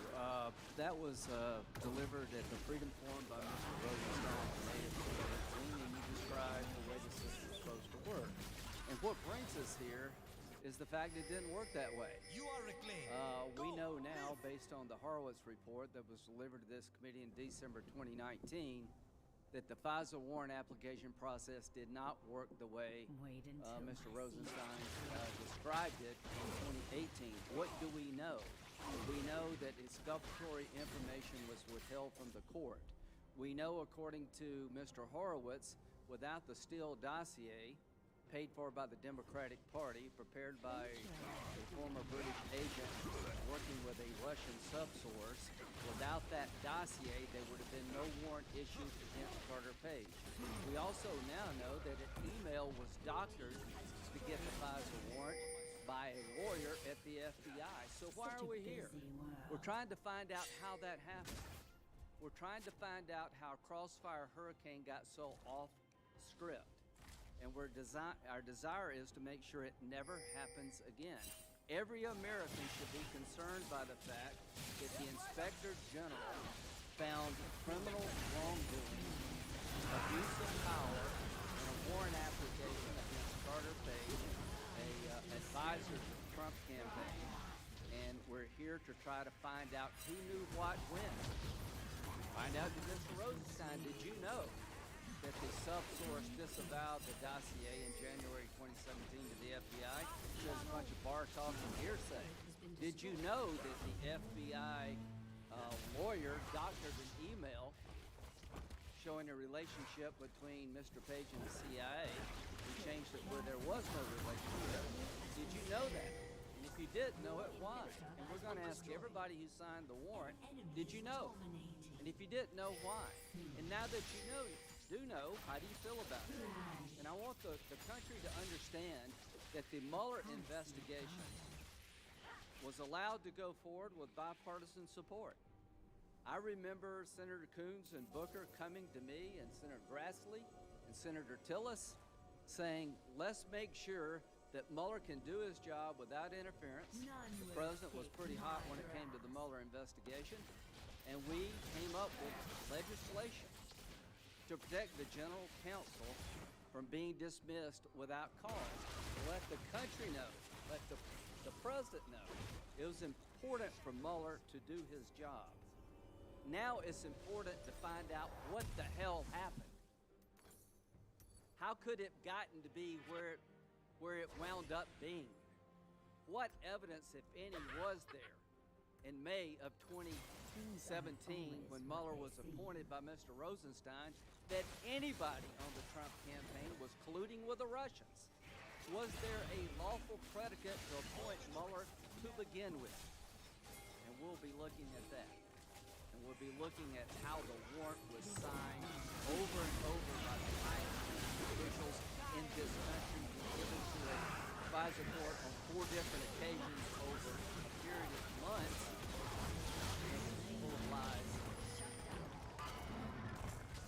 criminally altered. I hope you want to know that. I sure do.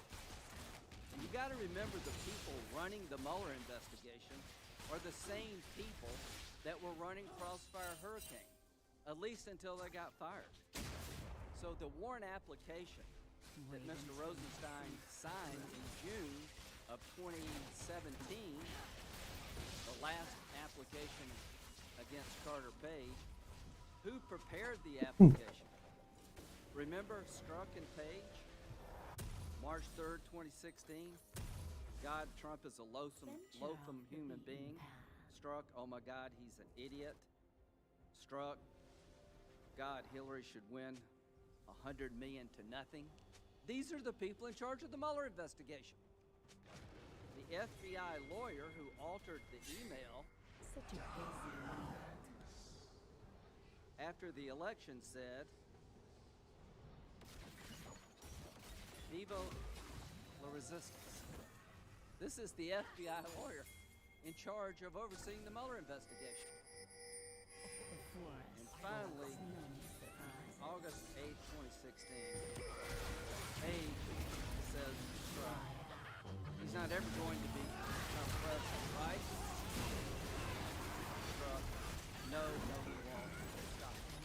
This is why we're here. We're going to get to the bottom of all this. And we did a lot together when it came to Russian interference in our election. We had hearings, the modus operandi, the toolbox of Russia and other autocracies for undermining democracy throughout the world. Russian interference in the 2016 election, May 2017. Extremist content and Russian disinformation online, October 2017. Protecting our elections, examining shell companies and virtual currencies as avenues for foreign interference, June 2018. Cyber threats against our national critical infrastructure, August 2018. We have looked at Russia's role in the election.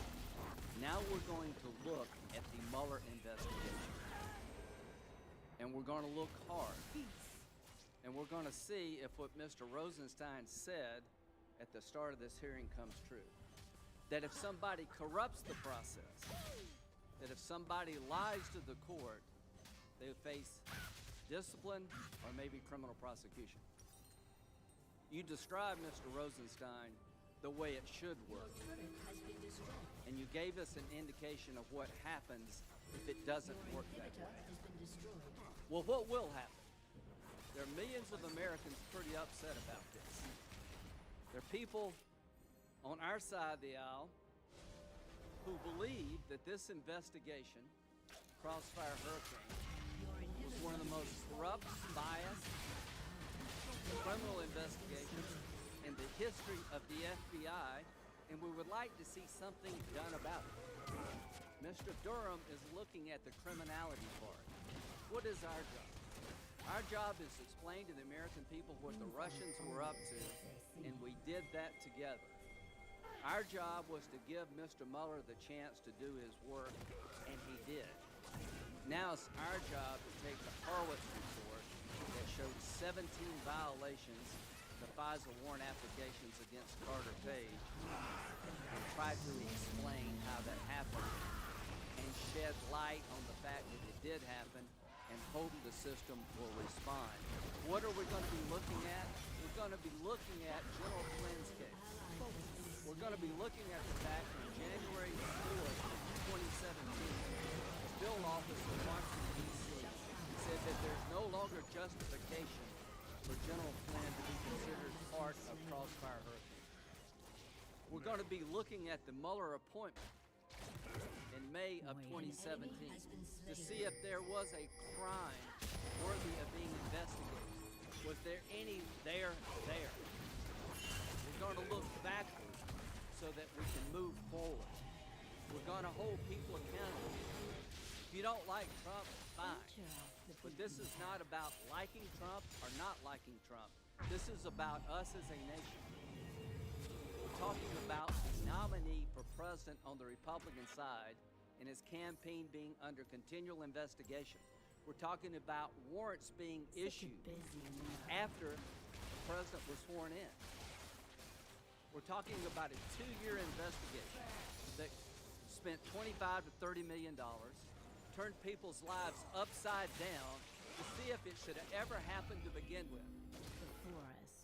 We're going to be talking about how it got off the rails, who's responsible for it getting off the rails, and making sure that they're punished appropriately and the system is changed so in the future, no other candidate for president, no other sitting president has to go through this. That's why we're here. It's going to take a while, but we will not be deterred in our effort to get to the bottom of what I think was a very major abuse of power. Senator Feinstein. Thank you very much, Mr. Chairman. As you have made abundantly clear, we are here at your request to examine Crossfire Hurricane. That's the FBI investigation into Russian election interference, ties to the Trump campaign. Let me begin with a bit of history. The president has long claimed that the investigation of his campaign was a witch hunt and a hoax, and has demanded that his allies, quote, investigate the investigators, end quote, and other Obama-era officials, including Joe Biden. As support for this claim, the president and his allies point to errors identified by DOJ Inspector General Michael Horowitz in FISA surveillance on former Trump campaign aide Carter Page. Inspector General Horowitz did, in fact, identify serious errors in the handling of the Carter Page FISA application. A broader FISA audit revealed that many of these problems are unfortunately widespread. This needs to be fixed, and efforts to do so are already underway in the FBI, Congress, and the FISA court itself. But contrary to the president's claims that his campaign was unfairly managed, Inspector General Horowitz found no evidence of political or anti-Trump bias in the cross-fire investigation. I've watched this IG carefully since 2012, that's 8 years, and find him to be independent and believable. And Inspector General Horowitz also confirmed that the opening of the investigation into possible ties between the Trump campaign and Russia was, in fact, justified. As Horowitz's report explains, Australian officials informed the FBI in late July 2016 that Trump campaign advisor George Papadopoulos was told in April that Russia was willing to, quote, assist the campaign, meaning assist the Trump campaign, by anonymously releasing data on Clinton in the form of, quote, thousands of emails, end quote. The FBI learned this 1 week after WikiLeaks had released 20,000 emails that Russia had hacked from the computers of the Democratic National Committee. Hacks by Russia and the possibility that the Trump campaign knew of Russia's plans to use the stolen emails to interfere in the 2016 election created a counterintelligence concern that the FBI was obligated to investigate. I think everybody recognizes that. That counterintelligence investigation eventually became the Mueller investigation, when in May 2017, Deputy Attorney General Rod Rosenstein appointed Bob Mueller as special counsel after the president fired FBI Director James Comey. Mueller's investigation revealed, quote, sweeping and systematic, end quote, interference by Russia in the 2016 election. That should cause everyone that's American some concern. Significantly, the special counsel investigation determined that the Russian government, quote, perceived it would benefit from the Trump presidency and work to secure the outcome, end quote. That's from the Mueller Report, Volume 1, Page 1. The investigation uncovered more than 120 contacts between the Trump and individuals in Russia, revealing the Trump campaign knew about, welcomed, and, quote, expected it would benefit electorally, end quote, from Russia's interference. And the investigation established that individuals associated with the Trump campaign lied to Congress, the special counsel, and the American people about their contacts. IG Horowitz confirmed that none of the FISA errors his investigation uncovered call into question, quote, any part of the special counsel's report, end quote. And today's witness, Mr. Rosenstein, has said that the special counsel investigation was, quote, justified, end quote, and, quote, an important investigation. Unfortunately, the president and his allies have been trying to rewrite the special counsel's findings since the day they were released.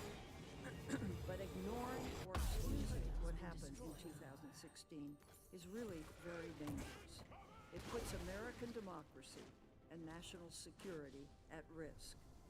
FBI Director Wray has confirmed that Russia continues to interfere and that its attempt to influence the 2020 election, quote, a significant counterintelligence threat, end quote. Special Counsel Mueller also warned that Russian interference was happening, quote, as we sit here, end quote. Yet instead of denouncing foreign interference, President Trump has encouraged and even demanded it. In a televised interview following the Mueller report, President Trump said there was, quote, nothing wrong, end quote, with foreign governments offering political dirt on an opponent, and that he would, quote, take it, end quote, likely without informing the FBI. The president publicly called on China to investigate Joe Biden, his rival in the 2020 election. That's in 10/3/19 remarks of the president.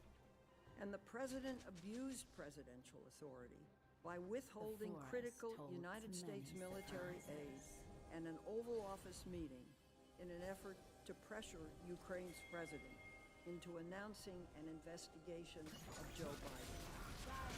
Unfortunately, it appears that Senate Republicans now plan to spend the next several months bolstering the president's attack on the Russia investigation and his Democratic nominee, Democrat Joe Biden. Congress did not conduct politically motivated investigations designed to attack or help any president. Period. This would be true at any time. But even more so now, as our nation confronts the brutal police killing of George Floyd and its aftermath, and remains in the middle of a public health and economic crisis. Thank you. Thank you very much, Senator Feinstein. Ms. Rosenstein, would you please rise? Stand. You solemnly swear the testimony you're about to give this committee is the truth, the whole truth, and nothing but the truth, so help you God. Thank you. You may make your statement. Well, thank you, Chairman Graham, Ranking Member Feinstein, and other members of the committee. Thank you for inviting me to join you today. When I was sworn in as Deputy Attorney General on April 26, 2017, I became responsible for helping the Attorney General to supervise 115,000 Department of Justice employees and to oversee hundreds of thousands of cases. One of the most important matters pending in the department was an investigation of Russian election influence schemes. Attorney General Sessions had complied with his legal obligation to recuse himself from that investigation 7 weeks before I arrived, and the matter had been under the supervision of Acting Deputy Attorney General Dana Bente as a result. Many federal agents and prosecutors were working on criminal cases that officials considered potentially relevant to Russian election meddling. As a result of events that followed the departure of the FBI director, I was concerned that the public would not have confidence in the investigation and that the acting FBI director was not the right person to lead it. I decided that appointing a special counsel was the best way to complete the investigation appropriately and to promote public confidence in its conclusions. As we now know, the eventual conclusions were that Russians committed crimes seeking to influence the election, and Americans did not conspire with them. A special counsel appointment was consistent with Department of Justice precedent. Attorney General Bill Barr and Attorney General Janet Reno each in the 1990s had appointed special counsels in several cases when they concluded that a prosecutor with some degree of independence from the department could best resolve sensitive matters. Well, recently, Attorney General Barr has assigned U.S. attorneys to take charge of significant investigations. But in May of 2017, there were only 3 confirmed United States attorneys remaining, all Obama administration appointees who had been ordered to resign and had been permitted to hold over for just a few months. Some people confuse special counsels and independent counsels. Independent counsels are appointed by federal judges. The Department of Justice does not supervise them. They often expand their jurisdiction, and they usually investigate for many years. In contrast, Special Counsel Mueller was supervised by the department with jurisdiction that was limited both in scope and in duration. I asked the Special Counsel to review each criminal allegation the FBI considered relevant to Russian election influence operations and recommend whether to close the matter, to investigate because it might be relevant to Russian election meddling, or to refer the matter. So I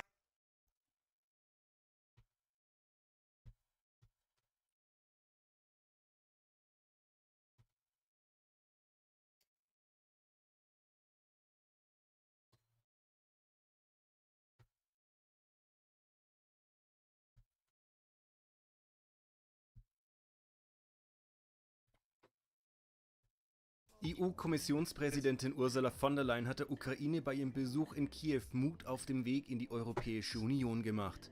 Auf einer gemeinsamen Pressekonferenz mit dem ukrainischen Präsidenten Volodymyr Zelensky sagte sie: We are with you as you dream of Europe. Dear Volodymyr, my message today is very clear. Ukraine belongs to the European family. We've heard your request loud and clear. Zugleich sprach von der Leyen von einer ersten positiven Antwort, als sie Zelensky einen Fragebogen überreichte, der die Grundlage für die Gespräche über den Beitritt sein soll.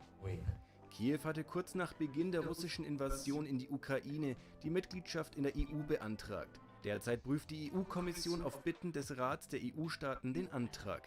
Der EU-Beitritt ist ein langer und komplizierter Prozess. Selbst wenn die EU-Kommission den Antrag positiv bewerten sollte, könnte allein der Start der Aufnahmeverhandlungen noch lange auf sich warten lassen, da alle EU-Staaten einverstanden sein müssen. Von der Leyen versprach am Freitag jedoch Tempo. Man stehe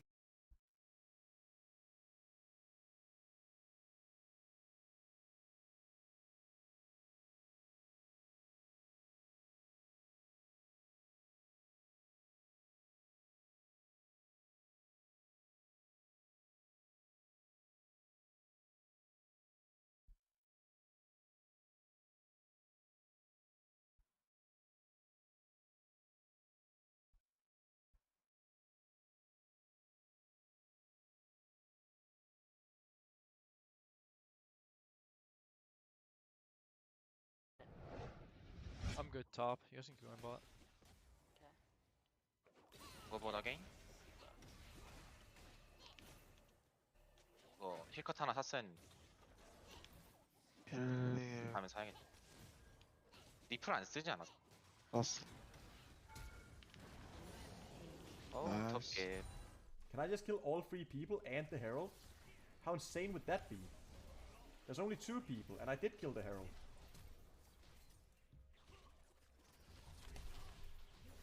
No, he didn't hit the Gragas! It doesn't matter. Damn.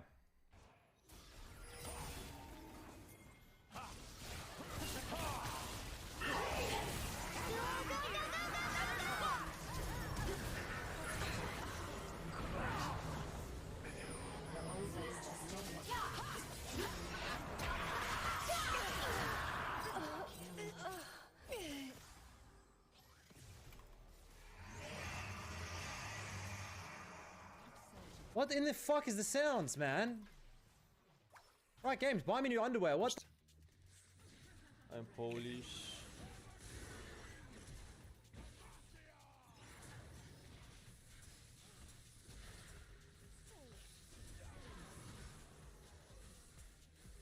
Killing spree. Nah, but I'm good.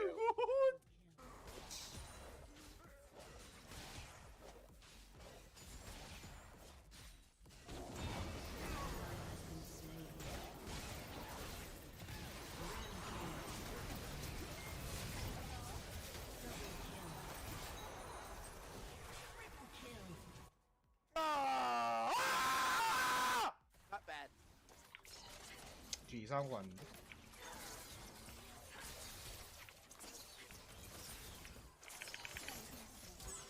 무서워.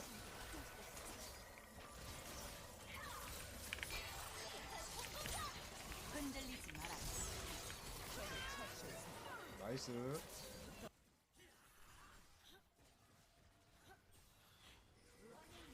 Ah, yeah, sure. My bad. Riot game, my bad. Oh, let's go test them all. Sure. Ah, yeah, sure. My bad. Riot game, my bad. Oh, let's go test them all.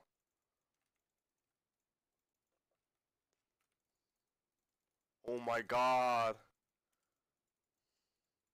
Let's go.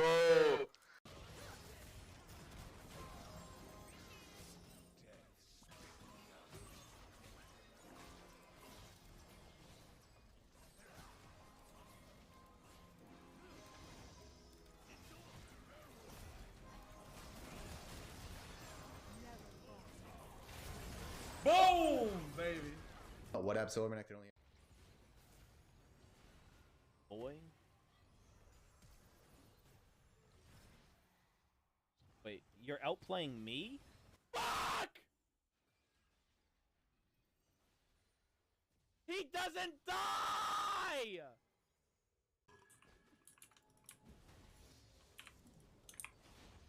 Oh, I just put a point on my W.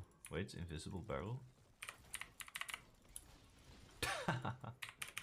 Problem?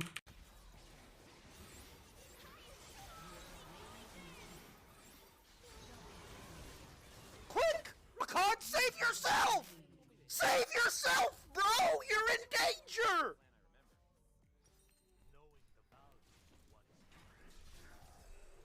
I am literally on my way.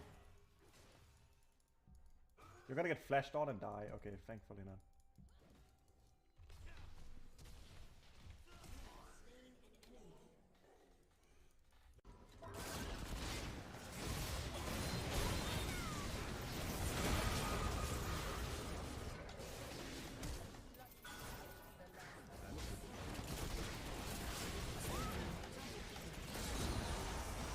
Dude, Herald's gonna expire, man.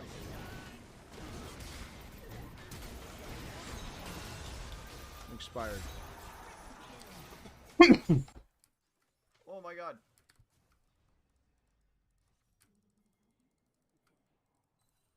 Let's go, Fiddle. Oh! Come on, there's more, there's more. Right here.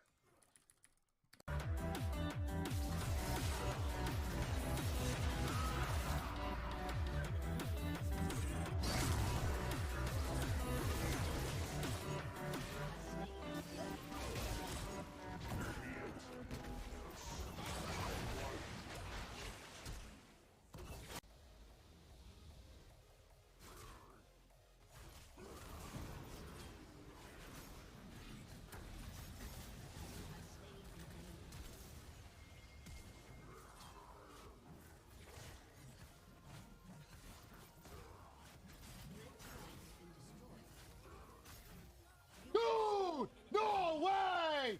My hatred burns. My hatred.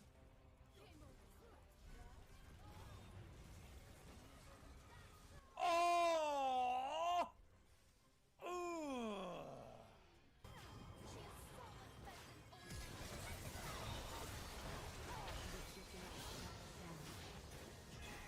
Too fast.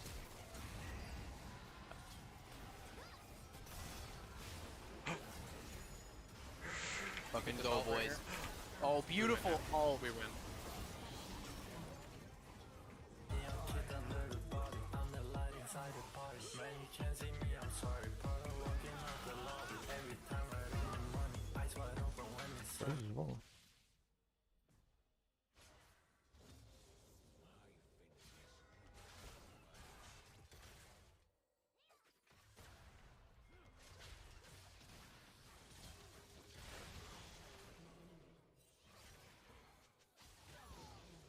Okay, bro.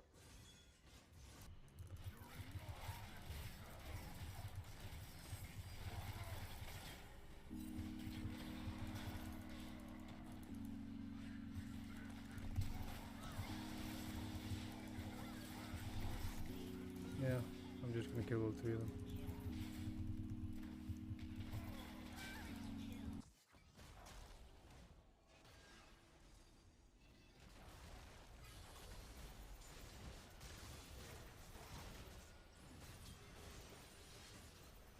Oh my god!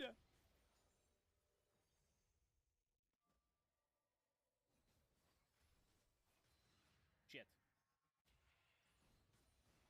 Why? Anyone! Someone!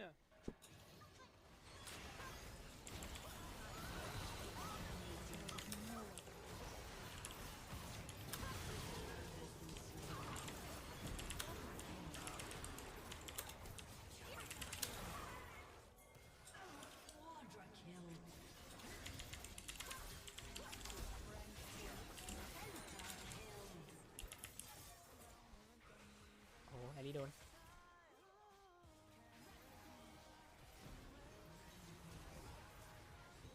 อะไรอะอะไรกันอะโอ้โหคิวว่าวขอโทษนะ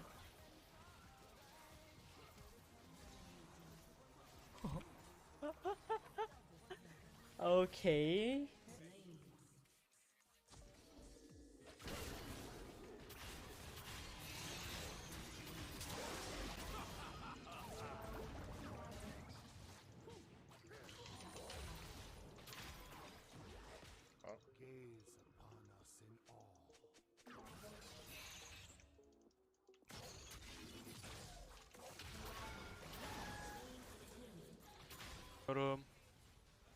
Ulti atamayın zaten. Hepsinin ultisini yedik. O Harun'a ne kadar da tatlı bir pozisyon. Pentakill. Yapma onu kick. Hayır. Penta kaçıyor. Atlattı. Ellerle kaçırır. Easy.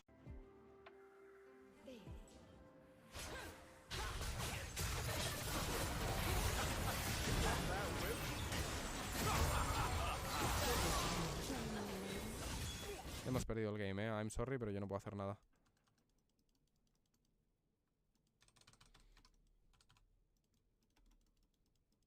No sé si se muere con el Ignite.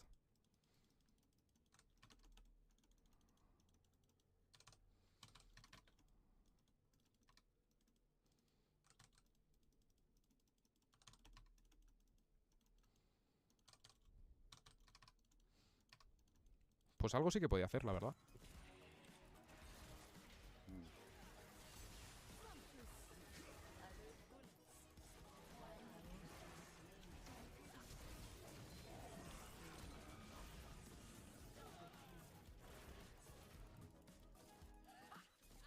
Bro, but like, actually disgusting. Ok, achei que ajudado, peço desculpa. Não, anda cá. Não foge. Toma. Ok.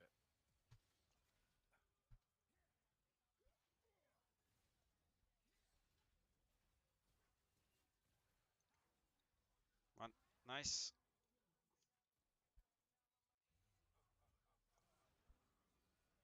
Oh my god. Oh my god!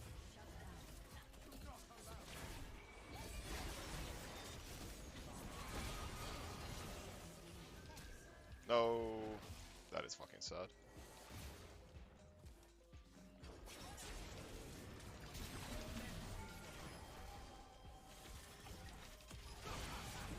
Wait, he just already in place.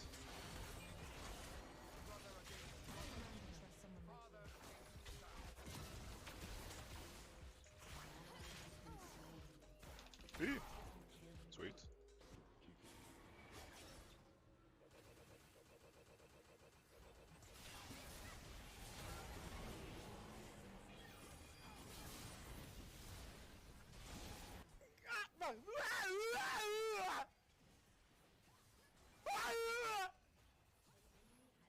Yo guys, well played, Yoking, we chilling, solo bolo.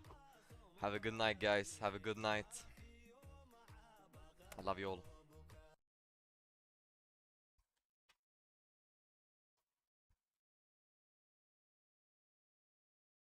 smart, okay? How about we'll be smart for once?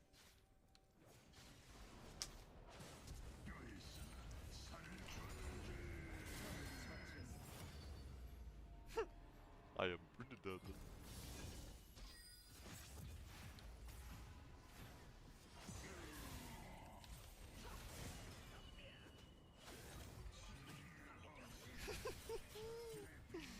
What? I'm alive somehow.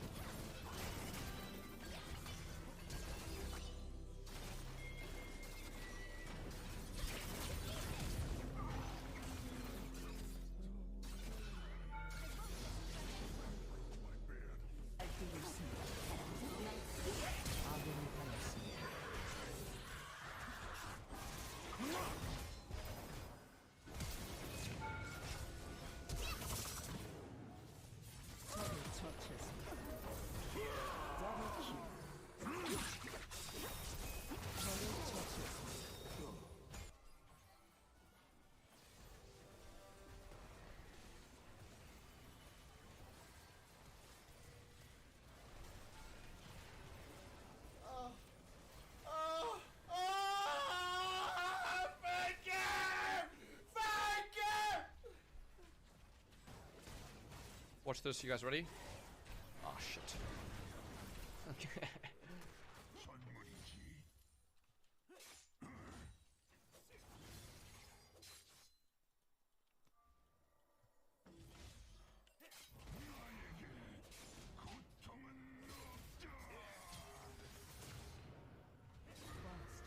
Fuck.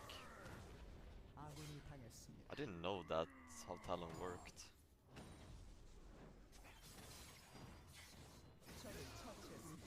I don't think he knows that's how Sion works.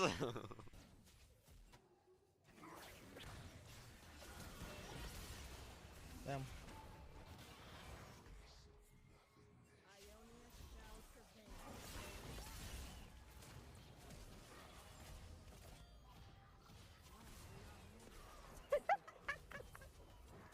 So, do you like set? Do you like raw masculine gameplay?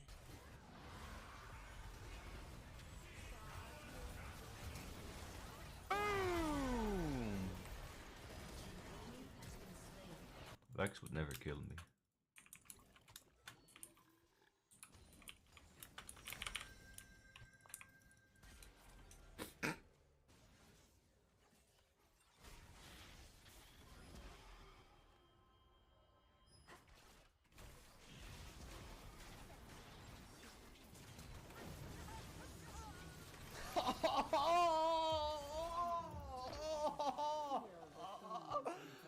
Oh my god, but why?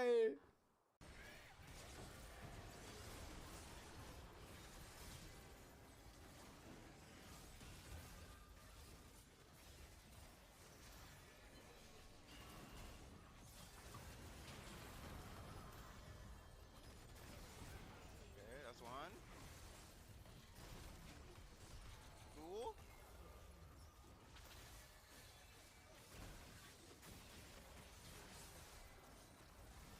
3, 4. Oh my god, let's go! Let's go!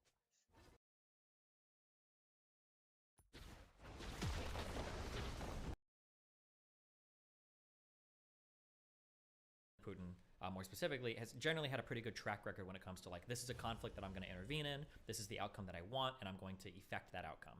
And if you do that, people will like you. Oh, we did it with Crimea for Ukraine.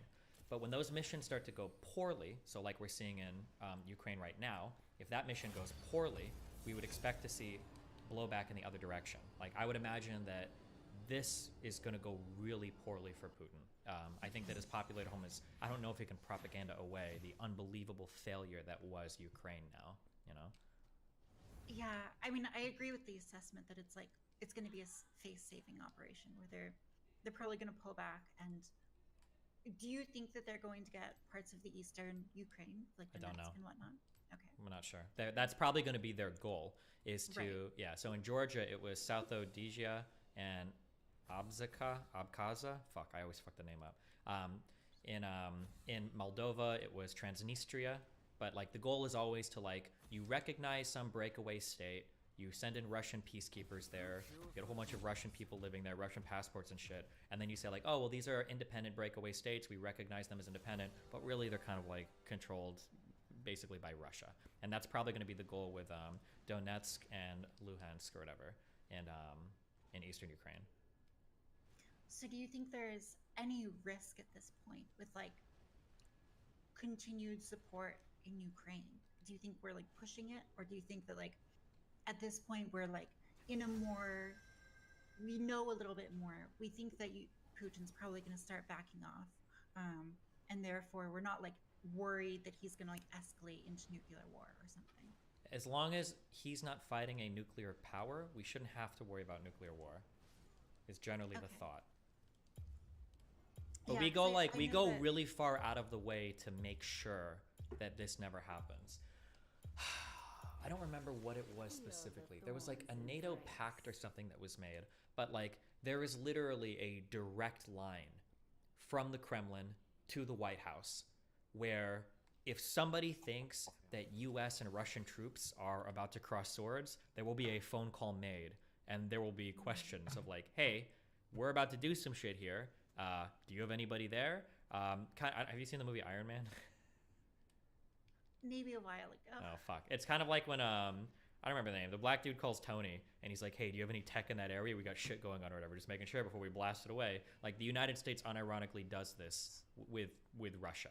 If we think that there might be Russian troops in an area and we've got U.S. troops in an area, we will call ahead of time to make sure that that's not the case because we don't want those conflicts happening.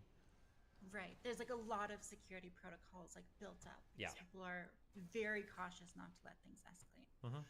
I remember earlier on in the conflict, people were worried just because it seemed like Putin's invasion was so, rash and sort of unexpected, where like, even Russian troops were being told that like, oh, no, we won't invade. It's ridiculous. It's Western propaganda or whatever.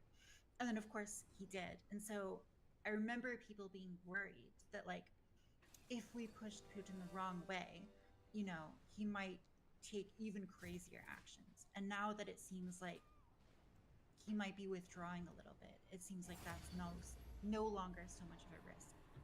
He shouldn't escalate past like people are saying like for nuclear war and stuff. Like that shouldn't be a thing that people are worried about. Ideally, there's nothing we can do about it if it is the case. But like, ideally, there are going to be people that are stopping that from happening. Whether it's the other Russian oligarchs, whether it's people in the military, like nuclear anything would be suicide, a death pact for all of Russia. So hopefully that wouldn't happen. But so if the United States didn't make an attempt to help out Ukraine in the first part, and Ukraine, if it went differently, right, Ukraine gets like, at the very least, like more of their areas taken, the conflict is still like ongoing, still uncertain and whatnot. Do you think that people would then look at the United States and say, okay, you fucked up by not helping? if we didn't help, Right. If we were like, as a policy, we don't have like an obligation to help Ukraine, and so we're not going to. I think people would be disappointed. Disappointed. Probably, Do you yeah. think it would? Do you think it would hurt our ability to achieve objectives that are beneficial to Americans on like a diplomatic or soft power way? Maybe. It would depend on, I can't predict like what the future situations that would come up would be, but like potentially. Like if it came to like this is like super doomsday-ish or like very out there, but like if it ever came to a time when like Europe had to craft like security deals with Russia versus the United States, they might opt for Russia if it seems like Russia is more likely to keep its word than the United States would be. Well, did we have like a word to protect Ukraine? We didn't. I mean, like the United States is like, whether people like to see it or not, it's like Europe's big brother, and like if you fuck with Europe, especially NATO, like we'll show up and fuck you up. Is essentially like it's like the deal that the world has made after the Cold War, basically. Yeah, definitely with NATO and like the Western Europe, but I'm not sure that like that expectation still exists for like Eastern Europe or. It absolutely exists for Eastern Europe. Like Romania, Poland, Estonia, Latvia, like all these countries that are part of NATO now are like, please, Daddy America, we don't want to get fucking butt fucked by Russia coming back. Like, I think that they definitely looked at that as well. And then for yeah, definitely those countries. and then for Balkans too, right? Like the people in Bosnia that were being genocided by Serbian people, in the Middle East, whether you're talking about Kuwait or if you're talking about like Kosovo, like there are people that look to the United States hopefully for some sort of intervention. Specifically the United States as well, because with some of these NATO interventions, the UN Security Council won't allow interventions to happen because because like Russia and China sit on the UN Security Council, right? So in some ways you kind of have to look towards like the US and NATO to be able to do things that the UN isn't going to be able to do. Okay. So really like the strongest argument, what I'm sort of getting from this, is that like the reason why the United States wants to involve itself in some way, not directly obviously, but with like arms and support, is that kind of diplomatic soft power. Yeah, I mean, sure. Okay, interesting. Thank you. I don't know like enough about it, but I've been reading more and I appreciate hearing your take on it. No problem.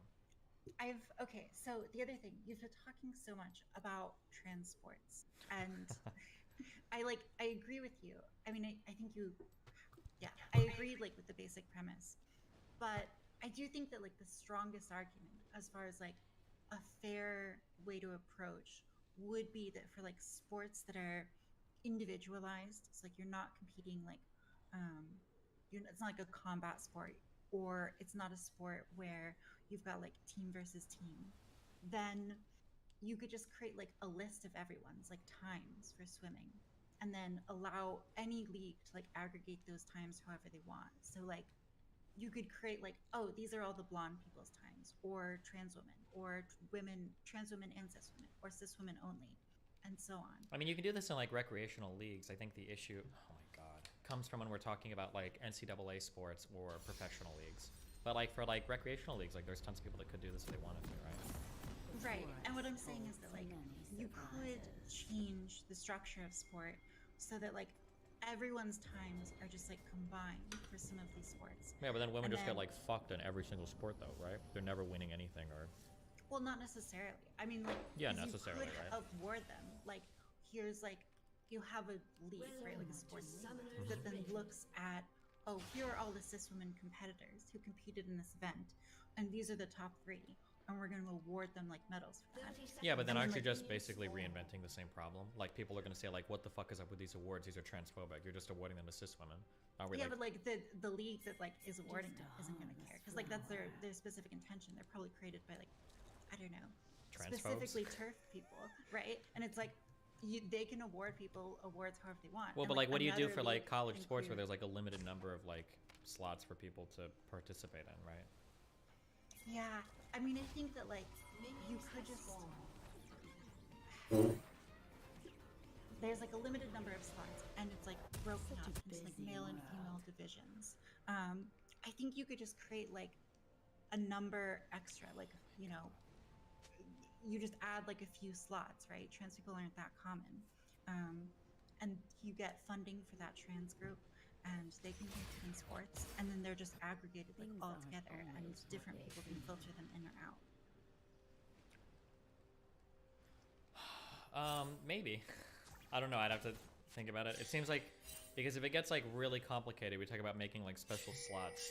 It feels like we're gonna run into the issue of like recreating a lot of these problems. Like, let's say that we create like 4 extra slots for women's sports.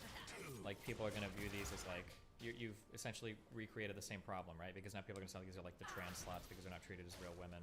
Or like, if you're ranking everybody's times against each other, like cis women are still gonna feel like they've got like an unfair competitive advantage, even if more slots were created for them.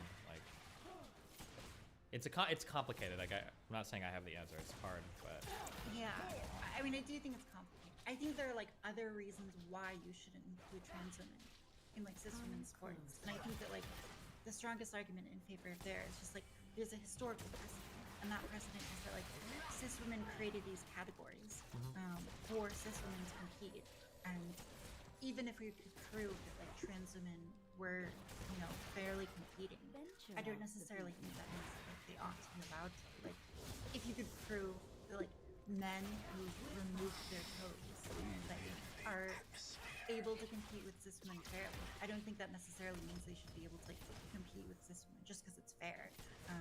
Because like these categories exist for cis women specifically. Okay, yeah, maybe. Yeah. So I don't know. I mean, I think there are like different, maybe better arguments, but I do think that like the strongest argument, you could just like put everyone's toes together, and then anyone aggregates it however they want to. An enemy has been slain. But yeah, those are my main. Well, anything else? Are you excited for your panel? Yo, we're gonna destroy. Wait, do you have any advice? Just like give advice. If you're gonna destroy Bosch, don't do it on anything foreign policy related. He has copied every single foreign policy take of mine, and he still copies it because he's too lazy to do any original research. And you're just a god. My foreign policy takes are just better than anybody else because I'm the only one that's willing to do like even a Wikipedia reading of anything for these topics. So, yeah, don't argue with him about foreign policy. It's probably correct because it's all gonna be shit I've told him or like said in my stream. I'm not sure I disagree with Bosch on foreign policy. Well, that's good. You don't disagree with me on foreign policy. What are the other topics? The other topics are electoralism and direct action, which is sort of niche. And then also insulin, like price capping. All of his medical insulin takes are probably going to be fucking garbage. Here's like a really important one. Do you know anything about insulin? Yeah, I do. A lot about insulin or like lefty information about insulin? A decent amount because I read a few studies in like the Lancet and elsewhere. Okay. People... Things aren't always what they seem. Okay, people make these weird arguments about how like insulin should only be $2 each and it's like really cheap and we've been making it since like the fucking 70s or 60s or whatever the fuck, whenever we invented insulin. Something that's really important to acknowledge is that the insulin that exists today is nothing like the insulin that used to be made before. Yeah, it's improved a lot. It's improved a ton. Okay, but people like point to this weird idea that like companies just like fake make new patents. They add like one little fucking like chemical or some shit, and now it's like, oh, it's a whole new insulin or whatever, blah blah blah. But it's all bullshit to scam you. That's not. Just don't ever let him get away with that stupid fucking talking. Well, you can get older versions of insulin. Like you can get prescribed different versions, or like. Yeah, you can go buy the shitty, crappy old kind, but nobody no would. one wants to. Yeah, it's fucking trash insulin. The blood spiking, the blood sugar spiking, and everything is just so fucking garbage. So, yeah.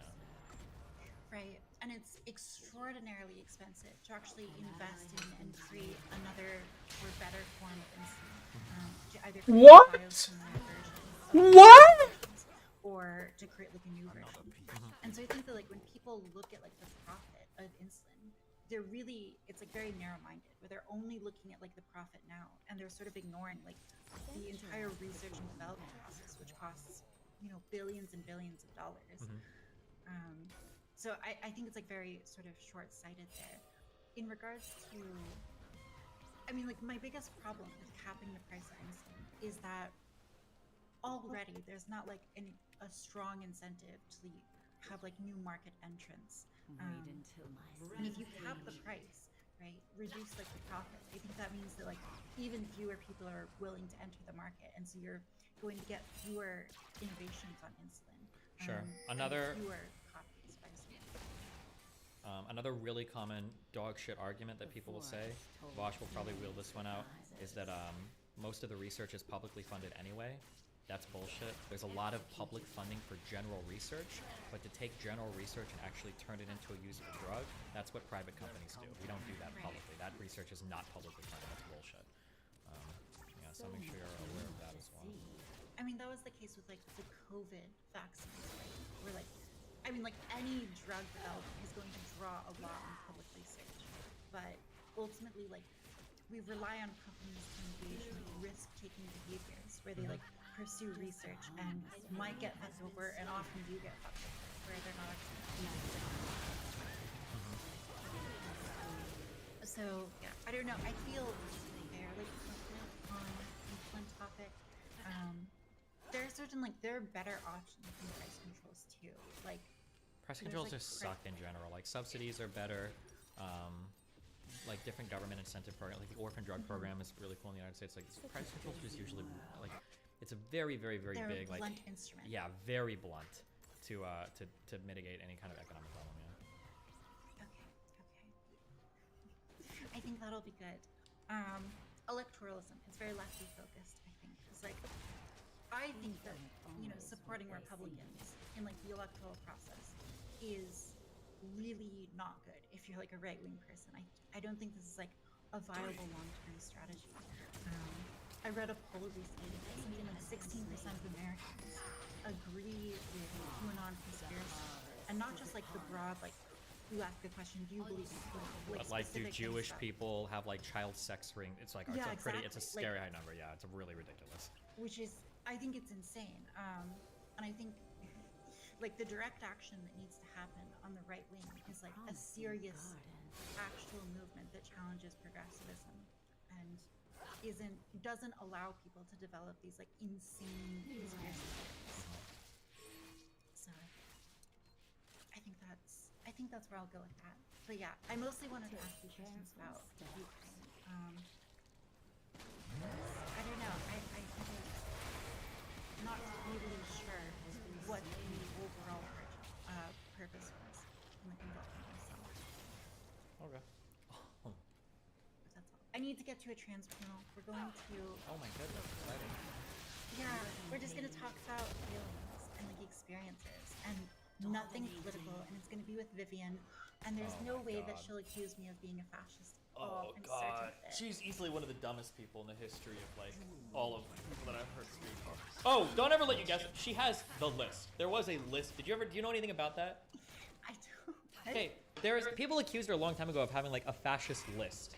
And I guess it was like a thing that floated around, and then she's like, I don't have a list, there's not a list, go make that up. And then finally on there was a show that me, Doobie, somebody else, a few other people, there was a panel we were on, and she finally admitted to like, yeah, okay, yeah, you know, like I worked with some organizations, and like, if we would find fascists, we would add their name to like a list, you know, just so that people knew like these are fascist cops, these are fascist teachers, these are fascist people at work. And we were like asking her on stream.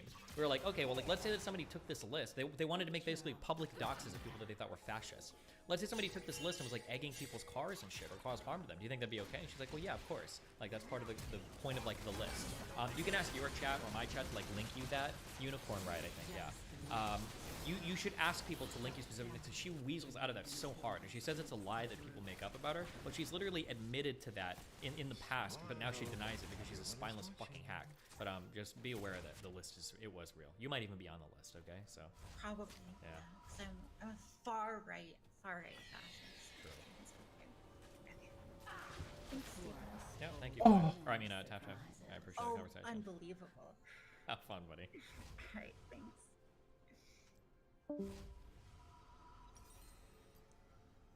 Okay, I don't know the moveset of the second dude. This guy is easy because he has like half the life and the same moveset that I've already fucking learned for 12 hours. Oh, there's this one. Oh, I shouldn't have did that. No, I can. No, I rolled too early because he drags it. Oh, and he does less damage, which is nice. Oh, yes, sword. Please, poise break. No. Oh, God. Poison. The poison shit is AIDS. Sun react.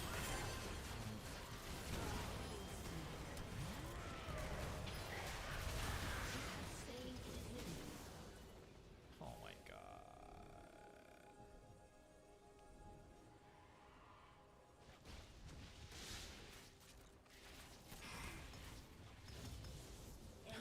The camera fuckery. My camera's always getting fucked in here. I think this terrain is really bad for trying to roll that spam or whatever.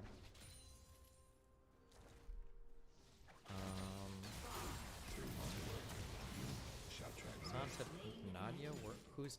I say someone say it about you because you're the Pussy Riot girl and she's a CIA agent. Pussy Riot girl 100% worked with, you know, American State Department when against Russia for sure. Is he saying she's like a CIA operative or some yeah. shit?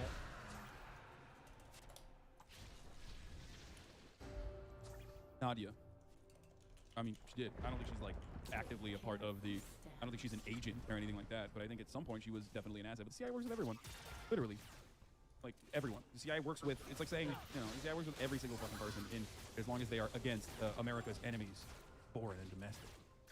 Do you ever think he like tries to fuck some of these girls and they're like, I'm not interested? It's like, it's because you're a fucking CIA asset. I know you are, motherfucker.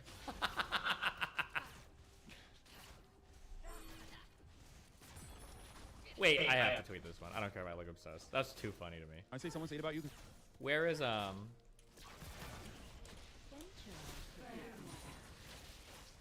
what's this person's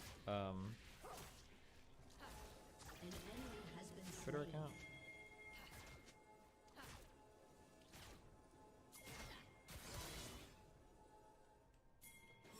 Wait until my seeds take root. An enemy has been slain.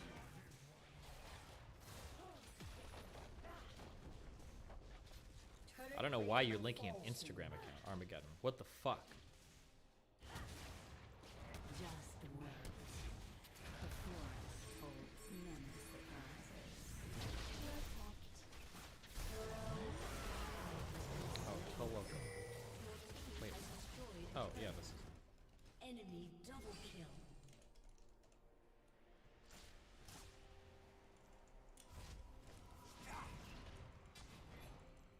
So much more to see.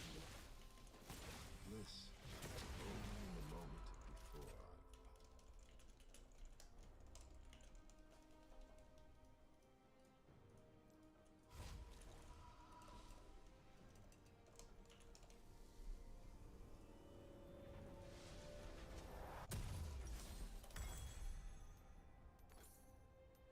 Just a harmless flavor. Shut down.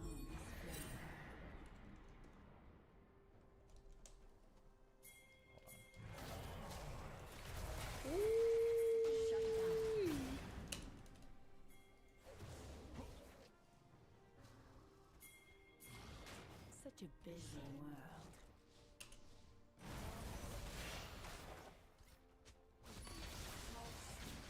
On that Bad Bunny tweet, she said some other dumb shit and then deleted it after her Twitter got attention. Wait, what? Things aren't always what they seem. Twitter is covered in pro-Ukraine sentiment because Ukraine equals American agenda. Imagine needing to stand the American agenda. Cringe. People with Ukraine flag on MI. Cuba flag makes sense. They oppose the most powerful propaganda machine, are suffering from capitalist sanctions. Their existence is anti-capitalist power. We signal to the West that we should support anti-West entities, whereas what is a Ukraine flag symbol? God, what a cringy fucking user, dude.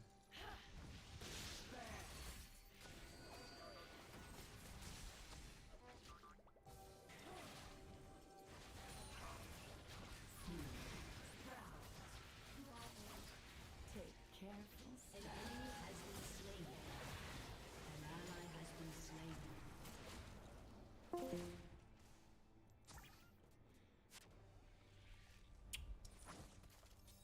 Not sure if the previous Twitter account was the right one. I found. Oh well, whoever linked the initial one, you're a fucking retard. So good job, you fucked the tweet up. I'm not redoing it now, so get fucked. I don't care about the mystical real doll thing. What? It's a sex porn doll. Oh my god.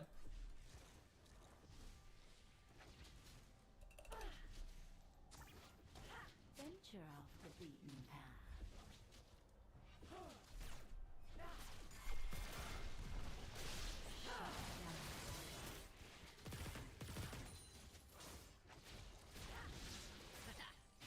Thank you for spamming this link for like the past like 2 hours in chat.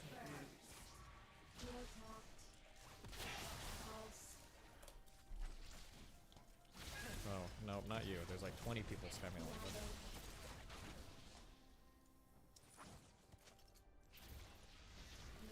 The forest holds many surprises.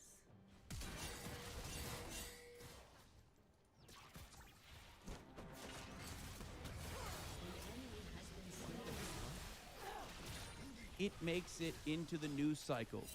It feeds the outrage machine. And you never hear about them getting their fucking asses beat over and over again for the subsequent years because it does not play into that same argument that trans women are just somehow, you know, fucking destroying competition. Okay? The fighter that Joe Rogan mentions regularly is a perfect example of this. They always go back to that same example. Okay, I don't care. I have another debate with Dario in like 1 minute. Hold on for a second.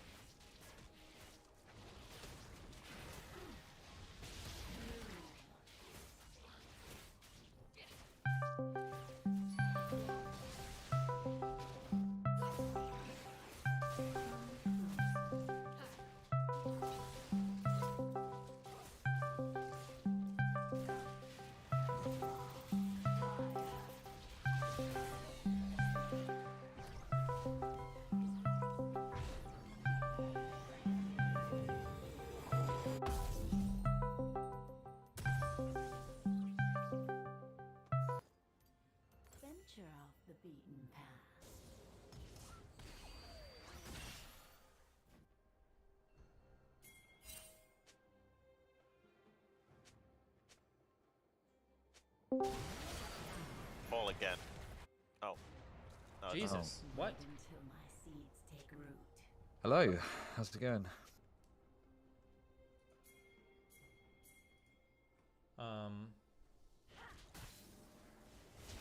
It's going great. So, I just wanted to ask, I mean, obviously we're speaking about the transports thing, but I've heard you're transitioning yourself. I've heard you're transitioning yourself to fascism. Is that true? Yeah. Based. Wait, is it better now? No, Your you voice. still sound Is it like too you're loud? fucking Dutch or whatever. Ah, Jesus Christ. Have you two spoken before? No. No. I don't know this. Never. Okay. I would never. Anyway, what are we doing? Dario, you said to me, I want to speak to Destiny about trans people in sports. Destiny's a bigot, and you know, I want to stand up for my trans brethrens. Brave. And Destiny, you said to me, we need to completely eliminate trans people. Period. Yes. From sport. No. From just sport. Period. Just yeah. Period. Anyway, look, just fucking talk about it. I don't know. Do you want to do opening statements? I've not planned for this really. What's going on? Wait, I mean, if you just want to eliminate all trans people, then I don't think we disagree on anything. No, I was just saying. Can we say this? This is allowed on YouTube. There's a whole other world out here, my friend. Right. At least on faster YouTube it is. Okay, what do you want, Dario?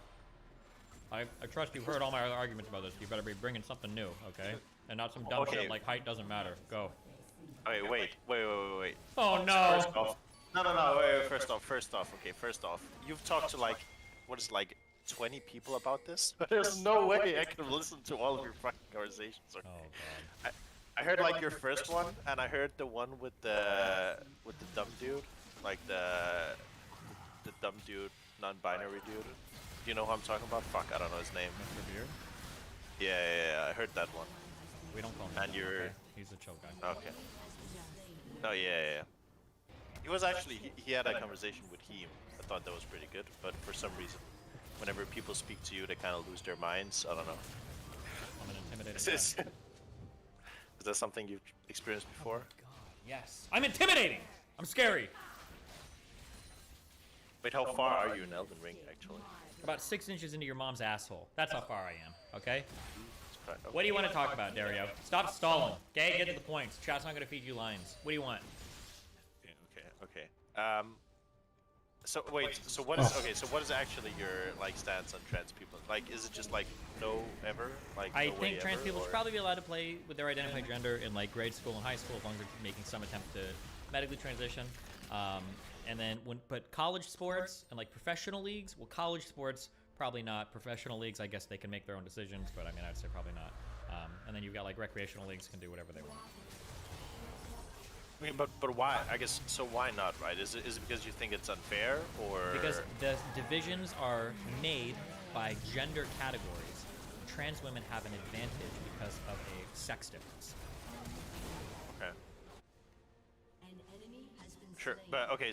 But how do you? So I guess my question is, how do you measure that advantage, right? So like well, my we can measure it with any number of studies that have looked at the differences in lean body mass, or we can do like the fact that physiologically they're still different when it comes to like hormones and stuff, or we can measure athletic performance before and after, like transitioning. I mean, in any number of ways. Like even studies following 36 months afterwards still seem to support this idea that there is a difference. So.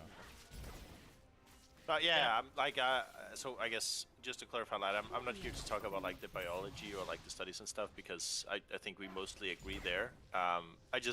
So from what I've heard, it seems to be that you don't really. So I think I heard you say this to Supreme in your talk with him, like short talk, that you don't really care about like the outcomes of it, right? So like even if trans people were getting crushed.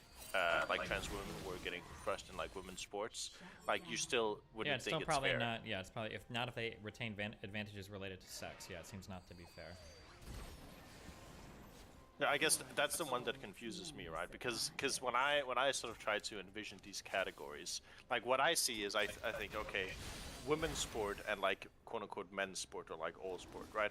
But like women's sport is like the category is like what is like within like the parameters of the sport, like you should be able to perform what is possible from like a biological woman standpoint, right? So in my head, if a trans woman, through any number of like whatever measures they can take, like let's say it's like 5 years on hormones and like surgery or whatever, like whatever we can think of, right? If they can make themselves fit within like the category of or like what we would expect from like a cis woman, then that would be fine, right? So for the If height they could argument, theoretically get there, maybe, yeah. yeah, so like for the height argument, right? So I would say, and like I guess I would be more extreme here than like some quote unquote trans advocates, right? But I would say if you're playing like a sport, like let's say basketball or whatever, where height is like really important, and you are a trans woman who is taller than like the tallest cis woman who plays in that league or that competition, then you can compete,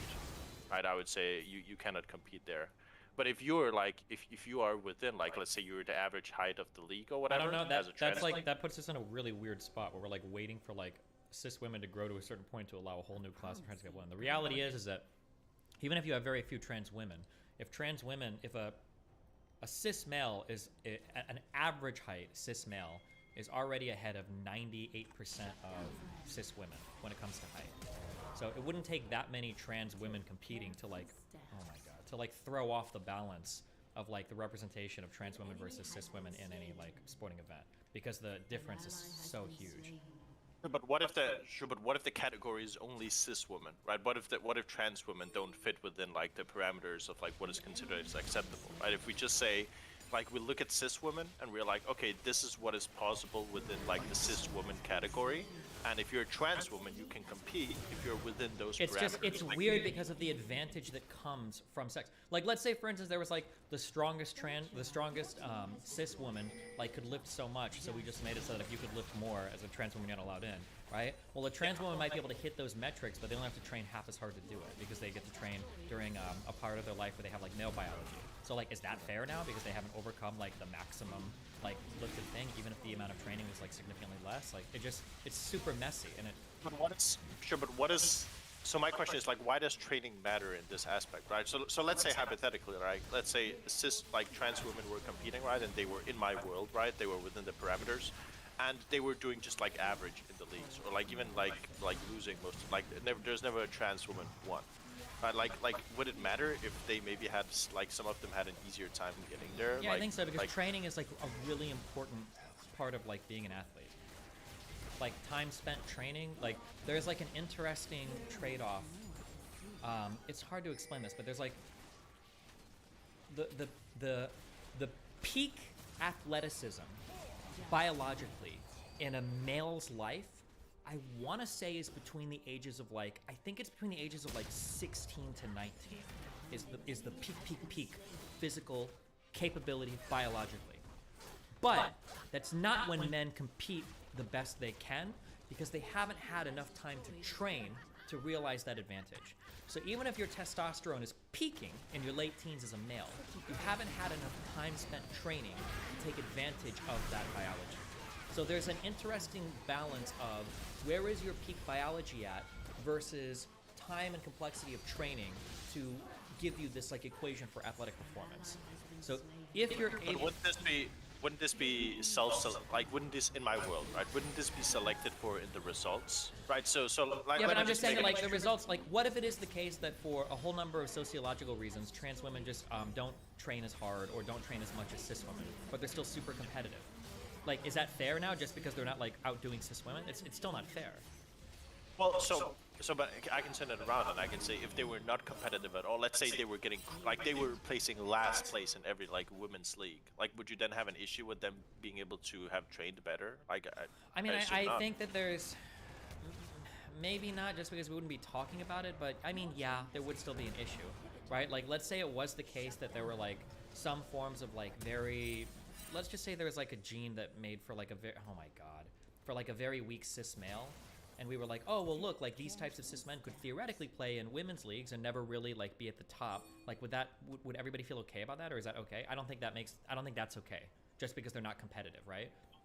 Sure, but well, then I would say the difference would be that they are not women, right? Or like they wouldn't be Well, considered. no, hold on. I wholesale. That's not what we're talking about. They're not women, right? That's like the most boring non-answer.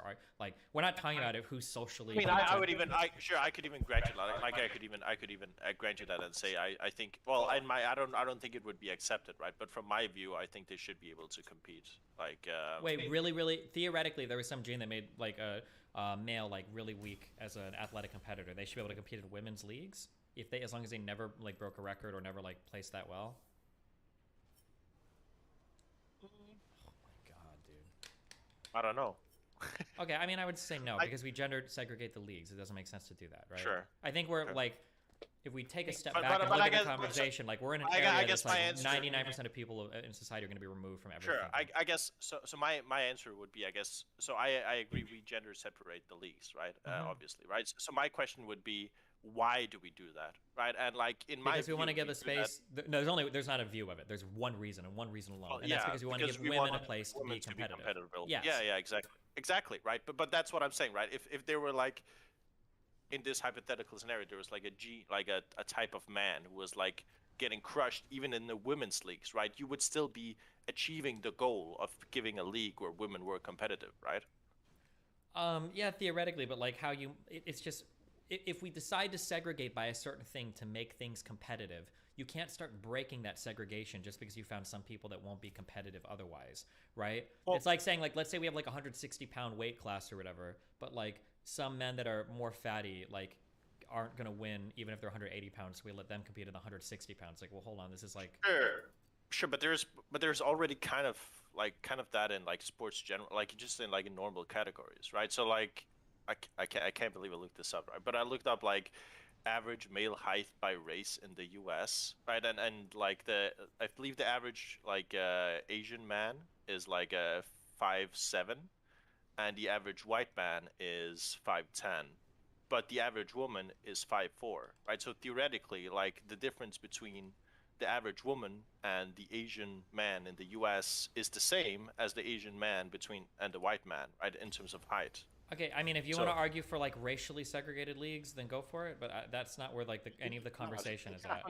Okay, wait, hold on, wait. Hold on, I can't. Okay, the argument, like, because this is where like all of these get into these like really weird areas of like, well, some races of people are taller than other people, and some people naturally do not like the guys, blah blah blah. If you want to talk about creating leagues where we separate people based on race, or if you want to talk about like creating leagues where we separate people based on body parts, then you're welcome to have that conversation. That's not how any sports league is divided up right now. Like nobody, we're closer to communism than doing that with our sports leagues. So they're just like, I agree. Yeah, so these are like Yeah, the reason why I'm bringing that up is, I guess, just to discuss like why do we separate the leagues, right? And I think the reason why it's separated is because we want the space where women are competitive, right? So what I'm proposing is basically saying, well, if we have that space where women are competitive and trans women can within that space fit within those parameters. And that's not how it works. You can't create a space to segregate something by one class and then make exceptions afterwards. That's not how it works. We just don't do that. If we have divisions separated by grade in school, in high school and elementary school, that doesn't mean that some exceptionally weak high schoolers are allowed to play sports with some grade schoolers. That's just not how that works. Once you've made a division, the division has to be respected. If you want to make the division based on something different, then you have to argue the affirmative for that different division. You can't just say, we have this division, we accept it, now let's go and find a whole bunch of exceptions because LOL. Because it still makes it kind of sort of work. That's just not how that works. I think I understand where the disagreement is, maybe, right? So maybe the disagreement is just like, what do we mean when we say separated by sex, right? So I agree it's separated by sex, right? But it's not separated by sex because women have ovaries or whatever and men don't, right? Like that's not the point, right? Sex is just a proxy for a certain type of attribute, that's literally the point, right? A certain list of attributes that's just like shortened by it being sex. Like, do you agree or disagree? A little bit, yeah. But I mean, there's also like, we broadly recognize there is like a female thing in society that we want to have like representation in sports and whatnot too, right? Well, I guess socially, sure. Otherwise, like, we would I just say fuck them. Like, why do women need women's sports? We'll just have like real sports and fuck women's sports, right? Well, So- sure, but women do need I'm 100% on board. Like I am advocate. I think women's sports is a good thing, and I think even esports, right? I think where like theoretically there shouldn't be much of a difference. I actually think women's leagues are really good, because I think it shows that like more women get engaged in those leagues, and they wouldn't necessarily be playing otherwise, right? So I'm on board with that. I'm just saying, like theoretically, like because I think in my head, like just saying no trans women are able to compete ever, like no exceptions or whatever. I think that's like too extreme, right? And I don't think we need to be that extreme. What about like, people with disabilities that aren't allowed to compete? Like, I mean, like it sucks, but like you can't ruin the competitive integrity of a certain league just because you want to be more inclusive. Like that's not everybody is like guaranteed a right to like an NCAA spot or like in a professional league. That's like I reject that this is a huge driving issue in society that like represents some real oppression. Like very few people are involved in college sports or elite level sports. I don't think it destroys your ability to be part of society by not having an exclusive spot in like these areas. Like I don't agree that it's like a huge like thing in society or whatever. Like it's most likely it's not going to affect a lot of people, right? But that's kind of why I'm also making this argument, right? I don't think there's that many trans women who are even wanting to compete, and I think even fewer, given the restrictions, would even be like. So why would we attack the integrity of the entire division for like such a hyper niche thing? It's like so much political and social capital is used on this issue for no reason. But isn't it right now the case that they are competing? Right, so like right now the status quo is that they are competing. Right, so you're advocating now it is, changing that. Well, because I wouldn't even argue it's really the status quo yet. It's still like a highly contentious, relatively new thing. I think everybody can agree with that, right? Because every single time like a trans person like succeeds well in some area, we're all talking about, you know, Caster Semenya or whatever, or we're all talking about Leah Thomas, or we're all talking about like whoever late weightlifter. Like, I think it's still like it's still new, is what I'm saying. Yeah, I agree. Because I feel like every time this happens too, like either the Olympic Committee or like the NCAA is always talking about like, oh well, we're looking at the rules again. Like maybe like everybody's like, it's still all in flux. So is it just a working out thing that's like really your linchpin? Is it that, or is there anything else? I don't know what the working out thing means. What are you saying? Like that they can. Like, would you say they can work out more, or like they can do everything better? They have exogenous hormones. They can maintain like lower levels of body fat. They don't have to worry about hormone fluctuations or periods anywhere near as much. They get to train for some part of their life as a biological male. They have a lot. I meant like the difference between. I meant the difference between like where I'm at and where you're at, right? So my argument is that I guess I can accept, right? Like we can say that they have an easier time getting to their, like they don't have to train as much, right? Like I can accept that, and I can say if they just fit within like all of the parameters and they're not like crushing the leagues, you're just doing like average or whatever, then I feel like it's not really a big of a problem and we don't have to deal with it, right? But that, I guess that would theoretically still be changing, like in putting in more restrictions than the status quo, right? I guess I just feel like your position of like them being able to train as a male being like the deciding factor that obviously we can't really change unless, as you said, it's in like as a teenager or whatever they are transitioning, then I feel like that's, yeah, I guess maybe if that is a big enough thing, then maybe I guess I would change my mind on that. So maybe I just need to read some research, but I don't know. Like, have you read anything about like how big the difference in like training is? I mean, we see that like even after 36 months, there's still like pretty big differences in like lean body mass, and then all the other things that I mentioned, like you never have to rub periods, you've got a steady source of hormones that never fluctuate, you can maintain lower levels of body fat. I mean, like these are just factoids that. I mean specifically like the train, like how much easier is it for like a trans woman having trained as a man to get to like a peak level compared to? I don't think that data even exists yet, right? It's still like a highly niche issue that. So no, I don't know. And I think that like lefties are like infinitely like moving the goalpost of like, do you have a study that shows what a 14-year-old transitioning person's max bench press is going to be after 2.5 years of training. Like, no, that data doesn't exist. It's probably never going to exist, right? Because these issues are incredibly niche. So we're just going by what we have so far. Like, we can see that the differences are unbelievably obvious. Like, the effect size is there. The studies are starting to be there. The sample sizes are decent, but like when it comes to these like hyper specific, like what if somebody transitioned when they were 16 after watching 3 seasons of the Teletubbies, and then we're only looking at their ability to dunk when they're in basketball courts that have been waxed with this type of, I don't know if that data exists yet. I don't think these studies haven't been done yet. No. I mean, if it's Lala that's your favorite Teletubby, then it should probably be banned. Maybe. Okay. Yeah, I don't think I have much more actually. Okay, what do you want, Chud? How you feeling about the old ban? You know, it is what it is. I've kind of been waiting for it for a while, so it's not that surprising. Wait, can I ask you a different question, Destiny? What's while I have your attention. How do you cope with when the mainstream and the liberal media also fails, just like the conservative media? Like, how do we cope as that? Like, the first time I experienced that really was like with the Carl Rittenhouse stuff, like the fucking, what was it? Like there was like a news site or whatever who wrote like some bullshit, and I was just like, because like so far I've been like growing up, and I've been really I'm a really trusting person of like the mainstream. The liberal media, like I generally just accept that if it's like in the Washington Post and New York Times and stuff, then it's good. But I mean, if we can't even trust those, then who do we trust? I guess. Destiny.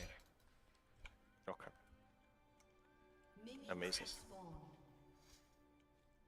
I mean, demand better from content creators, but nobody gives a fuck about factual accuracy, so it doesn't really matter at the end of the day. Damn.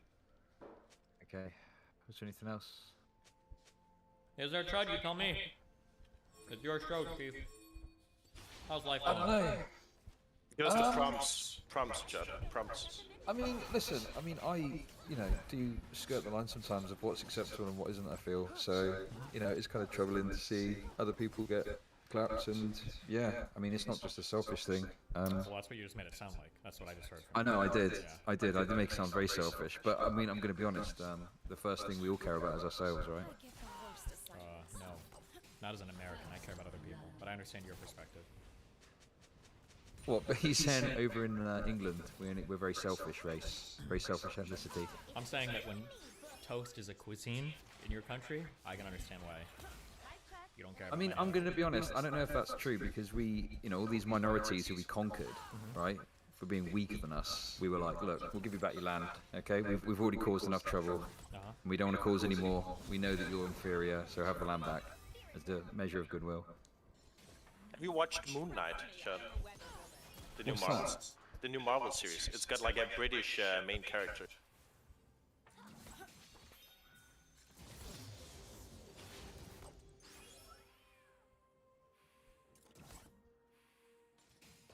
I'm on location and it's not skirt weather.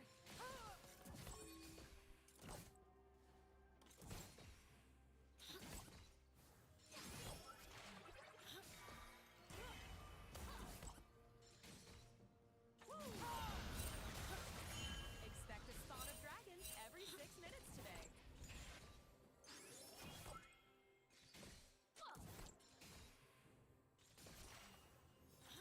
An enemy has been slain. An enemy has been slain. An ally has been slain. Let my winds and the teleprompter guide you. An enemy has been slain.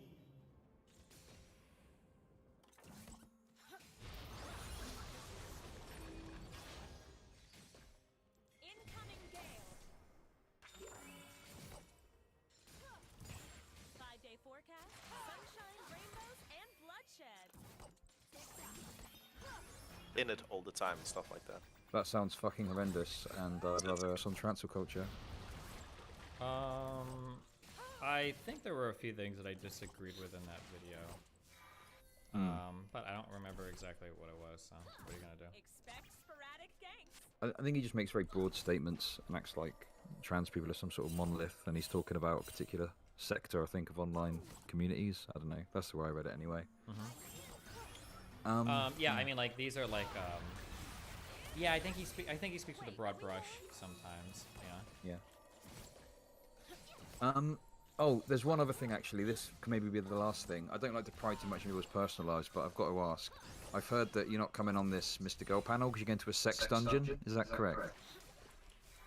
I don't know. It's like a swingers club. Oh, right, okay. But maybe, who knows? We'll see. Maybe I'll stay home. I don't know. Depends how I feel. We'll see what's going on. Okay, well, have good fun with that. I'm going to go now. Thanks for coming on, Dario. Good to speak to you, Destiny. I love you. Be careful, buddy. Catch you later. Bye-bye.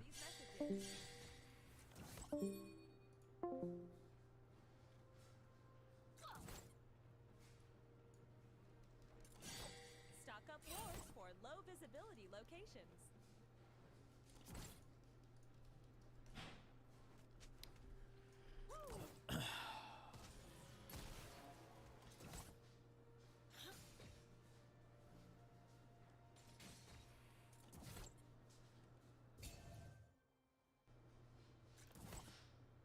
We're seeing ideal conditions for a gorgeous lane.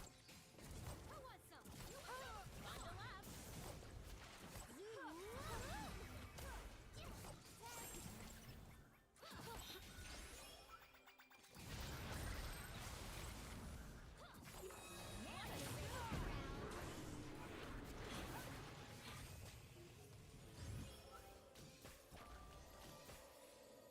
An enemy has been slain.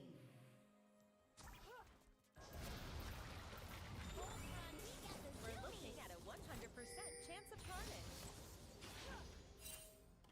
We'll be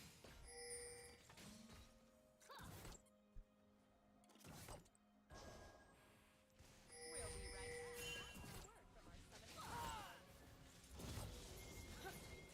It's gusty. We're seeing ideal conditions for a gorgeous lane.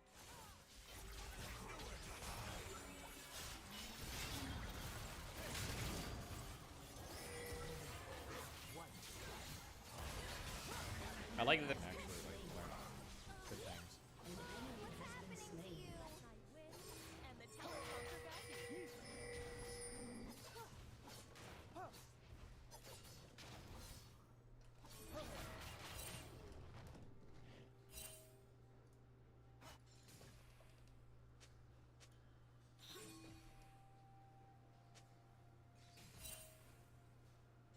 I get the worst assignments.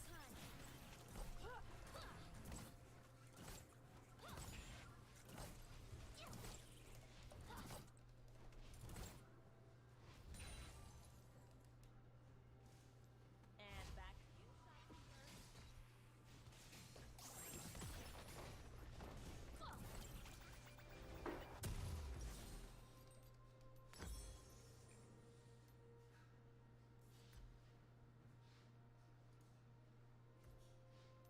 Expect sporadic ganks. Mic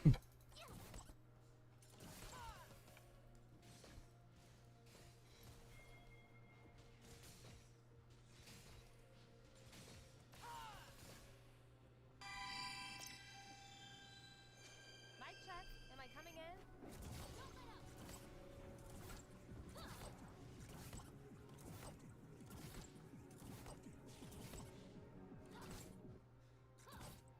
What?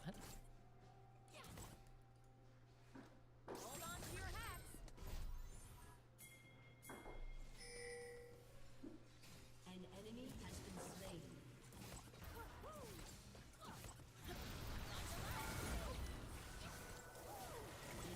I'm on location and it's not skirt weather.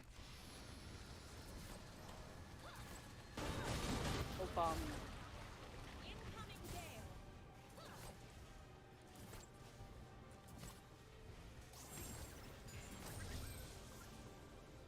Stock up wars for low visibility locations. Damn, that weapon hits fast. What is that weapon? And it's got a huge ass range. What the fuck?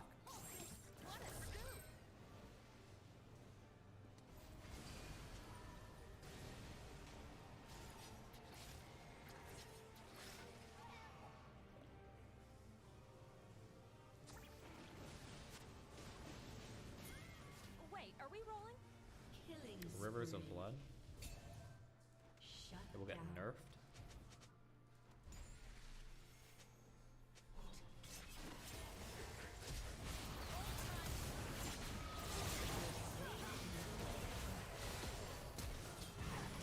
Ain't gonna fly. Too old.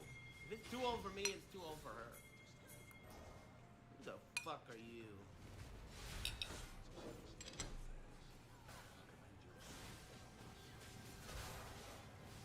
Stay indoors. Got him. Hey, anyone know who that guy was? Oh, got it.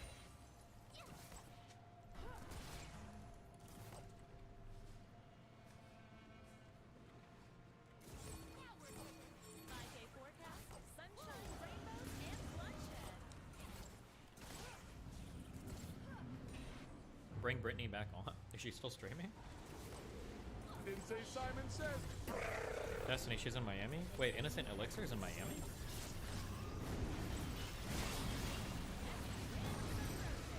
This poison shit is so fucking annoying.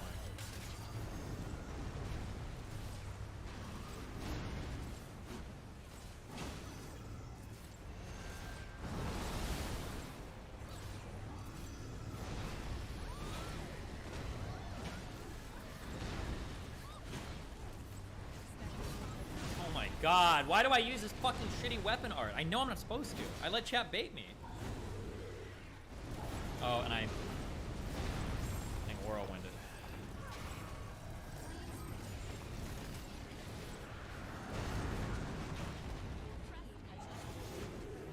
Please come back here.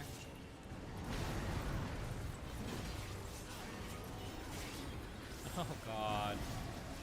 Nope.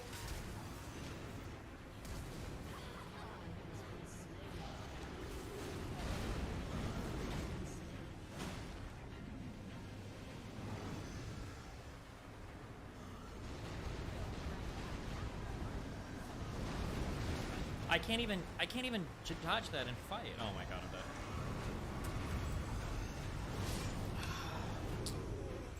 Okay.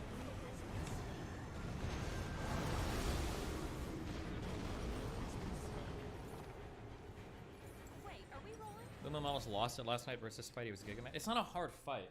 You just have to get the first guy to not like fly away from you so you can kill one, and then you have to learn the moveset of the second one. The reason why the fight is so fucking annoying is because you have to kill one just to learn the moveset of the second one, and killing the first one comes down to largely like what moveset does he use, or does he teleport away and now you've got to deal with two at once. It's just fucking annoying as fuck. And the AoE poison aids.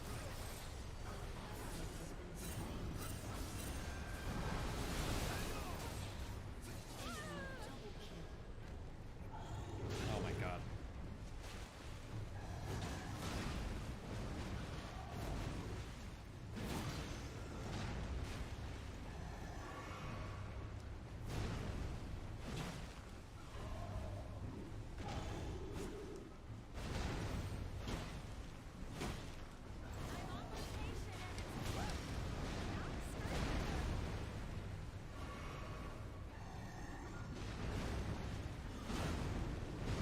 Wait, I thought I just heard the noise. I didn't hear the noise. Please just stutter him. No. Or stagger him.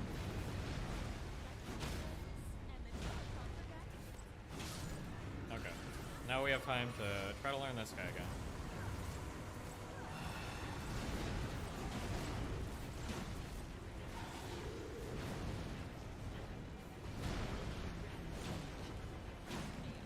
Oh, the poison.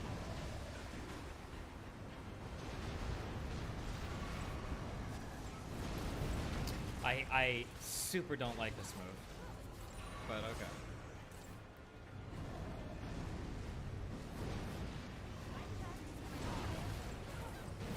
Okay.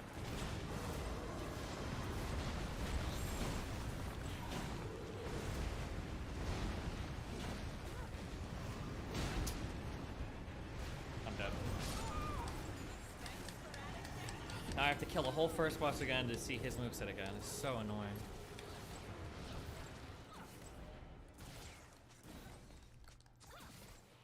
It's on watching Ebba.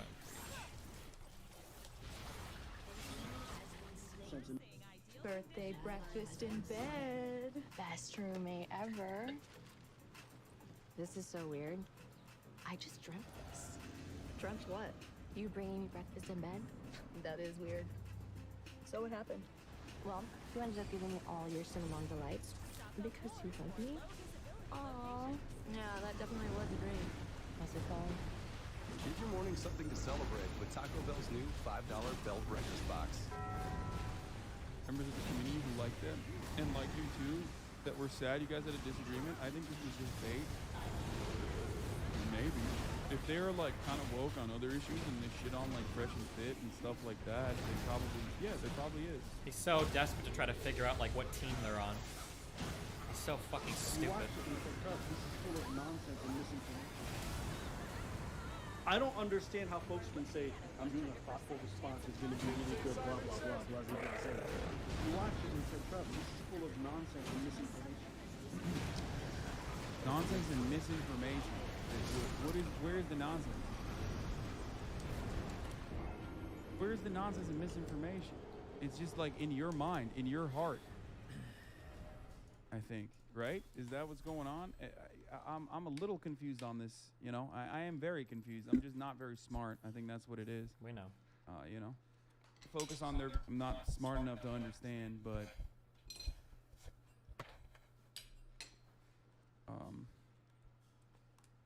wait, hold on. Isn't this the video? Not the video? Oh, it is the video. Okay. I have to pee so fucking bad.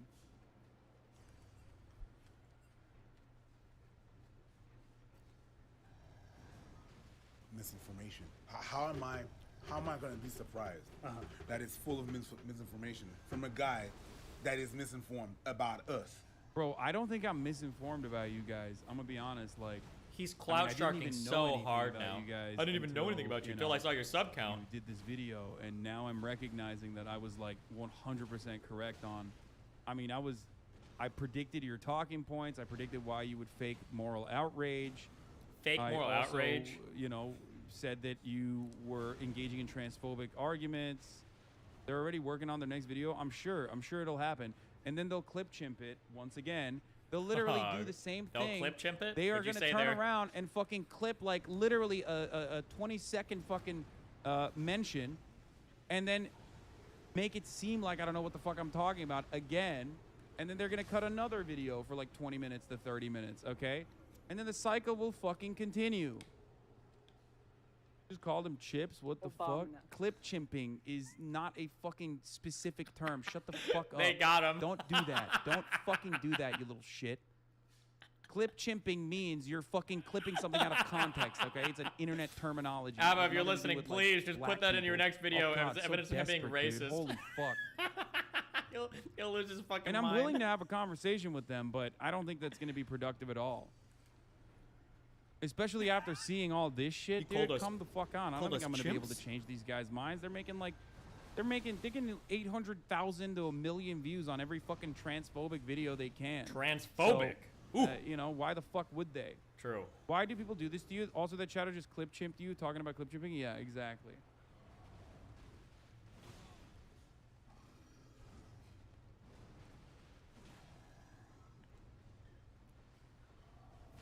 Yeah, clip channels. Don't clip any of this fucking shit. We'll do it ourselves. So you don't clip this out of context. Even though that's not gonna stop them, they're gonna still probably clip shit out of context regardless. No shit, they're fucking transphobes, dude. Why wouldn't that they? he's spreading lies about us, saying that we said some shit that we haven't said, did some shit that we haven't done, putting words in our mouth, and now I gotta be surprised that he does this with numbers and statistics. Nah, I'm not surprised. I don't think they understand what I'm saying. What I'm stating is not that trans women don't have any fucking advantages. Some trans women don't have any fucking advantages over some cis women. Saying that they can, but ultimately I still don't care, and neither should you, because there are advantages of many, many different kinds. That's what makes sports great. You guys are not talking past each other. Don't say you guys are talking past each other. We're not. There's a difference. There's a difference in like purposely and maliciously fucking making, you know, shitting on me, okay, and saying that I was wrong to call them transphobic, or assume that they were transphobic without even looking at their fucking video. What the? Oh my god, the delay on that. But like, yeah, I was definitely a fan of both of y'all. Preach actually has a Quebecois channel on the side called On se fera pas d'amis, which means we are not making friends. Saddens me to see this from them, misrepresenting your point for sure. I mean, yeah, they're fucking incredibly, I bad came in faith.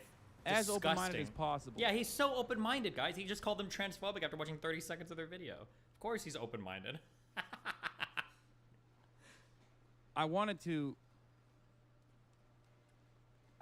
understand what was going on, you know? I wanted to see why they arrived at this. So, it's just... This is fucked up. They're just smearing you to using the drama. I'm reading a comment. This is fucked up. They're smearing you using the drama sickos that already harass you everywhere to get views and content. Yeah. He's such a victim, dude. Oh, they're just trying to pile on with all the other harassers, man. Like, bro, you're a millionaire. Like every other month, you earn another $1 million. How are you so fragile? How is that big body and that big wallet and that big WeHo fucking mansion so negatively impacted by randos on the internet? I don't understand how one man can crack in so many different places every time somebody's mean to him online. Bro, do you have a cause? What's your cause? I don't think your cause is like pro-trans, if we're being honest. This doesn't strike me as a particularly pro-LGBT channel. I'm gonna be honest. How the fuck? What's the cause, dude? Your cause seems to be on the other side of the trans argument. Let's be real. Like, what the fuck? Have you I'm engaged lying with for my any of these cause, videos? Yeah. I mean, this is the cause. Let's be real. What is Hassan's history? Roll the footage. What is Hassan's history with trans jokes? Stand drama, because that's the only way Roll to it. get content. Roll the Lady Gaga clip. I'll watch this 1,000,000 times. But I'm actually too lazy to find it, so never mind. How fucking awesome. I mean, I guess I'm hurting their cause, which is, you know, transphobia and spreading transphobia while also simultaneously claiming that they're not transphobic. That's actually what they were going to name the channel that. Being transphobic and spreading transphobia is the cause. And then I think they just went with Ab and Preach because it was shorter. Something about branding, I think. Oh, hey. This is the causes that Hassan used to advocate for, not transphobic. You there. I'm Hassan Piker, and this is Bro Tip. This week's Bro Tip is about bringing out the alpha male in you. A few things to consider when you're thinking about Lady Gaga as a top contender for Babe of the Week should be the fact that she might have a penis. The fact that Lady Gaga might have a small penis does absolutely terrify me. Here's why the 5-second rule works. Because when you start thinking for longer than 5 seconds, you're immediately not thinking with your dick and also thinking with this pesky thing up here that we like to call our brains. So once you start thinking with your brain, you're immediately going to psych yourself out. Come back again next week when we discuss the legendary question of all time. Old enough to count, old enough to mount? Question mark? Not to say that he still believes these things, but like, I mean, bro, your history is like super frat boyish. Like, you're gonna have to do better than showing a bunch of titles on a YouTube channel to... All.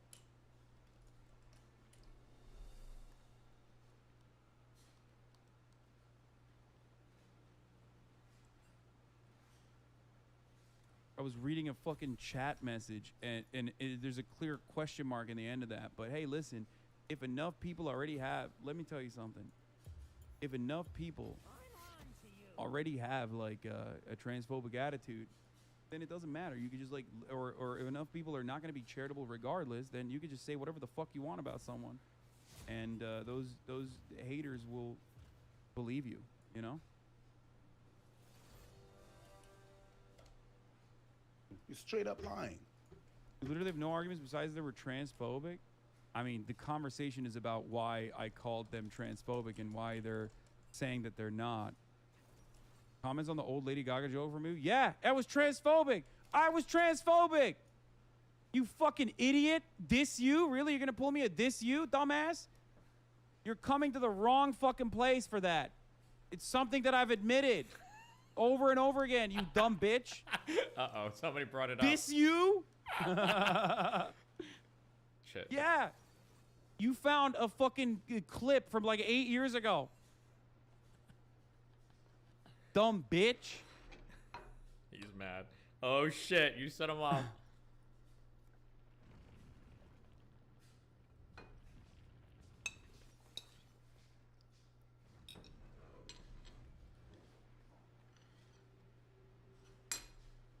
Milkers. Growth and change is what's fucking awesome, okay? Human beings are complex. Human beings are sometimes wrong. Human beings can have bigoted opinions, especially when it comes to transphobia, okay? This is such an overarching normative position that everyone believes in.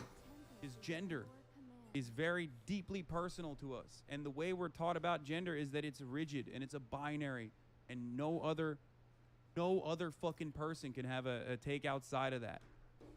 Okay? Wow. So of course, He has such a nuanced view when it comes to I himself. had transphobic opinions, something that I am incredibly honest about. As a matter of fact, that's what guides my conversations with people who are still transphobic.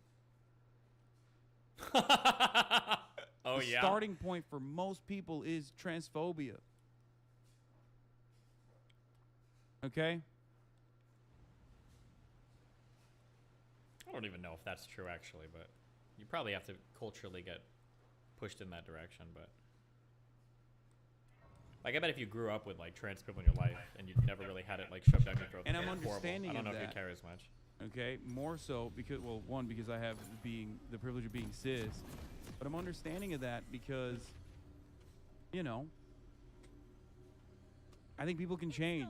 Was my like I last have. tweet too much, So do you it's think? kind of fucking silly to constantly bring that up, which is sad. I think You're it might just have been. basically admitting that you are incapable of changing. Why can't you apply the same nuance to these two if you can recognize that for yourself? Because they just cut this video out on April 8th. I'm not saying they can, you know, I'm not saying that they're incapable of not being. The oath has been taken. What? Vengeance is at Let's take a look at the mini-map. Dude, holy fuck. The moment that trans issues gets brought up, dude, there's some fucking sick freaks, dude, immediately. Oh, yeah? Tell us about it. What if they're just talking about trans content or news or something? How does that make them transphobic? I'm having trouble understanding. Uh-oh. Is that guy about to get a big ban? Dude, this is incredibly disingenuous, man. Stay indoors today. Is this a boss I fought once before? How do you expect them to change if your only criticism is you're transphobic without dissecting their points beyond the transphobic talking point? Ooh. True. Okay. Uh-oh. Because they're not being honest. Why are you expecting them to be charitable when they're not being charitable? Just curious, Andy. Just curious, Andy. I've also gone through their talking points. They're irrelevant. It was a non sequitur about like a trans woman potentially having prostate cancer. Does he not understand the... He probably doesn't. No. Dude, they're in here. I think we're being brigaded. Mods, we're being brigaded. I'm going to be honest with you. He's so fragile. We got a 487 here. If they weren't transphobic, they wouldn't be rage baiting in a one-sided direction. Trans people universally have a bunch of systematic disadvantages and oppression. Society fixate on the one singular instance. Some trans people might have the slightest advantage and ignore that. Where is the rage baiting about how long trans people have had to wait for hormone compared to cis people who get them prescribed for baldness? Yeah. Well, you know. Yeah, nice.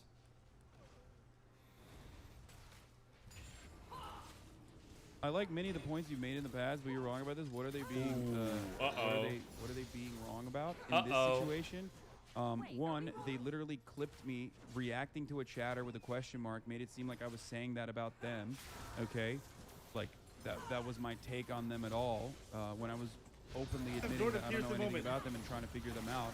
Two, they were upset that I said I don't even need to know their takes because I know what their takes are. I've heard it a million times over from every other person that is transphobic. I don't know if they are, but every other person is transphobic. Then how can you usually assume says that's this their exact take? same argument. And then I thoroughly went through the talking points, and also, you know, they are using turf talking points non-fucking stop, talking about how like trans women have significant competitive advantages and therefore should not. How is that a turf talking against point? Cis women. They clipped me not only out of context, but they took the least charitable position they possibly could. And even in instances where they should be agreeing with me and then talking about what our disagreements would be, which is trans women. Oh, Trans if I women ignite might there. have- some trans women might have advantages over some cis women, okay? It's true. It can happen, 100%. But to bar all trans women from competing as a consequence of that is fucking ridiculous. To bar those trans women from competing is ridiculous as well, because there are natural and unnatural advantages that every athlete holds over one another. That's what makes sports great, and that's what makes sports interesting. Now, I'm repeating these same exact conversations. I'm repeating these exact same conversations over and over again for bad faith people right now. And they also brought up the fucking trans panic shit by bringing up like bathroom predators and whatnot, and then simultaneously, you know, serve themselves an out by saying, oh, I'm not saying they're all like this, but some can. Okay, then you would tackle those people, not random trans women that are competing, unless you have an actual fucking actual proof that Leah Thomas is actually a liar and a man and not a trans woman and is simply doing this to win athletic competitions. But you don't have that. So that's why you're just bringing that up, that trans women sometimes lie. It's whatever, you know, everybody lies. Oh, what the fuck? It's so disingenuous. And the only reason why you would actually fucking believe this is if you believe the takes that they're bringing out. I don't even know where we're at right now.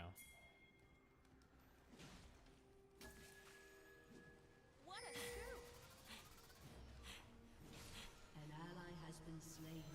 They also said you had a Jordan Peterson moment, then literally repeated all of his talking points. Yeah, I don't understand why, if they're against Jordan Peterson or pro Jordan Peterson. It's very weird.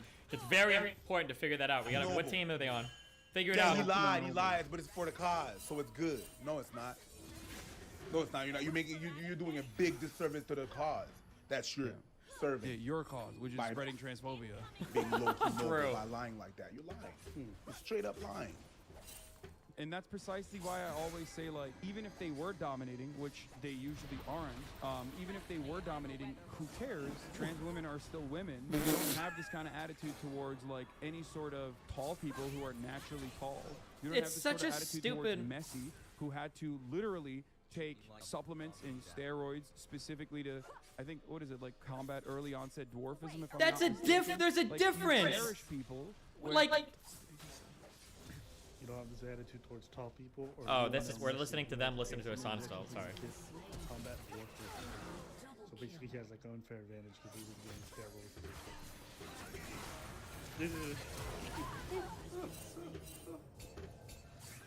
Would Asana have sex with a pre-op trans woman? If she was famous, yeah.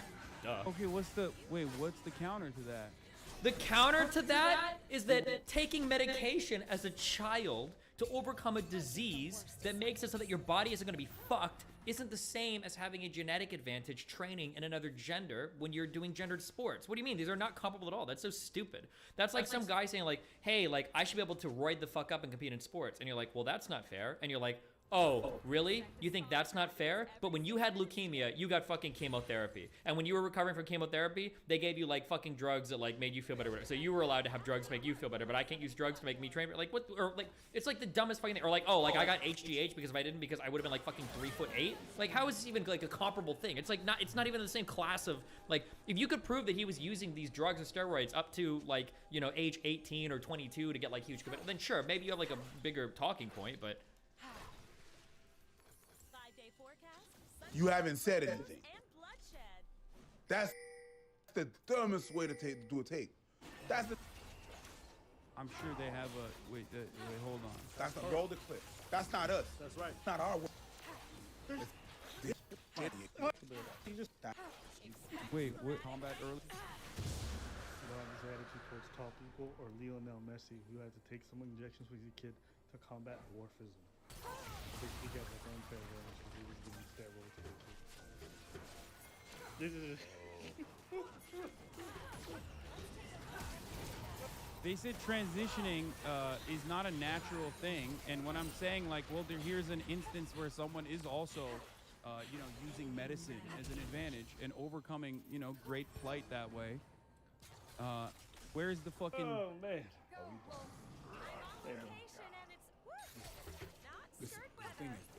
Go for it. I'm waiting for somebody in Hassan's chat to tell him that I talked to Ava, and then his brain is gonna completely shut down, and he's gonna be like, "Oh, I get it. It's a Destiny dick rider. That's what's. It's coming.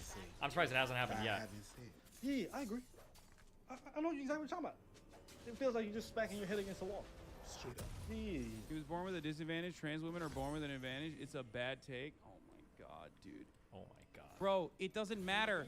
Then trans women are taking fucking literally a blocker that gives them a disadvantage, a significant fucking disadvantage. Whereas Messi took a fucking a steroid that would help him, okay? That gave him an advantage.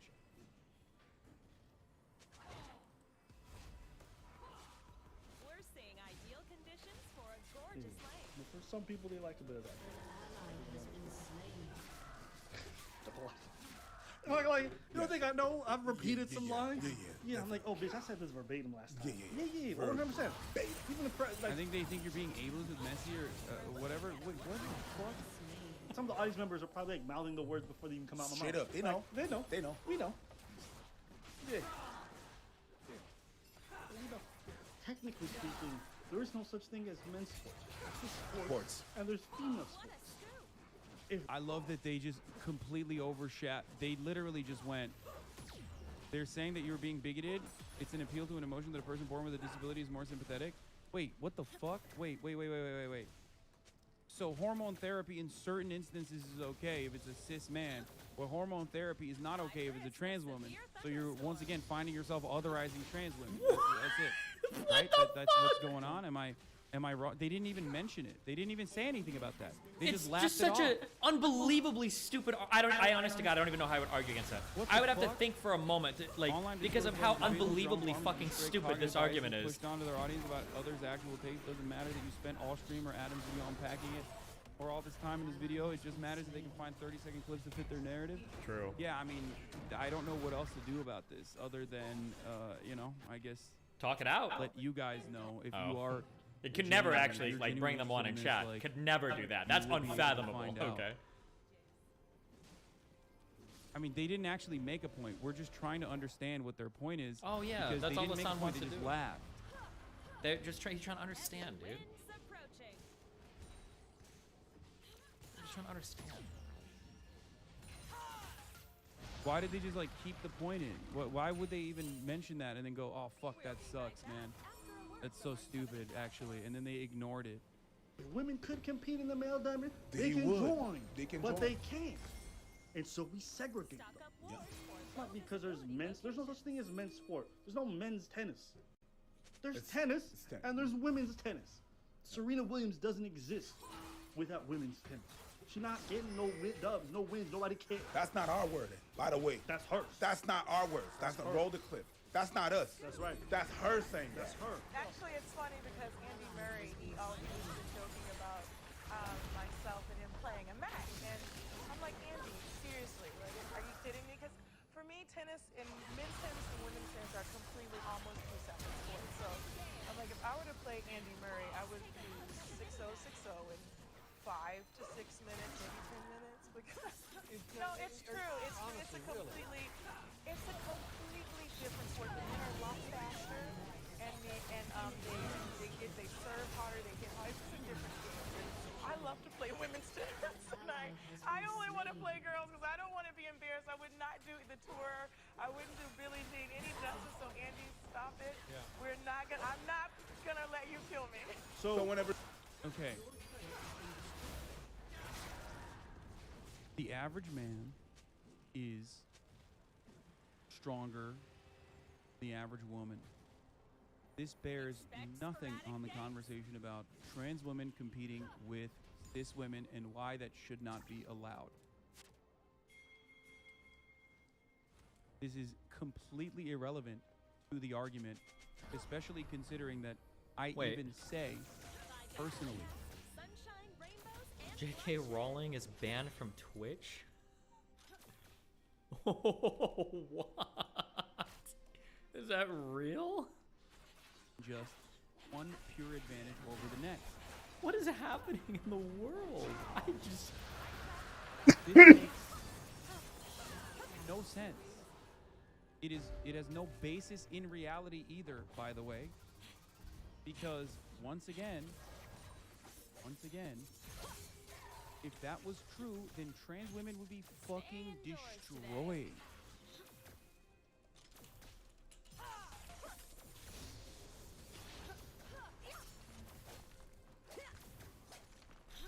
You're saying average, but athletes are in the top echelon? Thank you. Thank you. I gotta pee, okay? I can't. I will be back in a second. Here, we're doing. Here's a fucking minor change of pace here. I'll be back in 1 second. We're looking at a 100%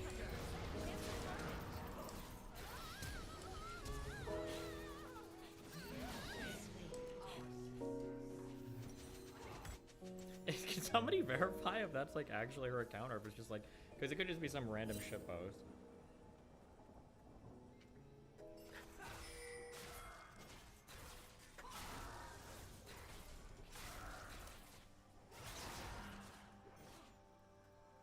It's a meme bot retard. It's a bot that just says random shit. That's what I figured.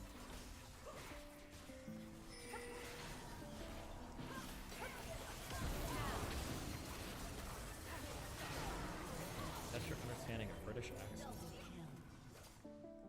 We're saying I'll try. This is my dinner today. Hash brown and beans. I'll zoom in on the burger. My little sausage there.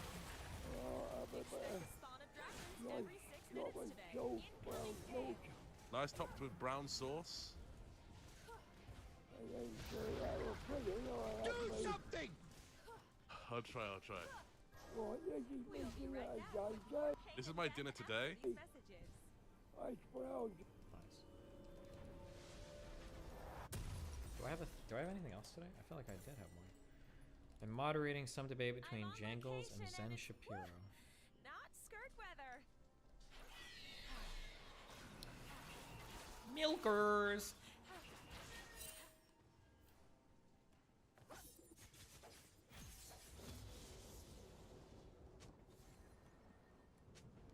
Stock up wars for low visibility. Bro, flying enemies, why? Nobody likes them.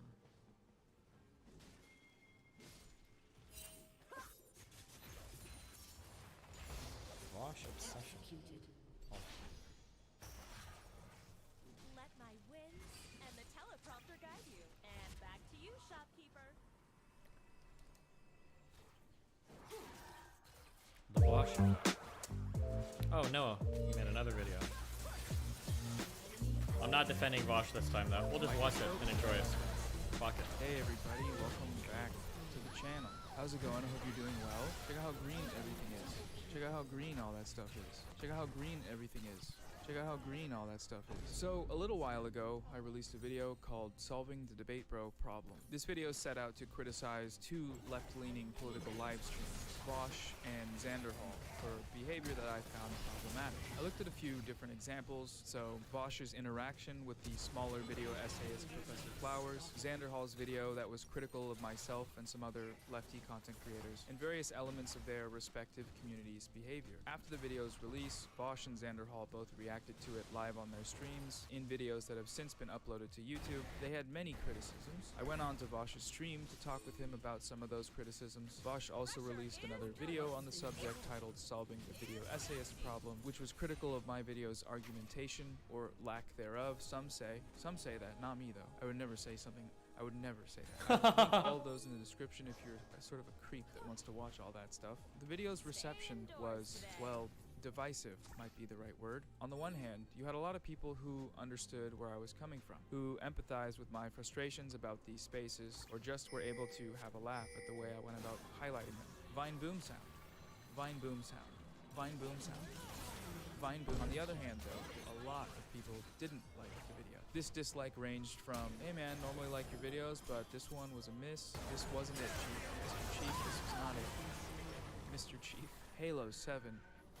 Marriage, all the way to this is the worst video essay of all time that should be wiped clean from the internet along with your channel. The latter response was basically the takeaway from the streamers themselves. I am not joking when I say to all of you with full sincerity that this is quite possibly the worst takedown I've seen. It's really disappointing how much of the online left can be convinced by such stupid arguments if they're said by somebody with a nice mustache and some bisexual lighting and the lo-fi chill music in the background. Vosh at one point even offered me a cash reward of double the video's ad revenue to take it down.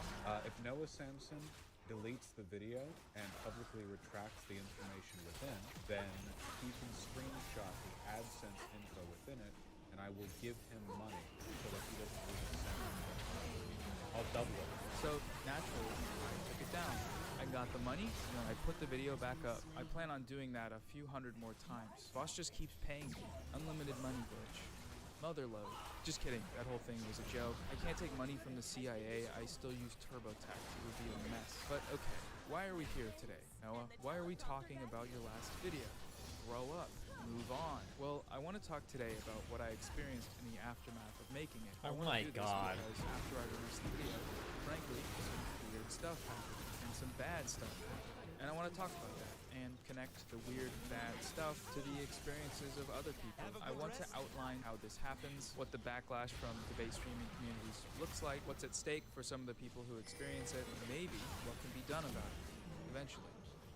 Probably not today, but someday. So yeah, super vague, but I will get into it. Right after, we quickly take a moment of silence for all those lives lost during that one thing, and then we take a moment to thank the sponsor of today's video, Casetify. If you like having a phone that isn't all fucked up and gross and weird, then you're gonna love Casetify. These phone cases are the bee's knees. Casetify's new line of impact and ultra impact Where do I go? cases are made from 65% Am I done here? recycled and plant-based materials. They come in 100% recycled packaging, made with recycled paper and non-toxic soy ink, which comes from soybeans. You hear that? I can feel the soy. I'm becoming a man. These cases are just solid, man.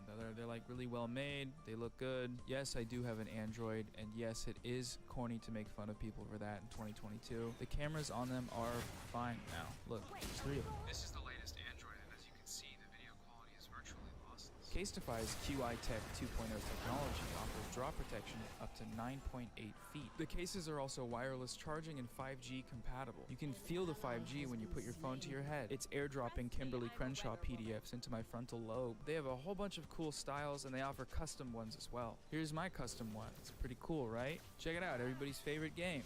Fortnite. The cases have an antimicrobial coating that kills 99% of bacteria. No more germs on your phone. So Casetify wanted me to do a drop test with their case to make sure my phone survives and lives on another day. So let's do it. Why not? I don't give a fuck. Damn, son, where'd you find this? Looks fine. Thank you.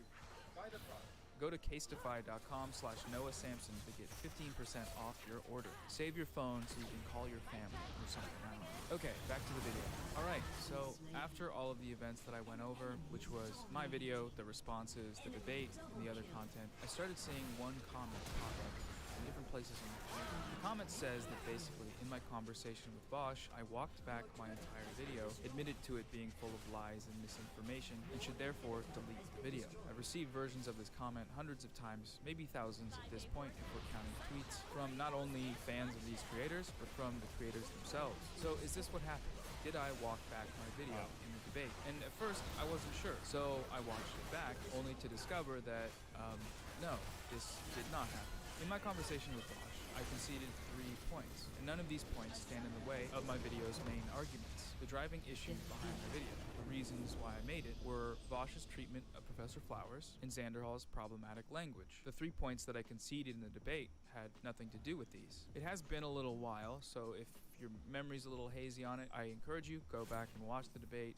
That is what happened. And yet, here we have countless people jumping into my comment sections to self-righteously proclaim something that is demonstrably false, and using this falsehood as a justification to force my hand into deleting a video. That seems a bit weird. right? Lest this come off as me saying that no, I did not get owned actually, as I slowly shrink into a corn cob. That's not true. I did get owned. Roughly 1 million people on the internet think I'm the worst video essayist of all time. And I'm fine with that. Honestly, I am. What I'm not a big fan of though is being bullied. And sometimes it's hard for me to tell when that's happening.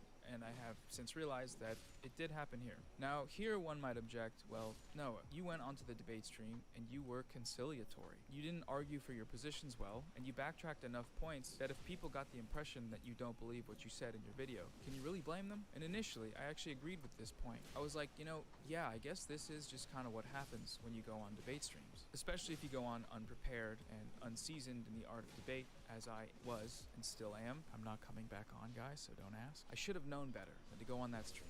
Ultimately, this might be my fault, or so I thought. When I actually took a step back, though, and thought about it, and then watched the debate a few more times, I realized I got that, no, gaslit. that's bullshit. People should not be allowed to lie about stuff just because I didn't go full debate lord in the debate realm. That should not be standard procedure. I entered that conversation attempting to seek understanding. I felt bad, frankly, after seeing how poorly my video was received. Like, what the fuck is that? And how if my goal was to put a stop to the bad behavior I tried to call out, then the video was a failure. I went on wanting to try to, like, I don't know, figure out what went wrong, I guess. And when this audience of people saw me do that, what they saw was weakness, and they took that weakness as a sign to go on the attack. And that's what they did. They took whatever they could to discredit me, and now because of this, they feel justified, vindicated even, in bullying me into silence. Cancel culture, the woke Twitter mob strikes again.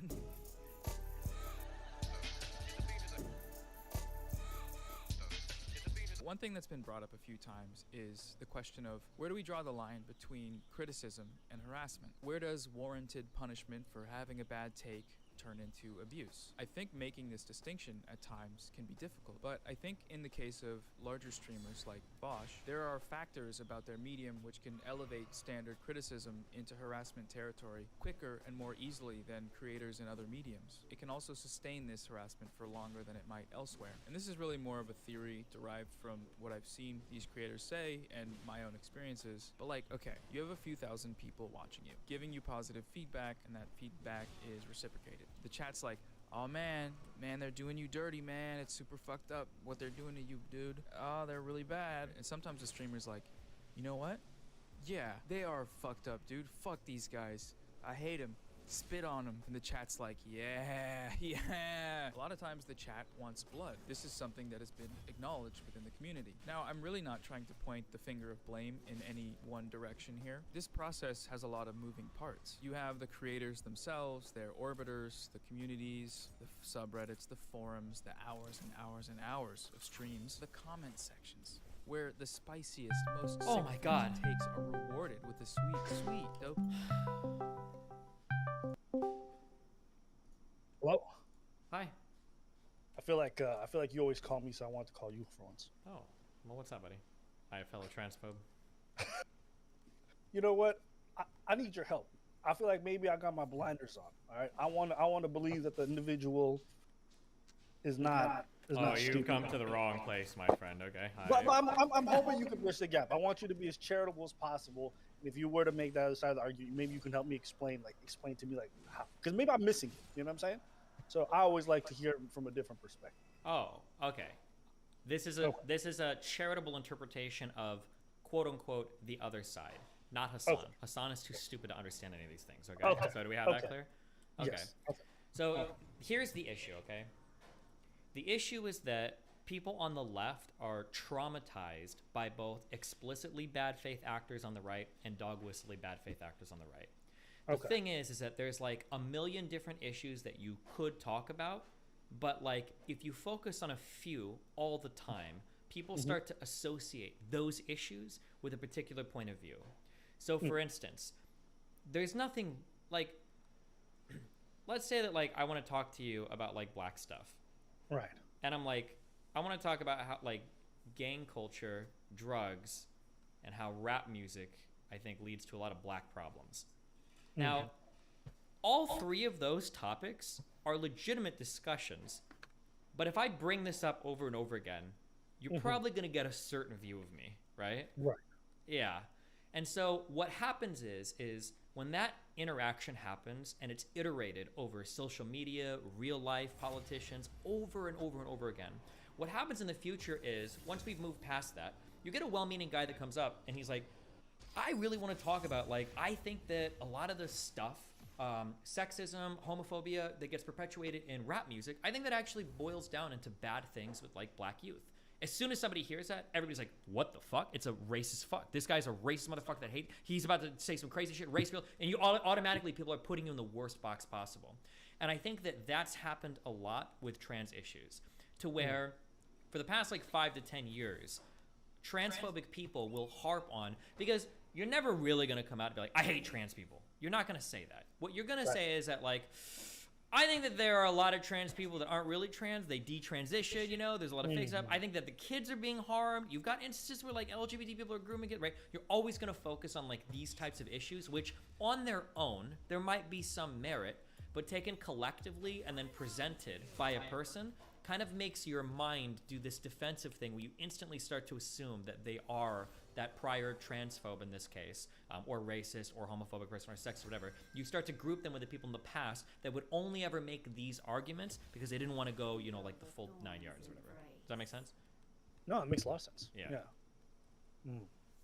That makes a lot of sense. But the issue is that, like, I think this is a trauma response. It really is. And trauma responses are, by definition, irrational. We should eliminate them. If somebody wants to come up and talk to me and I hear them ask a question, like if a boomer comes up to me and they're like, don't you think, like, if you play a lot of violent video games, don't you think that could cause like some violent? I'm not gonna like roll my eyes and assume that like, oh God, here it's Jack Thompson, like time for this. I'm gonna be like, okay, yeah, let's talk about this. I'm not gonna be instantaneously PTSD'd every time somebody brings it up. But people act like that. They get like super PTSD'd over it. I don't think there's an excuse for like non-trans people to get PTSD over it because you're not trans. What the fuck? But I do think that I'll give a lot more leeway to the affected groups because you can only defend your existence for so long before you're like, Jesus fuck, like I don't want to be on trial every single day for who I am, you know? Yeah, it can be exhausting to have to try to defend that if you feel like a lot of it's bad faith or if you feel like it's the same negative rhetoric that you hear all the time and sometimes from people who are bad actors. I can understand that frustration. And to be fair, I feel like on my end, I've definitely felt like this topic has come up a lot over the last few years. But it's also,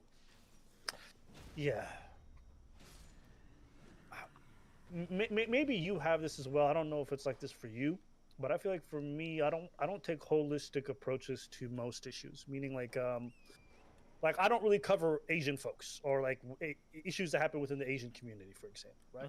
But let's say if some specific negative thing happened, it was in the zeitgeist, I probably would cover it briefly. And I would have a lot of people who might come to me afterwards and be like, you only talk about us when it's negative or some shit like that. Sure, because it's like a current I feel like thing. most commentaries around negative things or disagreeing opinion, you're rarely going to make a video and be like, well, this is why I agree with trans folks 110%, because nobody's going to watch anything like that, nor is it something you're really going to sit there and think about. Am I crazy to say that? Is that weird? No, I mean, I agree with what you're saying. We just have to be mindful of what it looks like sometimes, I guess. Sure. The biggest concern that I have, the thing that I look for is I'm always trying to be mindful of like what type of audience am I getting. So like when I look at my subreddit, because there are a couple people that hear me and they're like, holy shit, Destiny finally hates trans people. He's base now. There are some people that think that. But when these people show up like in my subreddit and they start making comments, or when they show up like in my Twitter mentions and they start making comments, they get overwhelmingly shit on by my community. So I think that's a good thing. If I started to go through my YouTube comments or my subreddit and I started to see like really upvoted comments about like, oh, like this girl's a man or stuff like that, like really like shitty transphobic comments, and they started to get upvotes, well, now I'd be worried that like, okay, well, hold on. I'm giving so much attention to this side. I think that people that watch me think I believe this thing, and they're starting to feel emboldened by the arguments that I'm making. And I don't want that. I'm not interested in that. I'm not here to empower transphobes or to make trans people feel shitty or to give ammunition to that side of the argument, if that makes sense. Right. So do you think as a result you avoid certain topics as to not feel that, even though you know what's being said is like probably incorrect or just... I try not to avoid. I know I'll never avoid something, but I'll try to caveat a lot depending on what we're talking about. Because we talk about What do you mean by caveat? So like I've said this a million times. I hope it helps. I guess. I mean, like my audience isn't super transphobic yet, so I guess maybe. But like I'm gonna die again because I'm a fucking moron. Like something I'll say like a million times is like these are like online trans activists. these are not the normal trans person. These are terminally online crazy trans. It's not the average trans person. Like the average trans person is super chill. Like there are a lot of trans people in my community that are super chill. There are trans people online that are chill, but the online activist community is great. So like I'll try to like clarify that a million times because I don't want people to get the impression that like the lunatics I'm arguing with are somehow representative or like the average trans person. I think I definitely see that in my audience, or at least a certain segment of it. I see people get mad if I use preferred pronouns of an individual wants. Like I don't give a fuck. Like use whatever pronouns you want, But I see some folks who get upset. I just don't know if I make nearly the concerted effort you do. But I think I understand what you're trying to mitigate.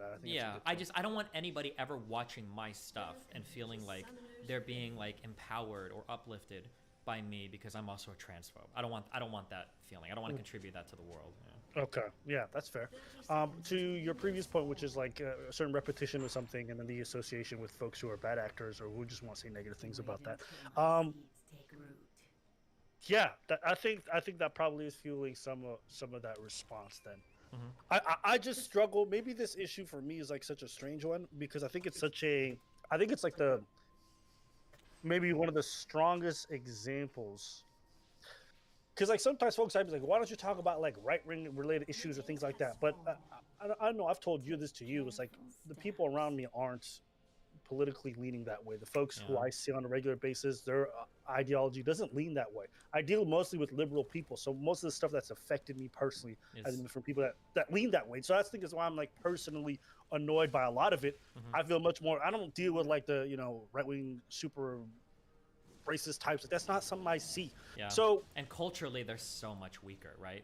There's not a lot of culture looking at like like I'm never gonna see like a TV series where there's like the lead villain is like a transgender gay person, right? Like and I'm gonna be like, oh well, is this kind of weird how they deal with this? That's never gonna happen. But I am gonna see a million new series where like it's like the Disney Channel cast of like the bad guy's always white, there's always going to be at least like one brown, one woman, one whatever, like all the quotas are hit or whatever, and it feels a little bit weird sometimes.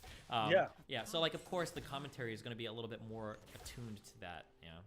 For me it's even worse because I've done dance for a long time, and then after that stand up, like exclusively the only people you hear from politically are folks who lean left. That's it. There literally is zero representation, which I'm not mad at. There's probably a reason why there's an overrepresentation of liberal people. It's probably how it in the arts. It probably leans towards like their political leanings. That they're much more encouraged to do arts. But that's all I hear about. So when I get concerned or start thinking about topics, it's always from that lens. It's more so about the people I deal with. I'm sure if I lived in an environment where racism was much more prevalent and I was dealing with all the time, maybe that would become a thing.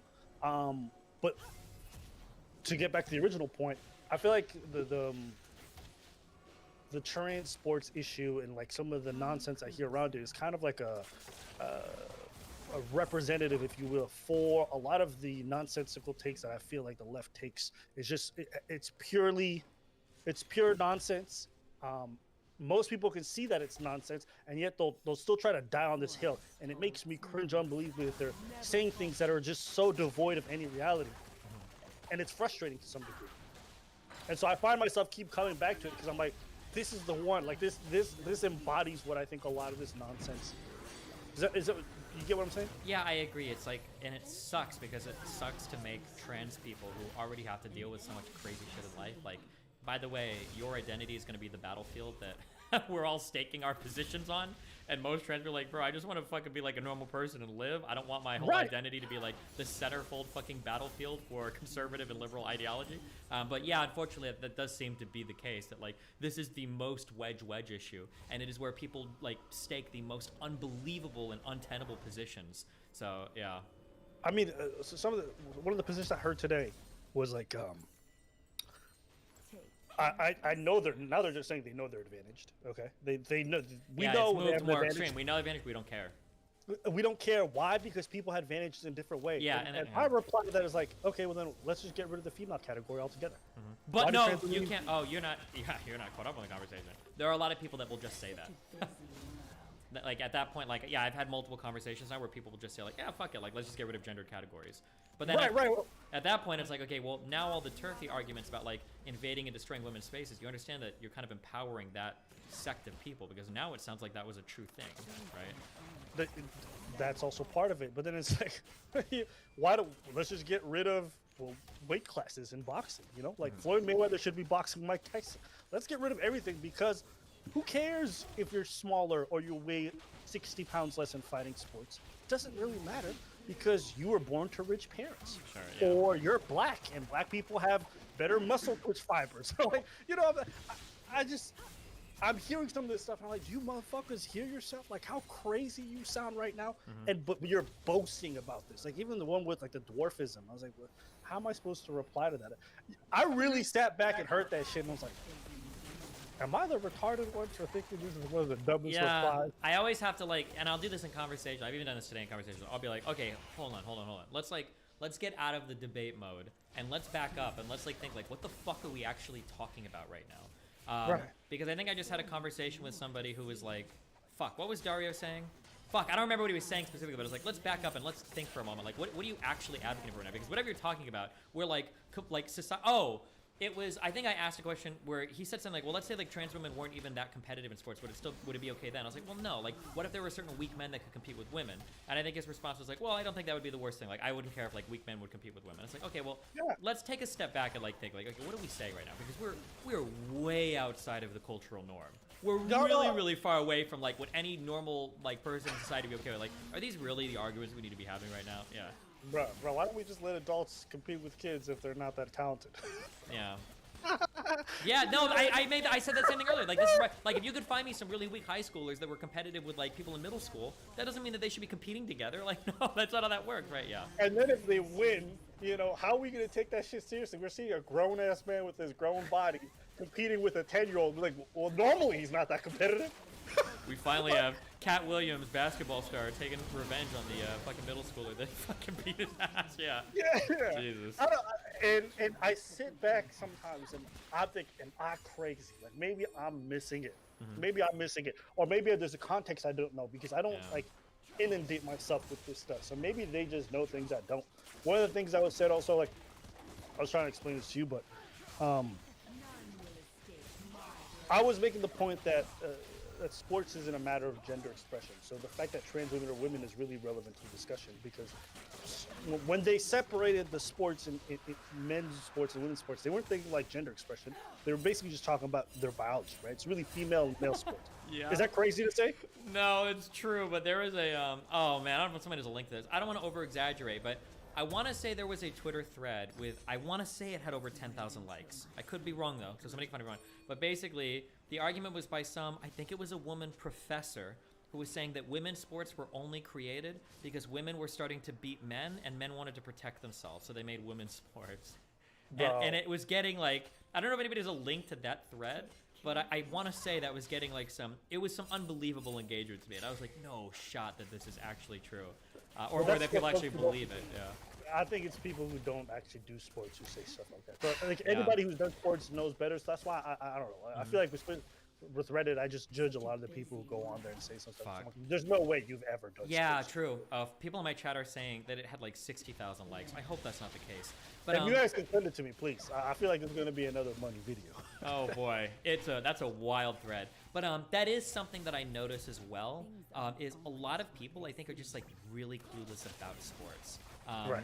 Like I just had an argument with another guy today that was calling me evil and blah blah blah on Twitter, and then I brought him on and tried to have a chill conversation, and he was telling me that like he thought that women would probably be competitive with men, but they're just not because of social reasons. But like if a woman trained like from birth as much as like a man trained, they'd probably be like pretty similar athletically. And I was like, bro, you just have like it's like, and dude, being calm in those kinds of conversations is so hard, because like not only does he not know like in an athletic sense, it's pretty clear he just doesn't know any women, which is mean to say, but like you're clueless, you're utterly clueless.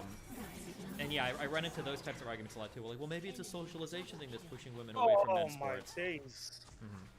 I can't with that. Yeah, so oh man. So what I was saying is essentially that's how they segregate sports, right? It wasn't a matter of gender expression, it's about biology. What really matters is really that.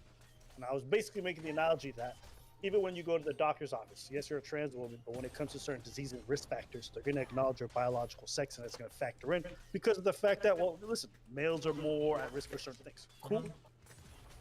Yeah, yeah. I mean, I agree. And that turned out to be like the most transphobic point I could have made. Apparently, I was so confused when I heard that. Apparently, saying that is transphobic. Yeah, it's it's this weird game that we had to play, and it's happened with every word, right? To where like people, and I'm gonna be honest, I'm pretty sure even I've said this. It's like trans women are women. It's like, yeah, sure, like trans women are women. I can get behind that statement. But like when we're saying that, we're talking about like ontologically, we're talking about the social category of what a woman is, right? We're not like actually saying descriptively that like a cis woman and a trans woman are the same. This would be dumb for so many different reasons. Not the least of all, in that like, well now. Like, why the fuck does a trans woman need access to special drugs or whatever? If you're a woman, like, you shouldn't need HRT, you're fine, right? Like, it doesn't make sense to do this. And it's happened with other words, too, right? Where it's like, you know, like, this is rape, this is rape. It's like, oh, yeah, sure, that's rape. Okay, sure, that's rape. And then pretty soon we're in a world where, like, well, hold on, wait, well, what the fuck is rape? You know, like, this guy, you know, tried to fuck his girlfriend when she was sleeping. You know, he woke up, she woke up, she said she didn't like it, he stopped. He's a rapist. It's like, okay, wait, well, hold on. All forms of rape are rape. It's like, okay, yeah, but, well, like, maybe we need to be, like, a little bit more careful about how we talk about these things. Because, like, every word is just, like, crazy now. Yeah. I linked you that thread, by the way. It had 40,000 likes. You can peruse that in your own time. That's a wild read. That's another YouTube video. I'm about to make a couple G's. Oh, my God, dude. Unreal. Just unreal. I'm kind of grateful for these crazy takes because it's good content and it's money, but at the same time, you just hear some of this stuff. And you're like, how are these real people? And how do they navigate the world, like, thinking some of this shit? Like, they really don't acknowledge it. Even the dude who said, like, well, men, if they weren't socialized the same as women, you know, they'd be just as competitive. It's like, then why do you think women are terrified of men when it comes to any kind of physical alteration? Yeah, fuck you. Yeah, this is my take exactly. I've used this for conversations. I think with Alabral, and I think with another person where I talked about like it was trans sports like 2 years ago, and they were like, well, on average, like there are a lot of women that can compete with men like physically, and I'm like, bro, okay, well then can we stop crying about fucking rape culture or whatever? Like if the average woman is about as strong as the average man, they should be able to fight them off. Who the fuck cares, right? But like.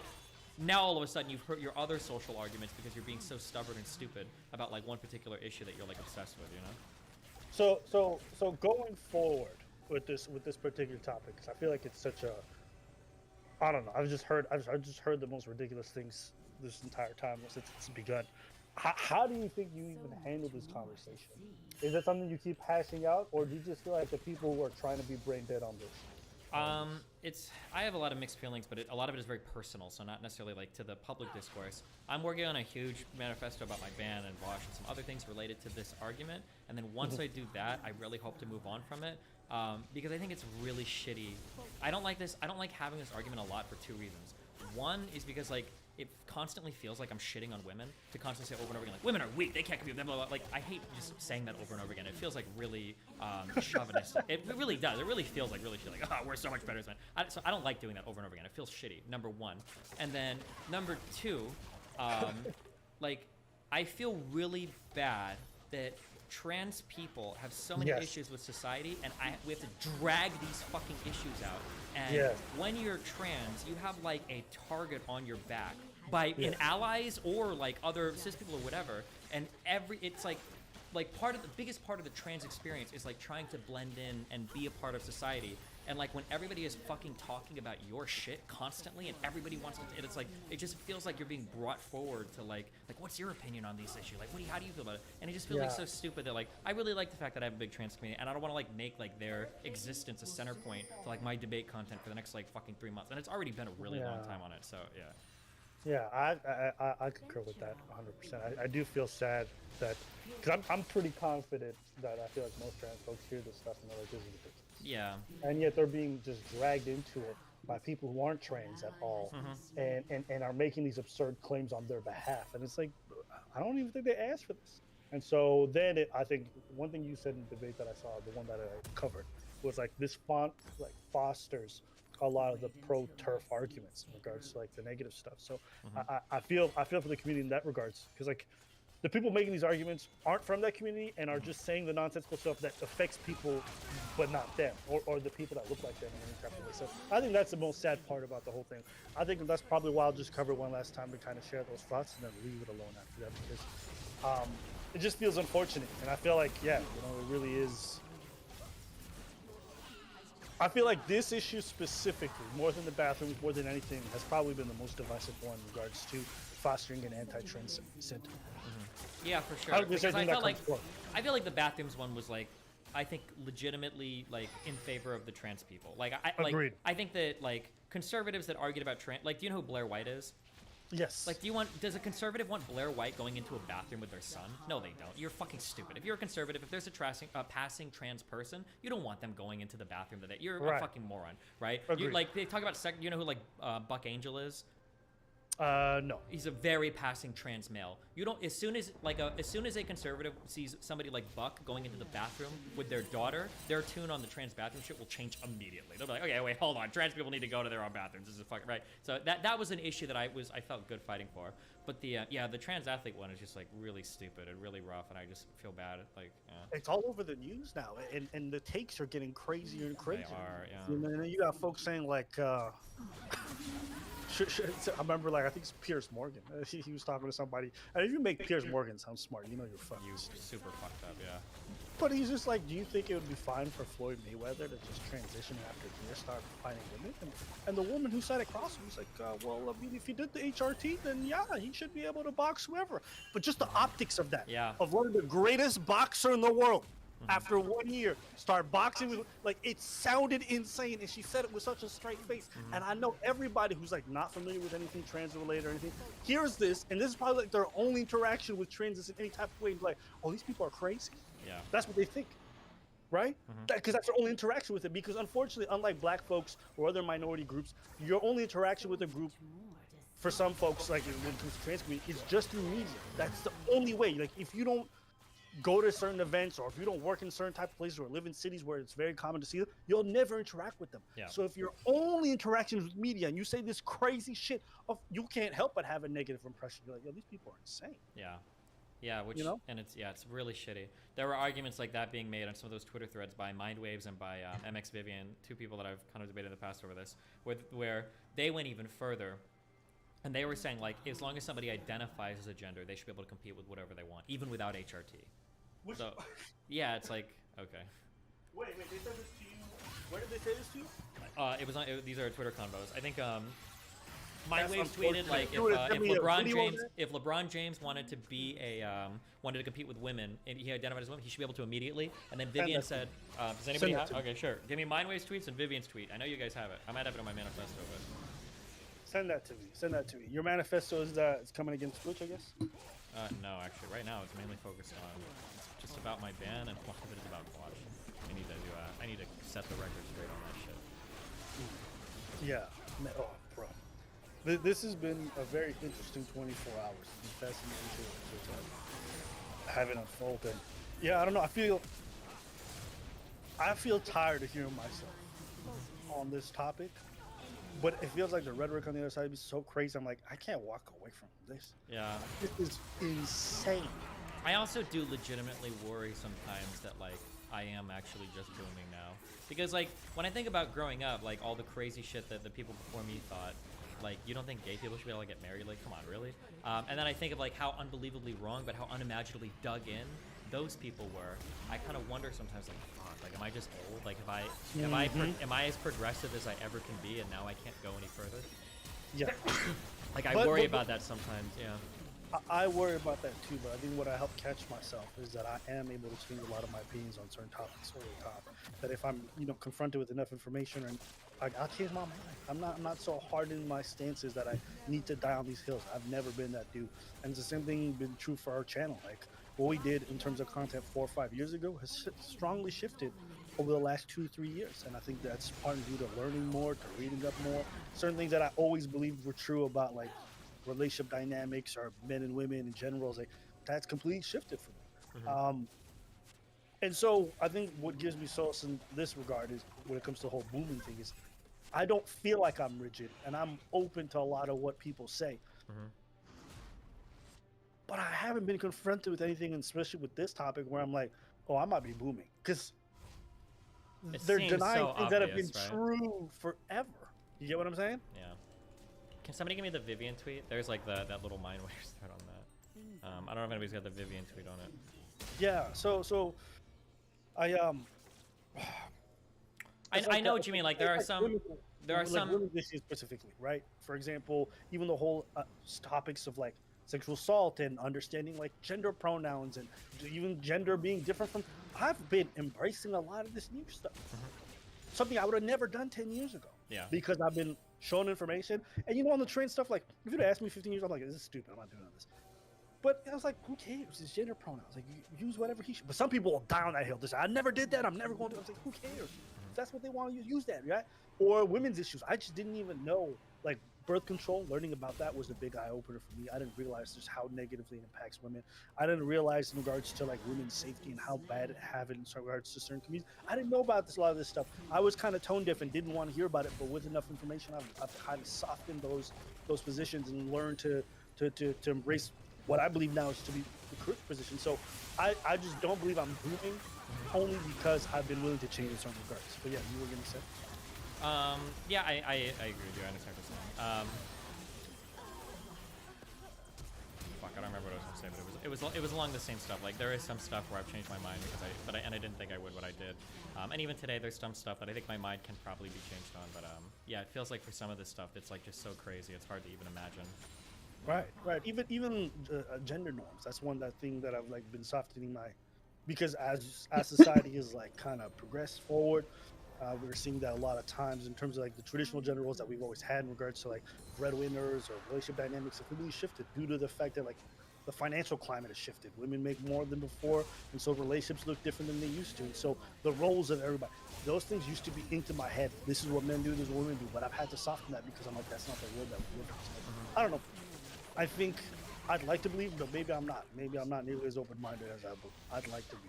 But I know on this issue specifically, I feel like the folks arguing the other side of it.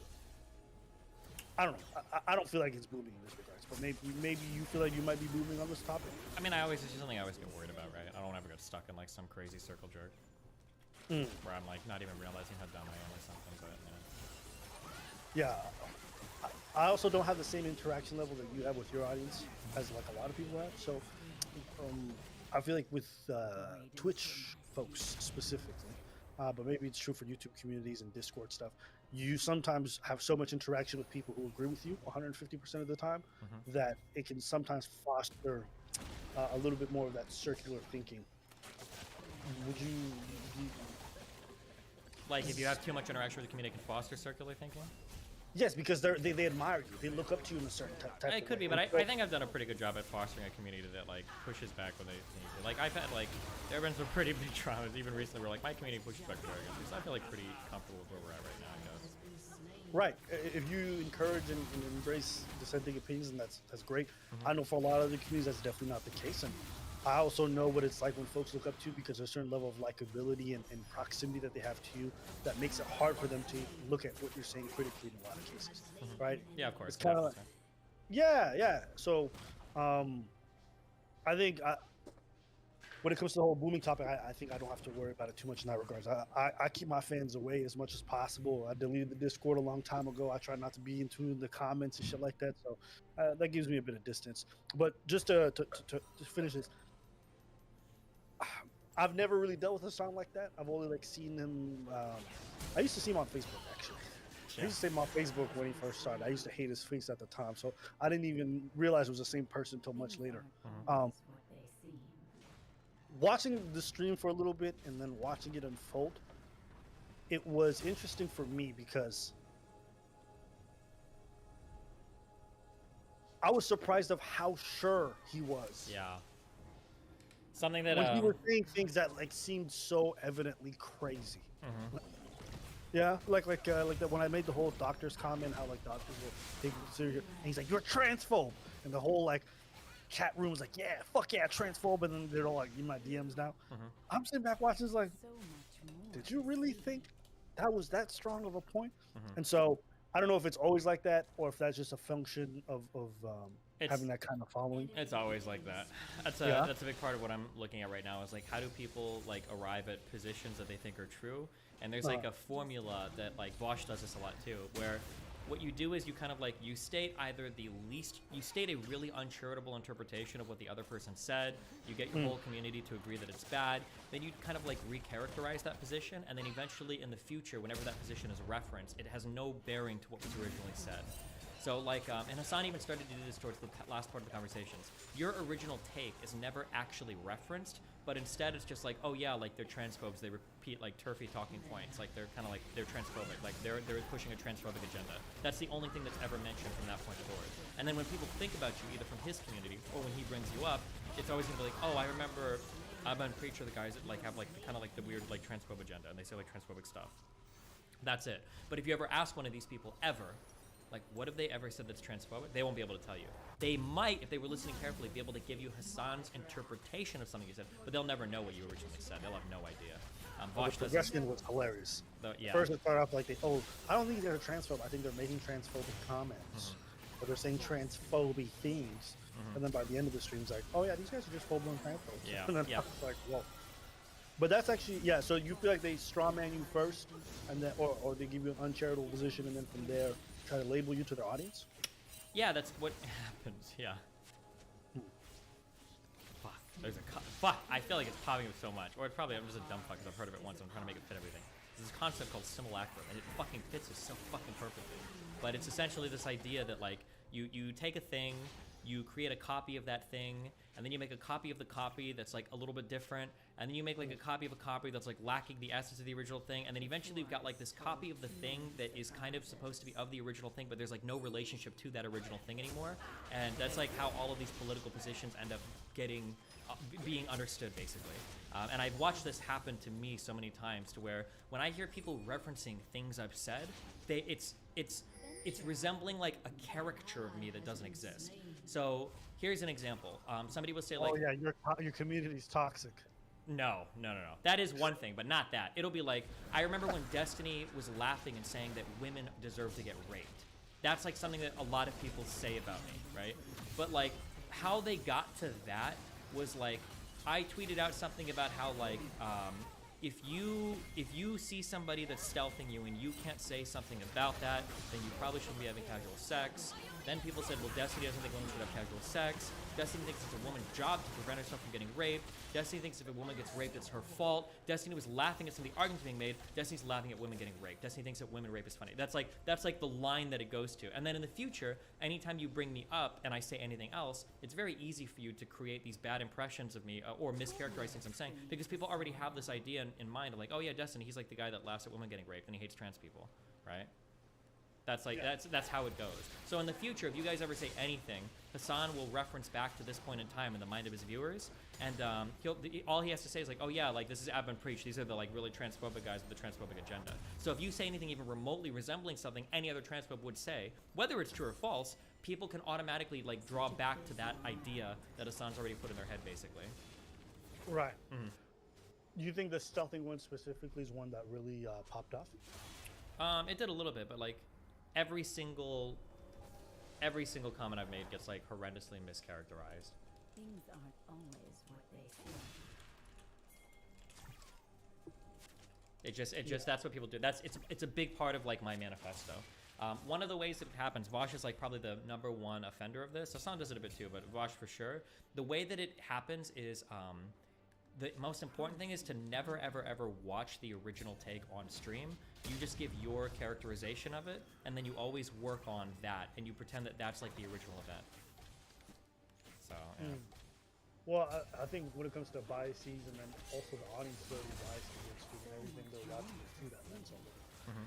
I think I'm probably guilty of that to some degree, and it's hard to catch yourself too, because if you're already going in with a certain dislike of somebody, you just say something, you just pop off, or something that it might not even be what the person said, but because you already have that dislike, that's the way your brain interprets it. So I don't even think sometimes it's a conscious effort. Would you agree with that or disagree? I think that for normal people, it's not a conscious effort. I think for some content creators, I think I've gotten a little bit more understanding of it. I think it is a conscious effort. Like, I think Vosh makes a conscious effort to like misinterpret what people say to build these characters. I think maybe I underestimated some of these people. I think that their understanding of how their audience works is a little bit more sophisticated than I thought, and I think they do go out of their way to build these uncharitable caricatures and then build upon them. Yeah, because it's done so deliberately and so repeatedly. I have a hard time imagining it's like an accident happening over and over again. So for some of them, I probably would agree with you. I think just the way that you specifically engage with topics, and it's such a like sometimes it can be very visceral and like no sugarcoating whatsoever. It's very easy for people to engage with things that you say that are on the edge or in the way, like optically. Okay, when you say things like on the scale of sexual assaults, what's worse, the bad, and you say stuffing is at the bottom. Okay, I can agree with you and understanding the principle, but optically it sounds terrible. You agree with that? Yeah, of course. Okay, so if I'm somebody who dislikes you, okay, and I'm listening to that, that's a video I'm gonna cover, and I could easily find ways to make my audience hate you more, and I can do so myself without even having to be conscious. It's just because of the fact that because I'm seeing you through a lens, I hear this comment, it's very easy for me to pounce on that and to go from there and to like kind of piece off little pieces to go at you with my with my audience. Yeah, of course. And I don't even think that portion can, like you said, you might see it as being conscious, but what I'm trying to say is, for the person watching, they're so charged every time they come at you that it automatically defaults to something negative, even though if they were to really just sit down with it and hear from anybody else, they might not think that immediately. Does that make sense? Yeah, I agree, but I mean, you should be able to do better. I think I do better. Like, that's another thing that I've got like so many examples. Like, I hate Vosh. I legitimately like fucking hate him. But like, when I'm engaging with his content, if he makes a point that I agree with, I'll give him credit for like, oh yeah, he did a good job here. Like, yeah, I agree with this point. Like, and I do this over and over and over and over again. And even when my audience interprets him uncharitably, I'll be like, oh, like somebody like in chat was like, I think Vosh is like, no, I don't think he meant this. Like, he probably meant this. Like, I try to do a good job of like building arguments up and shit. But yeah, that charitability never gets extended to me from other people. Yes. Well, I mean, you know, we've already talked about this. You're a little bit autistic in the way you handle things, so I think you're a bit unique in that regards in this field, for one. And two, on the topic of biases and how they happen subconsciously. I need to go back. Such a busy world. I feel like I just lost it. I was mentioning how people aren't charitable. Vosh doesn't watch the original clips of me. Oh yes, okay. People choose their battlefields. Meaning, if you make a video that's A1, okay. When they watch it, they'll give you the least amount of credit possible, or they're going to avoid it altogether. Yeah. Because it would be to your benefit. Yeah, for sure. Right? Selectively watching your content, looking for the worst. I might do that myself as well, right? Like, let's say Fresh and Fit came out with something that's a fucking fantastic 10 out of 10 video. I might see it and be like, I ain't covering that shit. Fuck these niggas. Even though it's probably like a really good thing that probably should be said. My own biases. But let these motherfuckers mess up one time and watch how many videos I'm coming out with, right? And so I'm probably guilty of myself in just in terms of like how I engage with stuff or what I choose to engage with. There's a certain level of like, I don't even think about it consciously. I'm just like, I would never go out of my way to say they did positive things or to highlight it. And so that's part of the uncharitability that exists. I think I'm so sad. Agree or disagree. I mean, I try not to, but I understand what you're saying.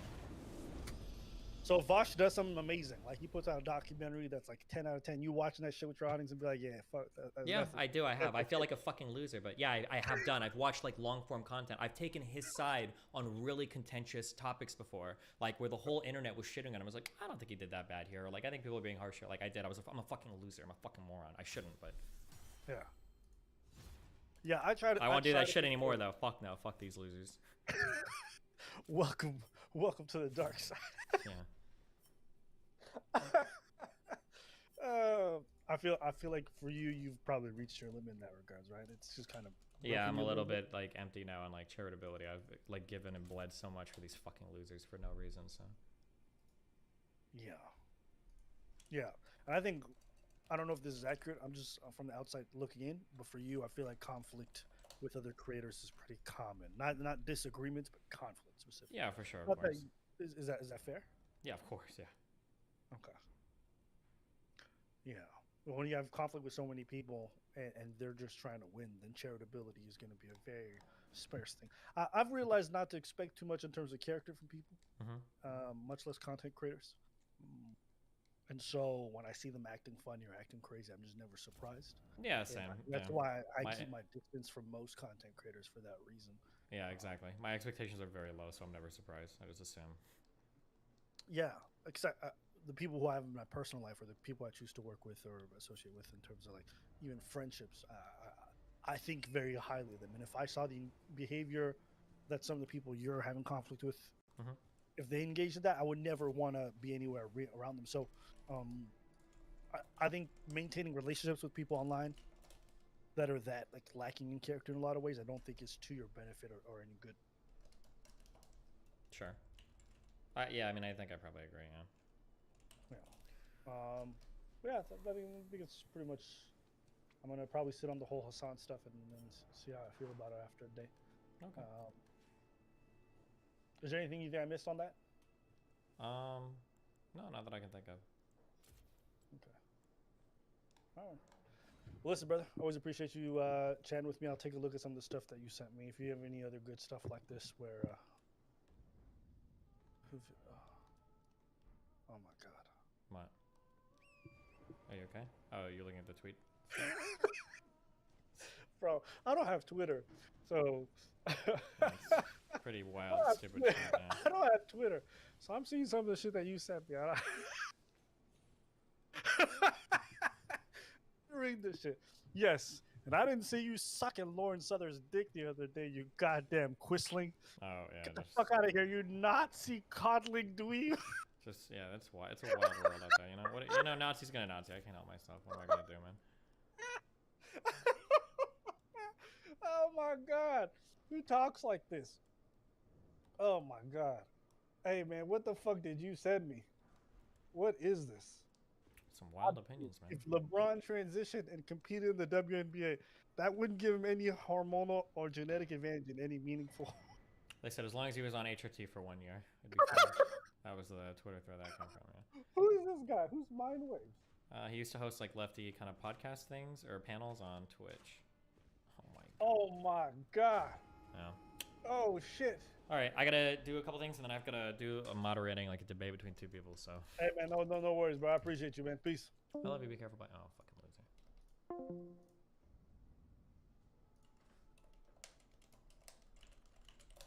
All right, I'll get it. Hold on, I'll be right back. Have commercials, or not commercials. Have donuts. 1 sec. Sub for the gym talk.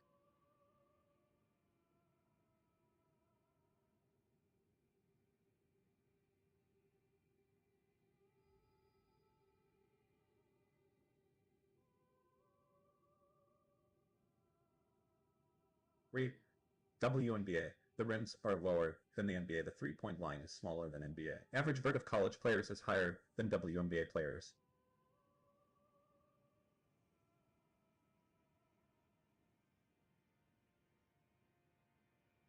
Trans children younger than 11 to exist.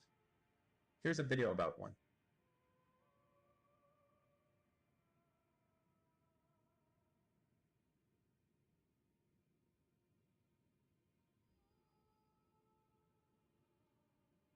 Try out the Bloodhound Step Ash of War.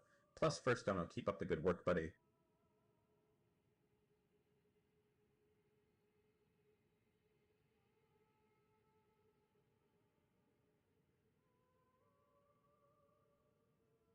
Well, howdy there. We need to legalize anabolic steroids and allow, nay, encourage their use in all sports.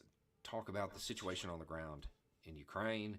We're going to talk about a report that has surfaced, and it would carry some pretty wide-ranging implications. And we're going to talk a little bit about a structural problem inside the Russian military that is really starting to show itself. Okay, so a few days ago, I did one of these, and I said to watch the area around Izium. That's where we could expect a Russian advance to emerge from, because troops in that area were preparing. They were gathering supplies and stuff like that. That advance has started. It hasn't advanced.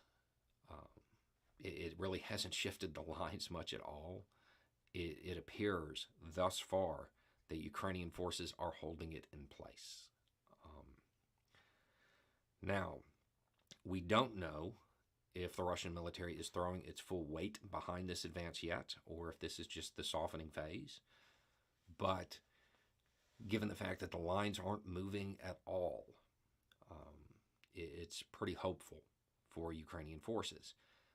The hopeful projection a few days ago is that they were able to disrupt this advance and not get encircled.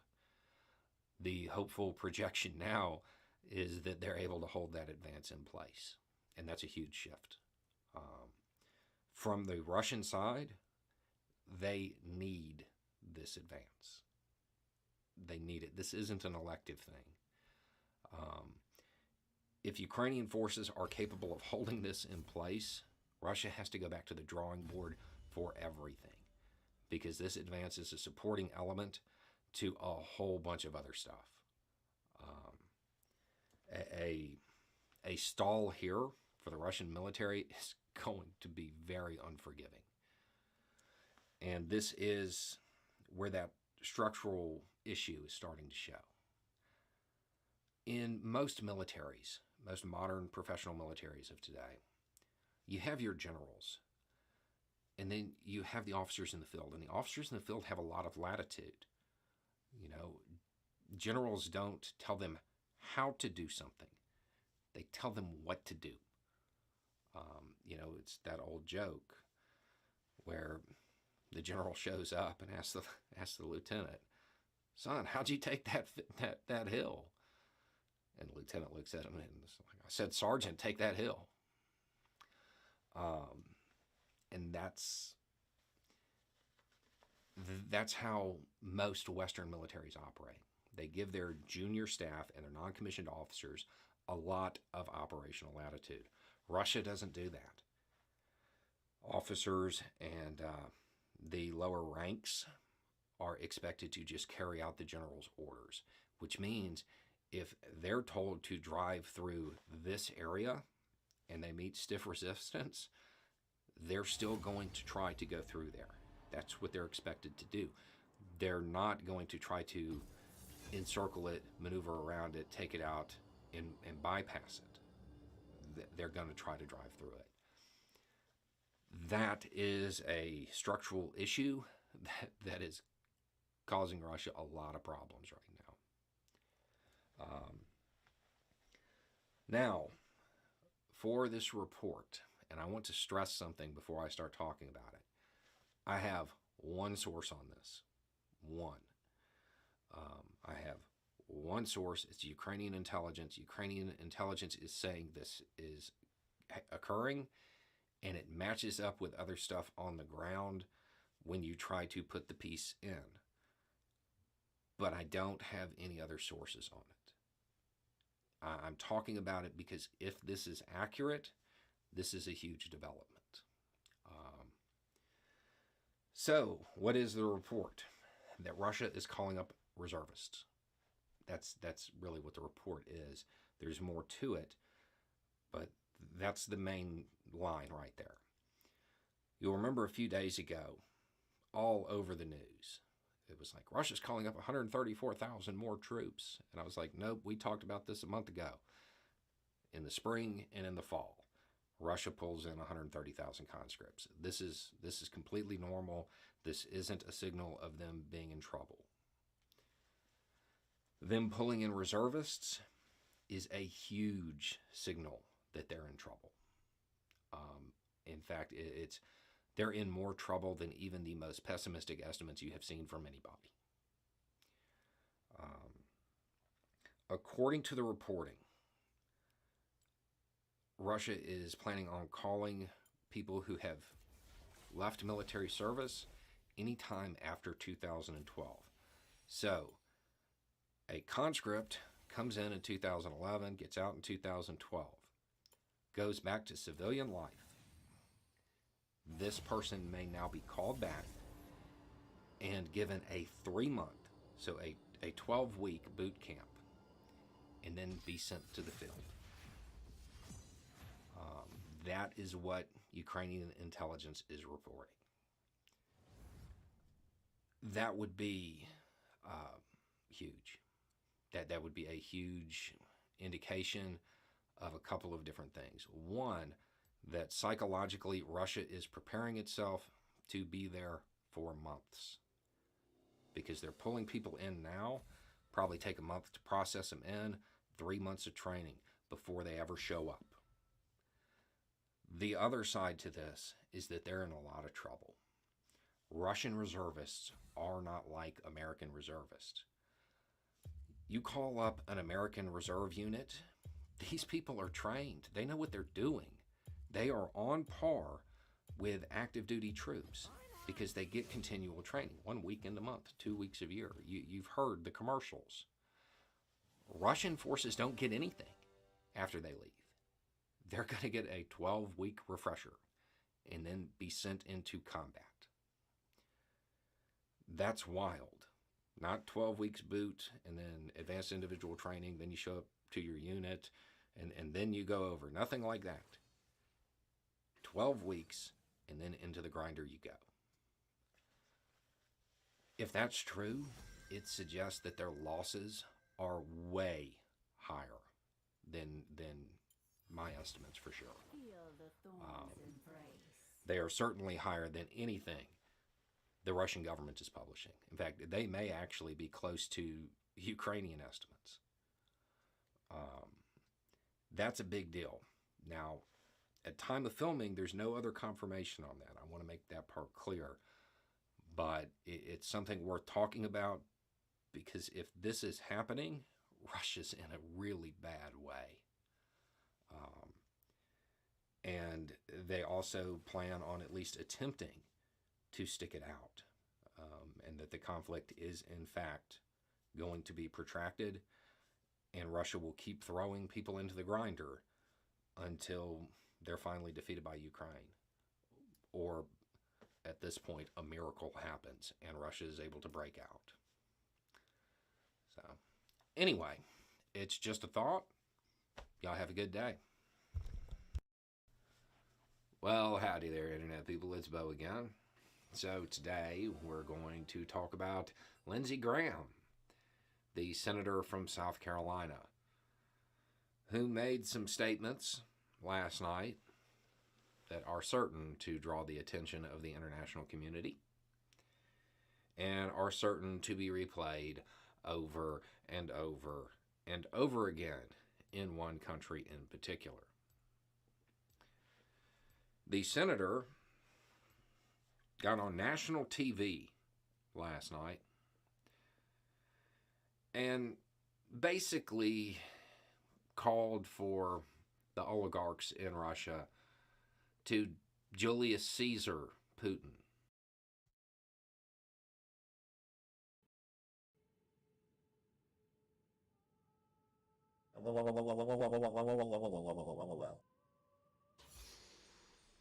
Richard, what happened to being honest Abe from now on? We committed a crime here. Barely, Jared. The fact that we hacked those phones works in our favor. All of our code is hidden. Agreed. And when Huli launches a new software update to fix the phones, our network will still be functional, Melcher will be happy, Monica will fund us, and no one will ever know what we did. I'll know. Yes, I'll know too, but I'm okay with it. I'm sorry. The Summoner's Rift.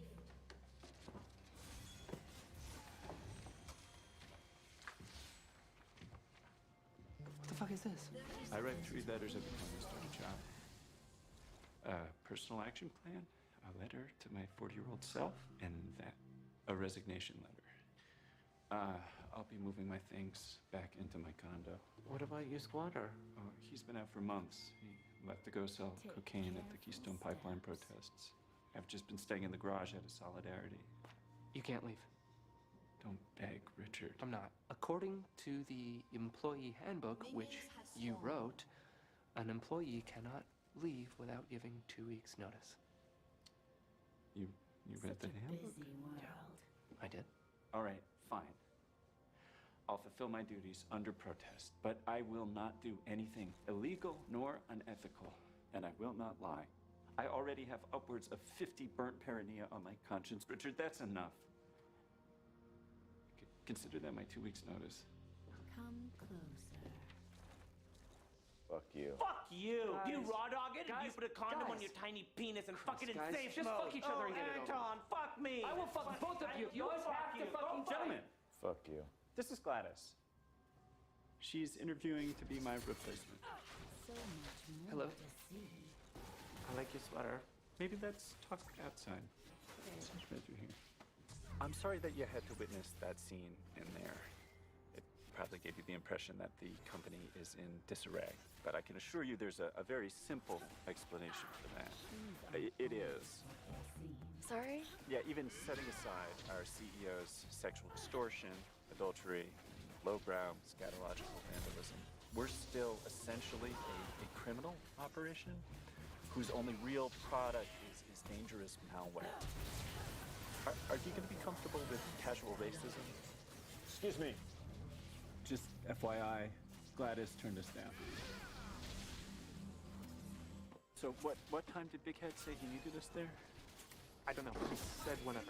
Typically, campus security requires a specific window for deliveries of this size. Okay. Did you send him an inventory so that he could request and clear a static IP address for each server? No, I wouldn't worry about it. Maybe I'll just give him a call. Yeah, it's fine. It'll be fine. Well, maybe I'll just text him. Jared! Oh my God! Just stop with the second guessing, hand-wringing, toe-clutching bullshit, okay? For just like a fucking minute. You know what? I waived your 2 weeks. You can go. What? Wanted to go? An enemy Go. has been slain. Bye. Thanks. I'll order a lift home.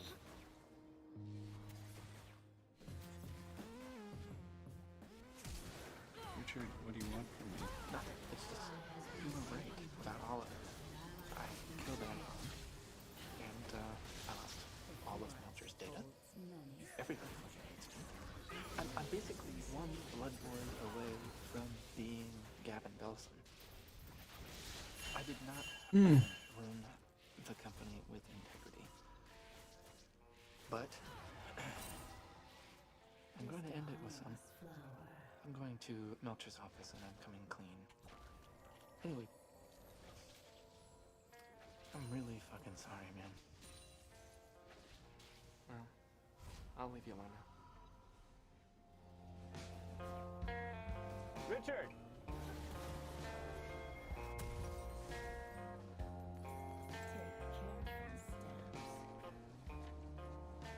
What's this? It's a job application. I'd like to submit myself for a position with my Piper. I'd really like to be there till the bitter end.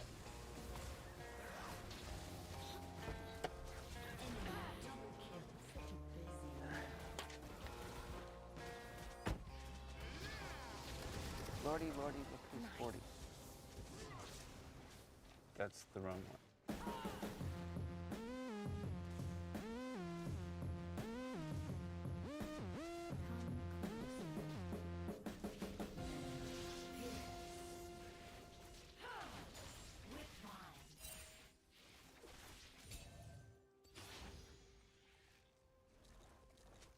So what makes you a value to the Piper team? So much more to see. Programming, I guess. Pretty good at code. Develop algorithms, so forth. Different from the type of algorithm Richard created. Well, yeah, like not as good. Richard's a 10xer, I'm like barely an xer. Things aren't always what they seem. Kind of sucked. Yeah, I don't know. Just Me and Richard just always kind of been in this together. Together, right. But to be clear, Richard created the algorithm on his own, yes? Oh yeah, I had nothing to do with it. That's true. The CEO of Microsoft is a paid best friend. An ally has Okay, been Brenda. slain. Larry doesn't do shit. Hello again. You know, I don't actually have a ton of dance music, but I turned the bass way up. Baby, you're getting a private show. Hey, what the? Okay, there's the button. Someone is paying me. Okay, I didn't come just to dance on your boner all night for free. I was not erect. I was only being polite. So you were being polite when you said that you love me? First off, I said you seemed like someone I could fall in love with, and yes, also politeness. Your ride is here. Let's have a look. Hey. Mushroom stamp. No, come on, dude, not again. work with computers and get paid for it. I didn't want to end up fighting with my roommates over percentage points. So you're just gonna give up? On what? This isn't home. What about Nippolo? Mochaccino shows her tits for a living. Even she was uncomfortable using it. She said it was sexist. Which is right. It's actually perverted. I made a perverted, sexist, useless thing. I'm gonna go get the stuff out of my cubic and then get the hell out of this town. So let's go by there. I mean, I'll see you back at the house, man. I gotta pack. Oh, totally. I'm gonna take the train, I think. Just do some thinking. Take careful steps. Train's this way. Oh. I just... Oh, hey, Big Hit, you were there. Why did Richard use a DCT filter bank? Oh, not really sure. Richard tried to explain some of this stuff, but a lot of it I didn't really understand, so I'd kind of just nod and smile, you know? Can you at least try to figure out this insane DFT spiderweb he's using?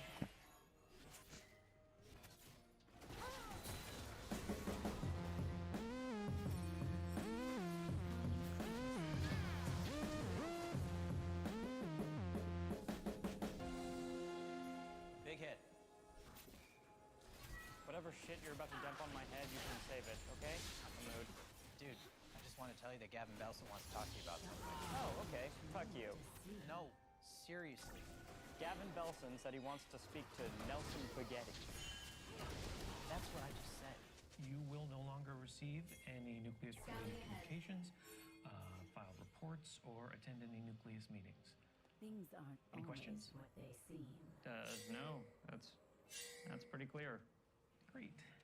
Wait, so then am I being fired? Because I have a 3-year contract and my stock options don't fully vest until after my 3... Nobody's being fired, okay?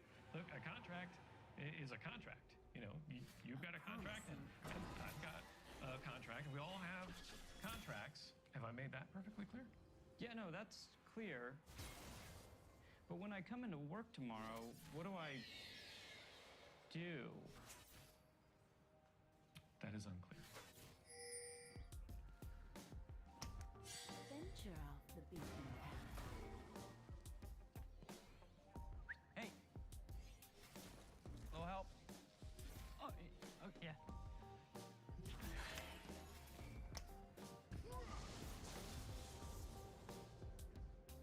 Wait until Hello, Nelson. you see Thanks for meeting with me. Oh, hi, that's cool. Am I a hologram over there, too? What? No, of course not. Question. Do you still talk to Richard Hendricks? Yeah. I mean, not about Nucleus or anything. Why would he enter Pied Piper and TechCrunch Disrupt? Is he trying to make Richard seem folksy? Like some aw shucks boy genius entering an everyman's competition? Mr. Belson? Can you hear me? Hello? Can you hear me? Yeah, it's sort of fading. Hello? Hello? Hello? I'm hearing you, it's just the image is... Nelson, shut up for a second. If you can hear me... Make a gesture. Is it... I hear you. Is this... I have no idea what you're saying, Nelson. Nelson. The audio's still working. You could just use that. The audio is working? Excuse me? I paid $20 million fucking dollars to acquire this company. Fuck you, the audio is working. Audio worked 100 fucking years ago. You fucking piece of shit! That's better. Sorry. The telehuman is a great piece of technology. Unfortunately, the broadband isn't that great out here in rural Wyoming. That's a great business opportunity. Just to make a gesture. Hear me. Oh, for fuck's sake. I think you forgot to update your software. God damn it. Fuck!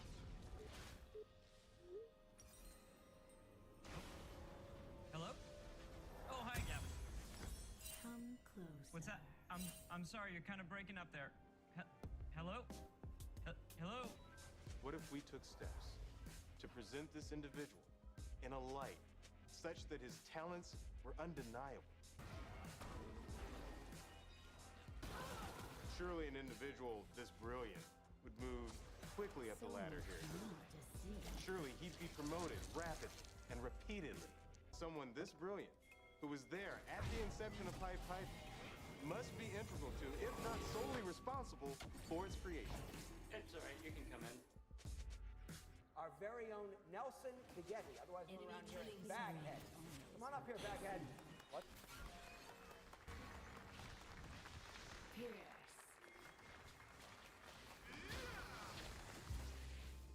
not sure I understand.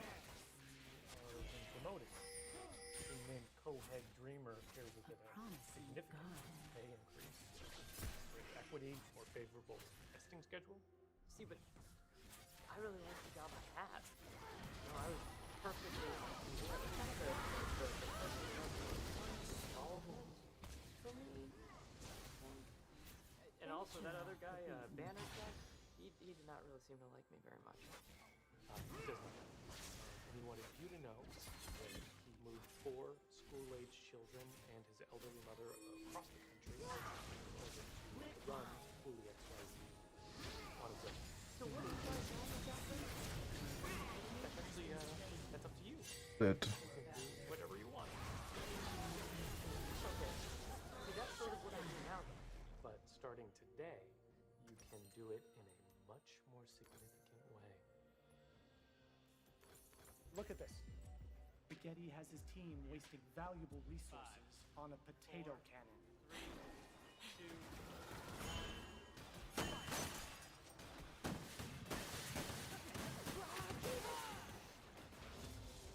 You see what your brightest minds are being wasted on? Launching potatoes. Sorry.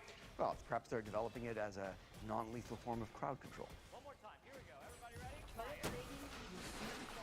Oh, shit. You okay? Sorry. Shit. By wearing this standard Huli earbud headphone, modified with a small piezoelectric sensor, the user can control their Huli phone solely with their neural impulse. This is great. Yes, team. So, what's our timeline here? I mean, when we start testing? How long before we can integrate this Not long. It'll probably happen in our lifetime. We just have to figure out how to make it work. An enemy has been slain. You have the kick-ass potato cannon, though. Although actually this one is broken. We tried to put a Mr. Potato Head in it, and it didn't. How are you guys? Everything good over at Nucleus? Nucleus is dog shit. How you doing, man? Such a busy You used to be the most useless guy in the entire Nucleus team, but now you run an entire division. Did you ever ask yourself why? No. No, I never have. Do you have any skill at all other than magically failing your way to the top? I have a boat. I guess that's not really a skill. I haven't done any villagers. I mean, less than that. Well, yeah. But look at me now. We are sitting on my boat, Richard. Your team has destroyed And that's because of you. Soon we can sail out to fucking Hawaii, Sausalito. 3 more classes and I get my boat license. Oh, really? How many classes does it take? 3. It's 3 classes. I heard you can pay somebody to take the test for you, but I just haven't come around to it yet. We have to Carl. Nelson Spaghetti, aka Big Head. Wait, are you sure? 'Cause it says no admit. Okay. Yeah, you were right. So much more. Is that me? Haven't you received 3 promotions? Yeah, I guess that is right. You make a meaningful and crucial contribution to everything you do. Do you not?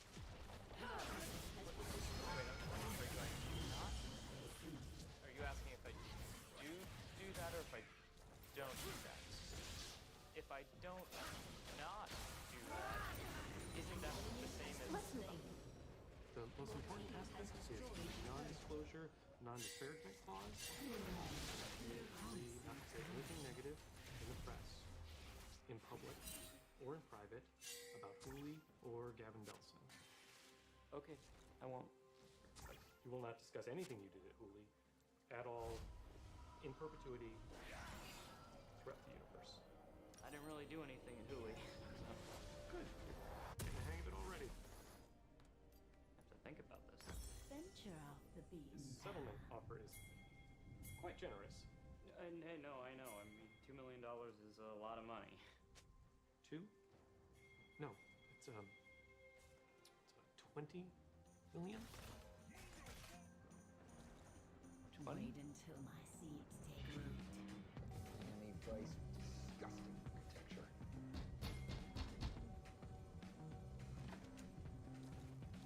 Hey, man.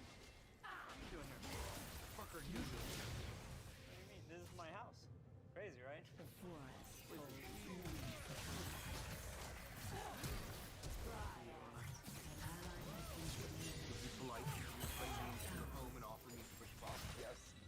Okay. Like 9 bedrooms. Any idea how scary that gets at night? So I just wanted to have some roommates around, but I felt weird charging them rent.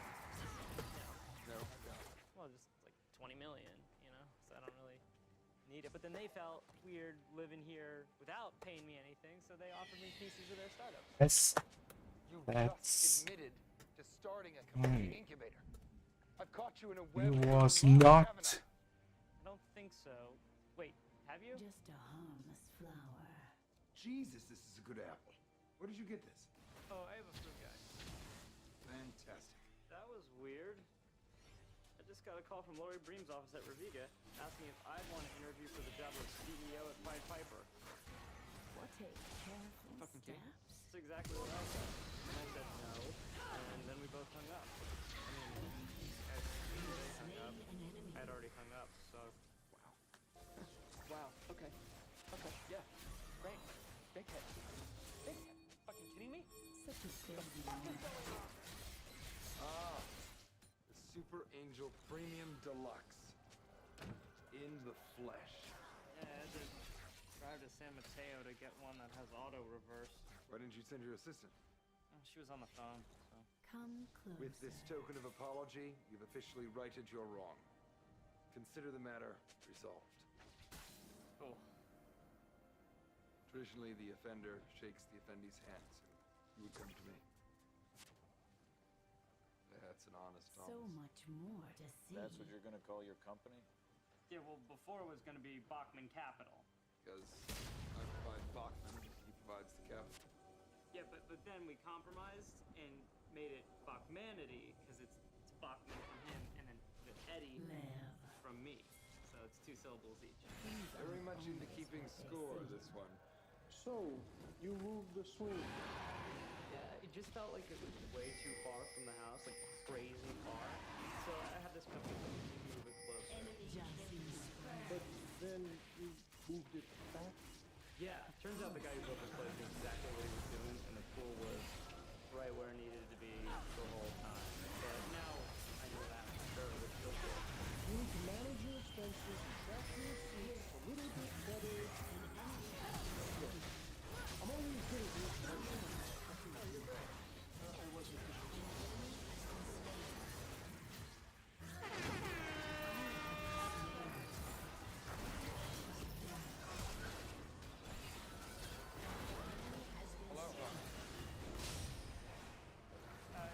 That means hello? Oh, and goodbye. Funneling our money, said other clients. They're in fucking us. I'm sorry to say this is not an uncommon occurrence. Wait, not an uncommon? So then it... Okay, got it. He said he wants to be able to keep an eye on me and my money, and that I need to get a real job to learn the value of a hard day's night or something like that. Well, I should probably get going to this board meeting. And you're probably gonna be gone when I'm back, so I guess this is it. Yeah, I guess so. Yeah. Oh. The forest holds many surprises. If all I accomplish by doing this is making you as miserable as you've made me watching you fleece my son, then I'm okay with this. He seems okay with that. No. Then I would have invested $500,000 just to end up where I started. Unacceptable. I can accept that. I'm going to die. Good night, Brown Bear. Love you, Papa Bear. Pretty sure my dad was like, never. Careful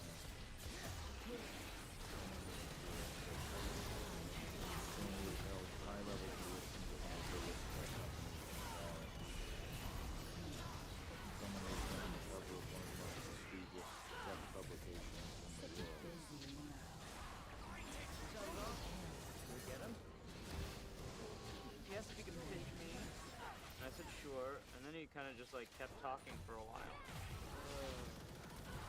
You don't think that could have been a pick, do you? God damn it, what did he say? Jeez, I kind of zoned out. But he did say the word Oculus a whole bunch. Wait, Oculus? Mm-hmm. Oh my god. It's a VR thing. Big head, My friend won't allow him to accept outside help. Oh, right. Because of Chinese. Okay, well, that makes sense.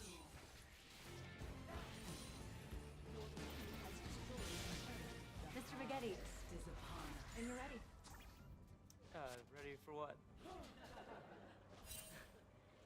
like the class clown already. Why is my name on the board? Rampage. Be late for class. Ooh, how's that going? It's okay. Just a little nervous I might run out of material soon. I've already watched the Facebook movies, AI, the net, and half of Tron. But no, Tron. There's 2 Trons. Yes, that's awesome. Give it for another week. Thanks. My colleague here was pretty adamant that a better use of class time might be to learn while accomplishing something. Now take one, pass it all the way down. We're supposed to scrape the internet for thousands of food images?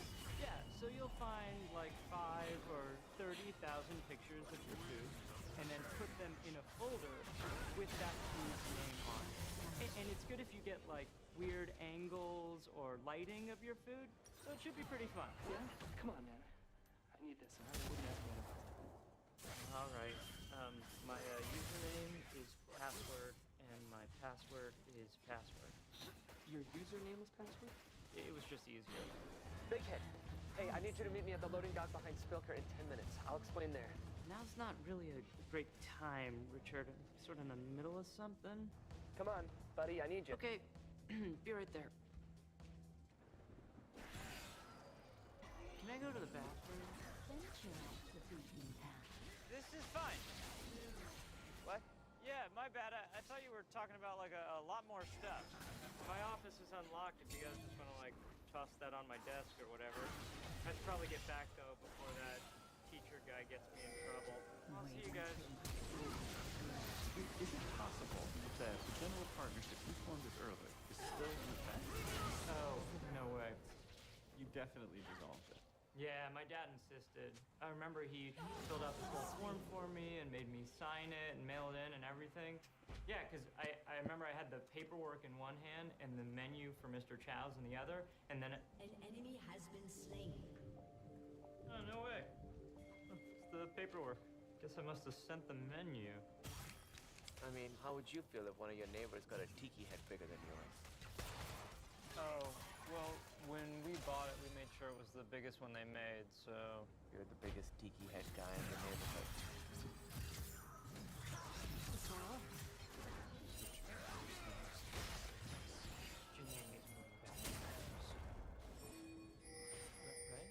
Wow, that's a nice touch. Yeah, thanks. The Monterey Bay Aquarium was testing their sonar and found this thing like 2 miles under the ocean. And I figure Earth and I already bought it, so I might as well hold on to it. Plus it weighs like 8,000 pounds, so I can move it if I wanted. Well, and also it kind of works as your mascot, right? Because of your name. Oh yeah, because Nelson. Oh, I meant because it's a big head. I guess that works too.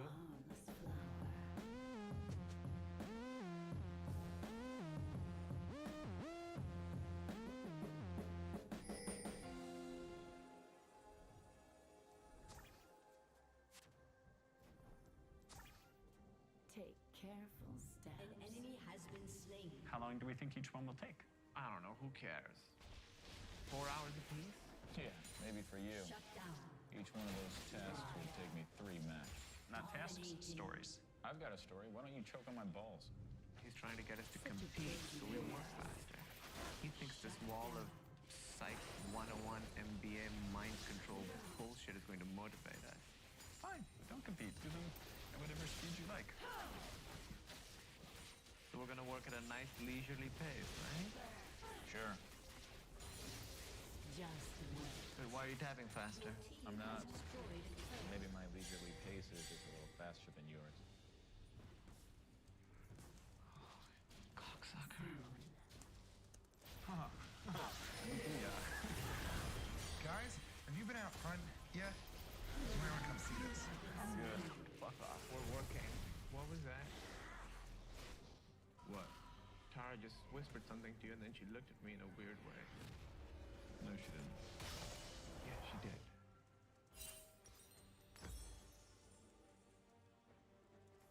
Do you know what compersion is? It's when someone takes pleasure in seeing their loved one gratified by another person. Sexually. It's the opposite of jealousy. It sounds like it's the opposite of normal. Why are you telling me about this thing? As shocking as this is, Tara's attracted to you.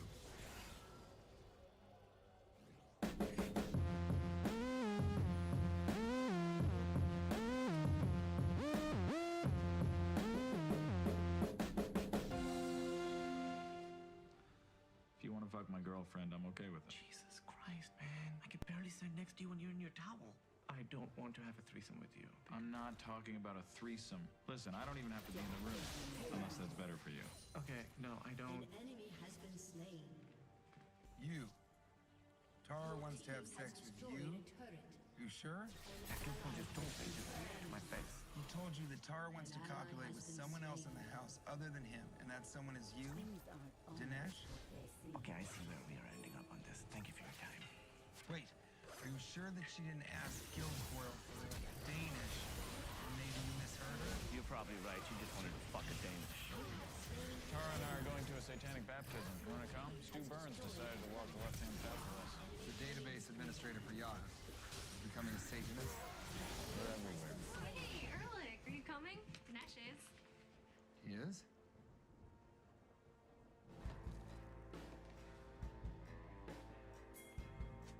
Ventura will be here now.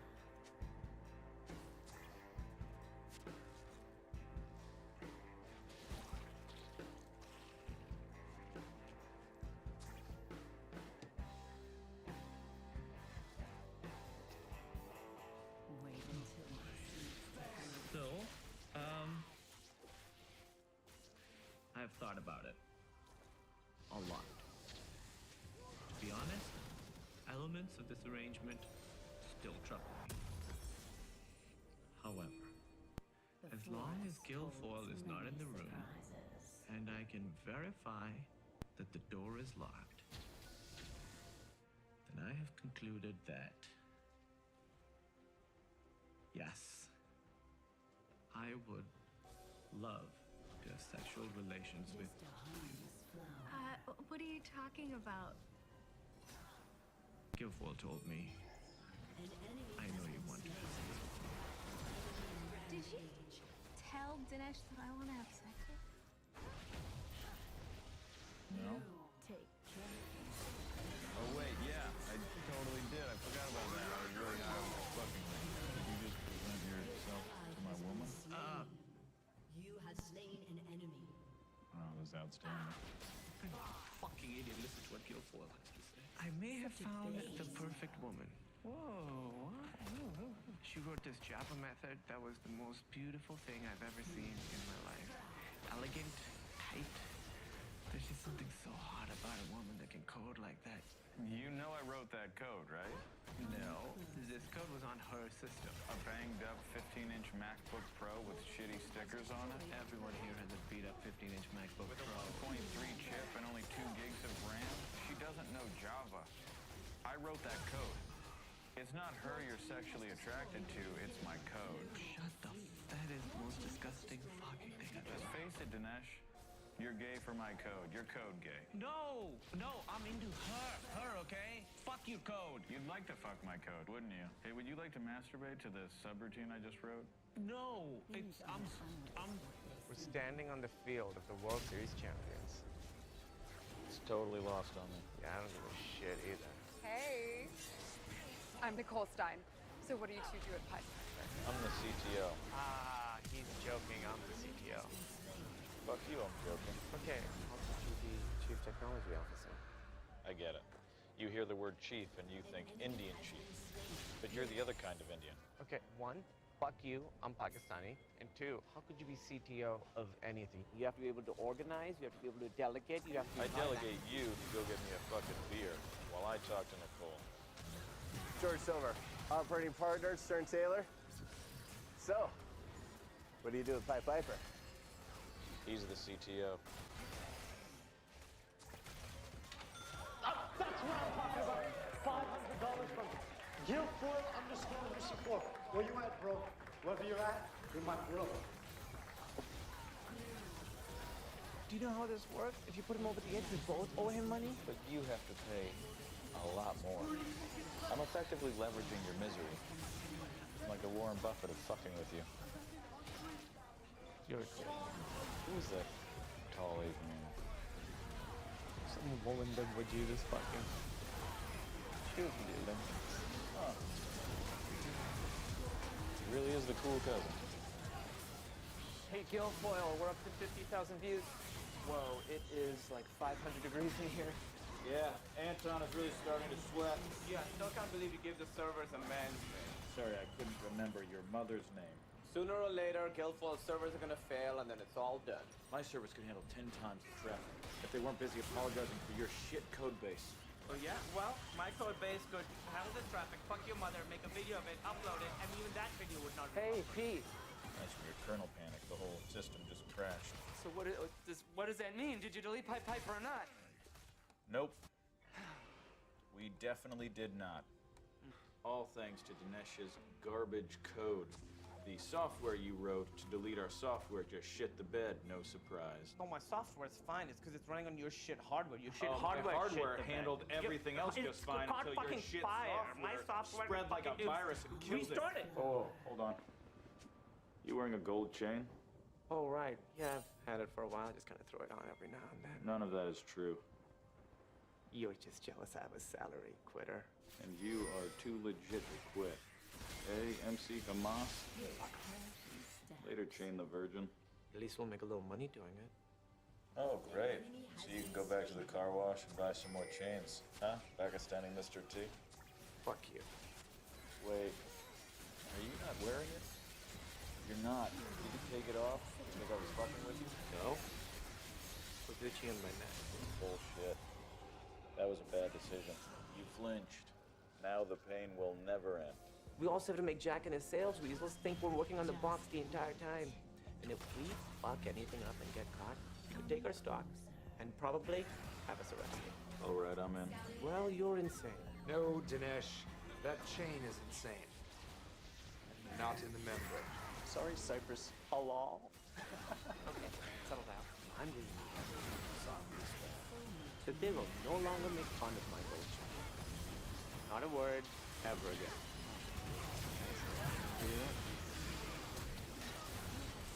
If we do anything differently, Barker's gonna be on to us. We have to keep complaining about Barker. We have to keep bitching about Fox. We have to keep making fun of your gold chain. We have to. Dinesh, I have a few premium chain insults that I'm going to lay on you when we get in there. Not for myself, obviously. I might just have one too. So I'm gonna dance. Yeah, great. Have at it, assholes. Hey, Dinesh, nice chain. Do you choke your mother with it when you put your penis in her butthole? What the fuck? You're just gonna quit? Just like that? How can you do that? By saying the words I and quit in conjunction together, i.e., I quit. Well, there's actually some paperwork involved. Hey, can I have that USB missile launcher? I'll just fish it out of the trash later. Guilfoyle, come on. Give me some time to figure a way out of this. Make it a Jaguar, because I have a feeling this baby is gonna purr. I don't care either, but you know, I think maybe a gazelle is more like it, because it's synonymous with speed. Fuck that. Cheetah's faster, and it kills fucking gazelles. But I really don't fucking care. But definitely cheetah. Or a gazelle. Also, don't throw away the whole Jaguar thing. Yeah. Because they're pretty quick, too. Or a gazelle. It is chilly. Good thing I brought this sweet jacket. Hey, friend. We came here together. I know what you're doing. You think you're embarrassing me, but that's only the secondary effect of that shitty jacket. The primary effect is that you look like a douchebag. Let me put this in terms you'll understand. I'm like a suicide bomber of humiliation. I'm happy to go out as long as I take you with me. Your shame is my paradise. Sup, ladies? What you noshing on? Cranberry scone? My friend Dinesh here has a little crush on you. He's shy. I don't know him. Oh, he plays coy. I don't know why he's so shy. Your app is killing it. Everyone I know is installing it. Do you seriously? I just downloaded it last night. Yeah? Do you mind if we get a picture? With me? Did you remember to put money in the meter? Hi, I'm Dinesh. I work at Pied Piper. Excuse me, do I know you? Guilfoyle, he's a fucking dick, but I love him though. You have me confused with someone else. My name's clearly Jared, and if you would excuse us, you were interrupting. No, he's lying. His name is Guilfoyle. Show him your driver's license. Jared asked you nicely to step back. So step the fuck back. You're being a dick, and you're cutting in line. You heard him. You're being a dick. Boy, some people. Hey, Dinesh, I'm just looking for Erlich. Have you seen him? Oh, he went to the liquor store. Gotta keep the party going, you know? Oh, yeah. Yeah, Series B. Crazy, right? Oh, it's unreal. Yeah. Almost like some of our users. What? What does that mean? Oh, unreal has so many meanings. Fake, paid for, one person in Bangladesh pretending to be 6,000. Okay. But if something did happen, and we're not saying it did, the fact remains that leaves us in a very advantageous position. Guilfoyle, have you seen my flash drive? Right, the one with the zombie script on it? Why, yes, the zombie script that randomizes user actions on platforms such as Pied Piper. You mean so that fake users in click farms would be absolutely indistinguishable from real users? Oh, I suppose. It also had photos of my auntie. Anyway, Guilfoyle, have you seen it? I have not. Well, Richard, keep an eye out for it, will ya?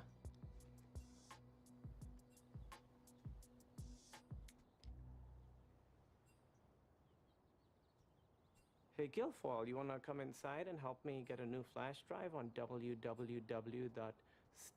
Yeah, I think we're sort of done with the ruse. Just so you know, this does not mean I don't trust her. I'm just doing this so you'll, like, shut up and leave me alone. Mia, if you're listening, you're so pretty. What? All you have to do is admit that you want the job. Unlike, get down on your knees and beg. Says the guy who's romancing a woman through a phone that isn't even on. A woman that he described to me in private as a skinny little fuck factory. Oh, no, I didn't. God. Yeah, I would never do that. All right. Done. Yeah? Can I mark this deliverable as complete? Is our child a dancer? Why do I have a photo folder entitled Cool Hairstyles? Why do I have an email for the Anton LaVey fun run? Fuck. We had a merge error. All of our information is on both phones. Wonder what kind of weird shit you get into. Fuck you. If you look at my shit, I'm gonna look at your shit. All right, whoa, easy now. I'll go balls deep on your inbox. If you've taken one fucking selfie, I will find it. Okay. Please just do it. No. Okay. Gotcha. No, you didn't. Fuck. Ah! What the fuck? You dick! Give me the phone. Dinesh, Give it to me. you are not thinking clearly. Ow! Sorry.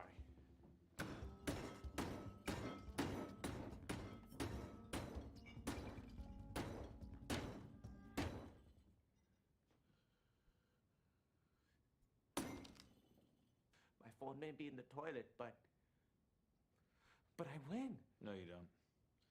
Because you'll never know what was on there. And that will slowly drive you down a dark path and torment you so that every fiber... Nuh-uh. I win. I win. I win. I win. I win. I win. Shut up, Jared. No, we are not calling Melcher. If we tell him about any of this, that would be suicide. Look, if we're gonna die, let's just die. Why do we have to take Anton with us? Jesus, man, you know that thing's not alive, right? Fuck your dumb machine.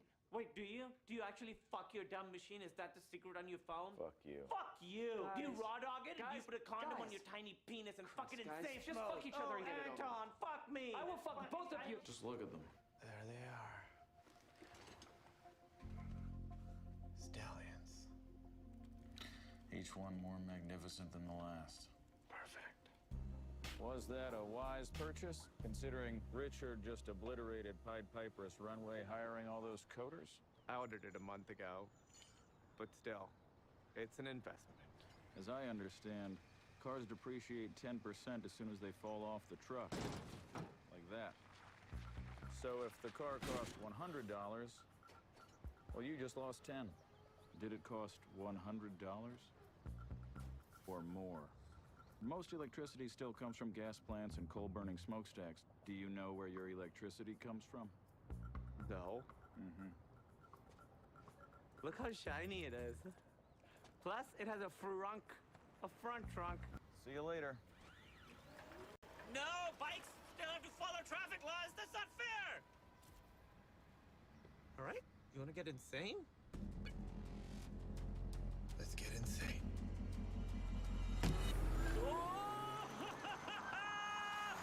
Fuck you, Guilfoyle!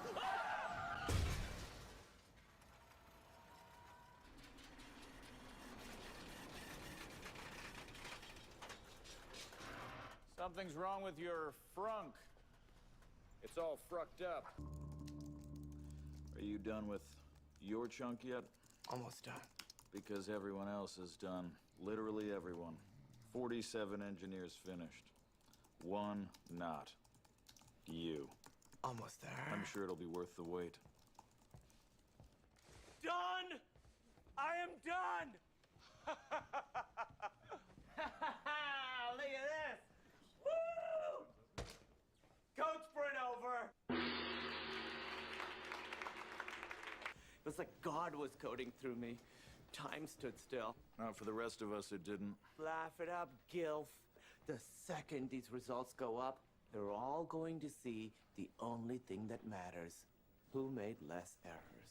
You mean who made fewer errors? Oh, you think you're so clever. You know who else thought it was clever? The hare. Right before it was defeated by the tortoise. I'm the fucking tortoise, Guilfoyle. I'm the fucking tortoise. Hey, dude, how's it going? How's that review going? Probably done, right? Because it took you no time counting out the bugs in my stuff. Because I crushed it so hard. He did better than me. Oh my God, this is my worst fucking nightmare. But not by a lot, right? He didn't like kick my ass. He kicked my ass? That fucker.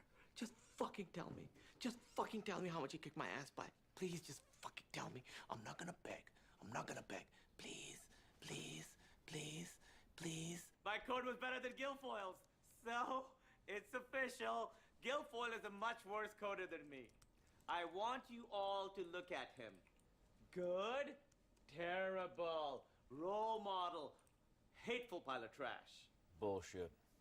Did his code actually have less errors than mine? I checked it 3 times, and it's fewer errors. Oh, this is the best day of my life. Congratulations. I feel bad for gloating. In all seriousness, that means a lot to me. To show you I'm a gracious winner, I'll take you to a nice restaurant, your favorite kind of restaurant.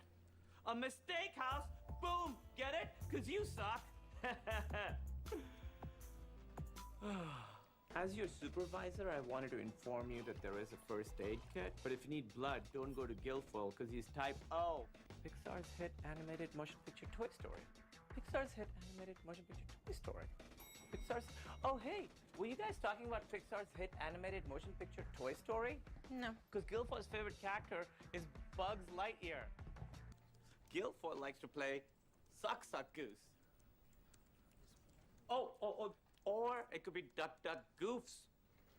Danny, do those qualify as 2 separate insults? Yeah, I believe they do. Where did he go? It is I who am the tortoise. And you are the hairy Arab who can now chortle my balls. This isn't easy for me to do. You serve me well, old friend. But we're transferring to AWS now. I'm afraid you can't come.